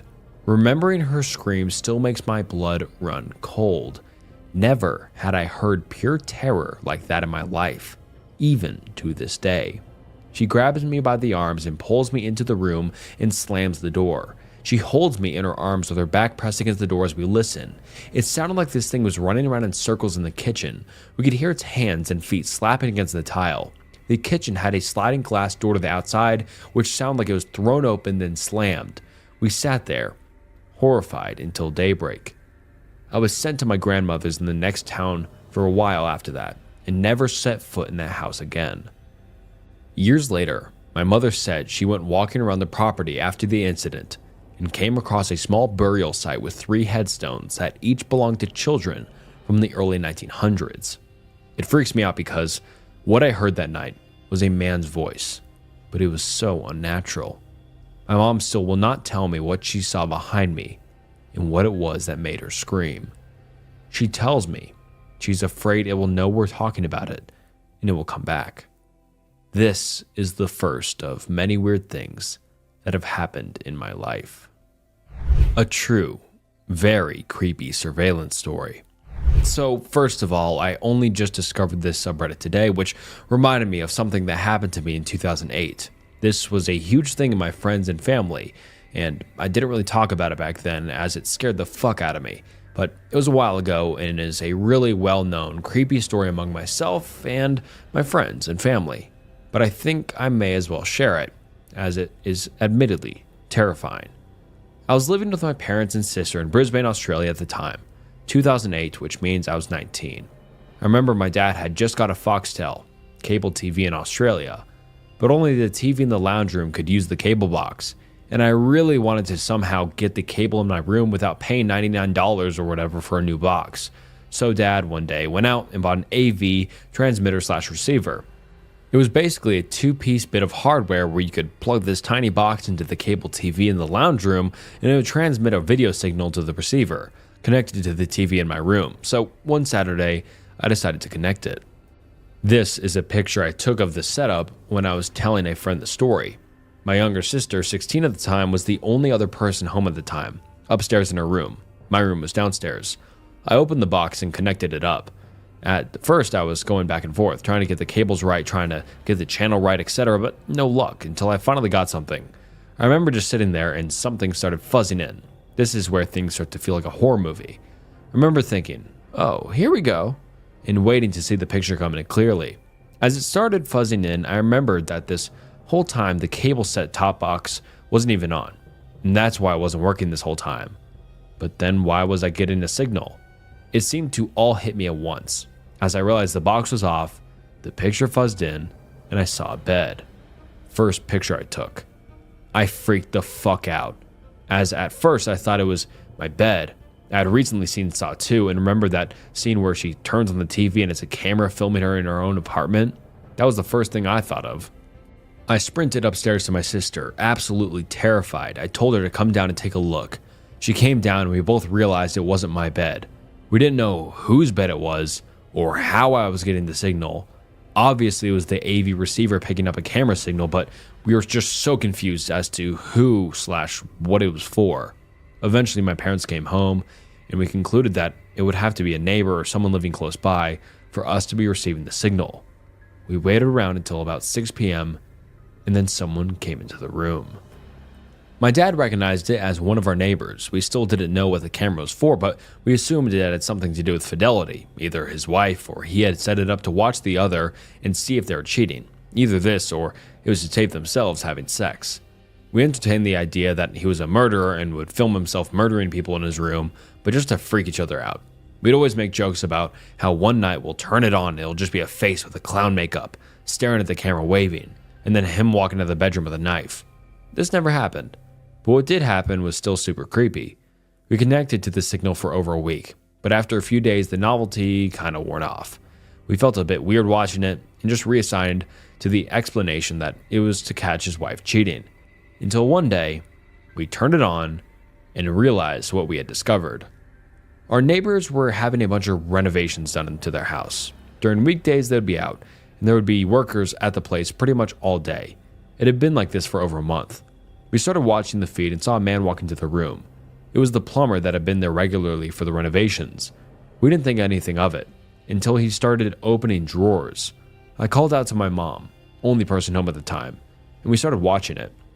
He started getting the wife's underpants and sniffing them, doing all that creepy shit. At first we were like, oh my god, how embarrassing he's being filmed. Will the neighbors see this somehow? And then what happened next was truly terrifying. He slowly walks over to the camera and looked right down the fucking lens. We were convinced that he knew we were watching. Mom immediately called Dad. I kept watching. He started fiddling with it and then put it back down. I told Mom that I don't think he knew we were watching, but he's definitely the guy that put the camera there. Dad came home, and by this time the plumber had left, much to Mom's pleading. Dad went over to the neighbors to tell them what we saw. Mom wanted to completely stay out of it and was terrified, understandably. When we told the neighbors, they had no idea what we were talking about.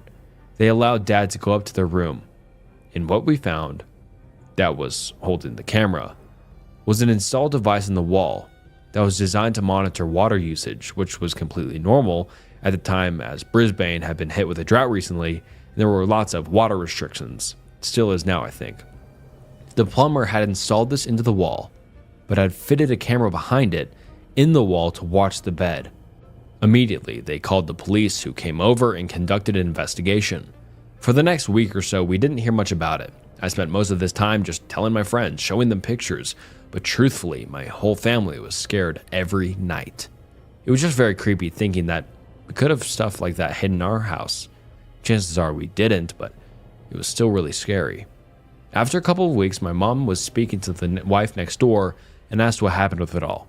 The wife said that the police found out he would, at nights, come to our street and sit in his car, which had really tinted windows, and watch them on his laptop. When Mom told me this, I got the biggest shivers. The reason was, besides the obvious of a creepy dude sitting in his car watching people through a hidden camera, was because on multiple nights, when I had driven home late from the girlfriend's house or walked home drunk after a night out, I remember seeing a station wagon. Don't know if that's what they're called outside of Australia, but it's like a big hatchback car. Always about 30 meters down the street from our house. It was never there during the day, always at night. I'd always walk past it and look at my reflection in the windows, assuming no one was inside. I was always so confused by whose car it was, but literally never thought it was anything. It still scared me so much that it was just this creepy fucking plumber sitting back in there on a laptop, watching a hidden camera stream of my neighbors. Anyway, that's my story. It's all true. It still creeps me out to this day, but my friends and I have a good laugh about it. Home Alone, true story. While growing up, I often had opportunities to stay home alone when I was younger, since my mother and father were forced to travel because their parents were ill and lived overseas, and my much older siblings wouldn't get off work until at least an hour or two after I finished school. I was used to being home alone, and actually enjoyed it. One Saturday, when I was 12, my parents had to go to a funeral for an old friend in the next city. My brother had already moved out by then, and my sister was nowhere to be found, so my parents decided to leave me home alone for the entire day. I was so excited. Being home alone for a whole day meant I could blast music and spend as much time as I wanted on the computer. When my brother moved out, we converted his bedroom, the last one at the end of the hallway, into an office, and my computer was in there. We still had dial-up internet at the time, so my parents added an extra phone line in the house so I would stop taking up their line. I ran into the office to use what I called my personal phone line to call my friend who lived a few streets over to see if she wanted to come hang out. She was really upset. She told me she was having boyfriend problems and needed someone to talk to, so she'd be right over. I thought to myself, girl talk means we need a good treat, and ran to the office so that I could go check out what was in the kitchen. That's when I saw her. A pale woman, dressed all in black, with a black bun on her head. Her head tilted as I ran by the corner. I couldn't really see her eyes, but for some reason, I remember thinking that she was smiling. I got some serious chills and felt instantly frozen, but I ignored it, thinking I was paranoid from being alone all day, and ran down the stairs. I couldn't believe my imagination was playing tricks on itself like that. I called my friend to see if she had left yet, and since no one answered the phone at her house, I figured she had. Something still didn't feel right, so I put on my jacket and headed out of the driveway to wait for her. When she arrived, she asked me what I was doing outside. I said, something weird just happened, but I'll tell you over hot chocolate. And we went inside, took off our coats, and drank our hot chocolate in the kitchen, while she told me about her problems she was having with her boyfriend. Since both her boyfriend and I had webcams, we knew we had friends over, we went into my computer room upstairs to call him and see if him and his friends wanted to web chat with us. While she was on the phone with him, I was talking to his friend on the computer and setting up my webcam. While my friend was on the phone, she turned around and looked out the door into the hallway. She told her boyfriend that she'd have to call him back. She looked at me, wide-eyed and white-faced, and said, "There's a woman in your hallway wearing a black dress." I got up from my computer chair and closed the door without looking into the hallway. I frantically tried to remember if I had told her why I was outside when she got there. I then asked her, "Didn't I mention that when you got here?" And she said no. And I said, "How was her hair?" And my friend said, "In a bun." We both freaked out, opened the door, made sure the coast was clear, and bolted down the stairs. I called my parents and told them I was going to my friend's house, but they told me they were here a few minutes away and insisted that I wasn't leaving the house.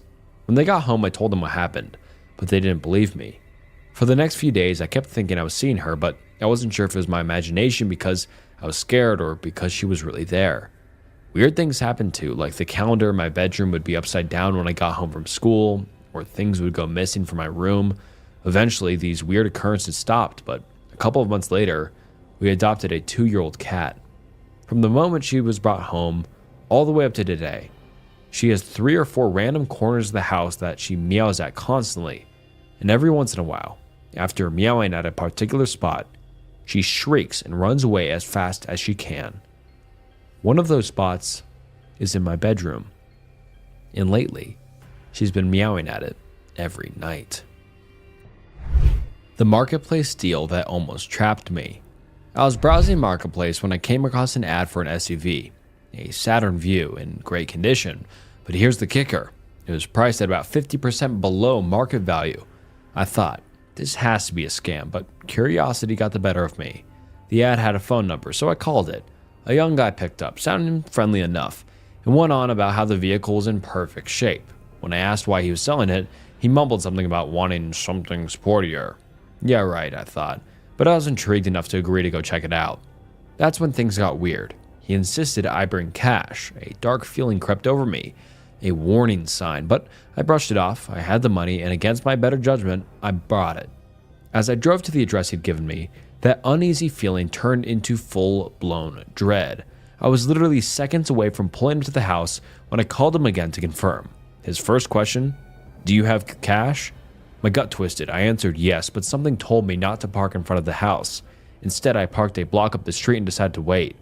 I sat there for a few minutes, looking around. There was no Saturn Vue in sight, No signs of any vehicle for sale. The street was eerily quiet, almost too still. Then, out of nowhere, a white Audi station wagon slowed down in front of the house. Inside, I saw a group of young men, all of them scanning the area.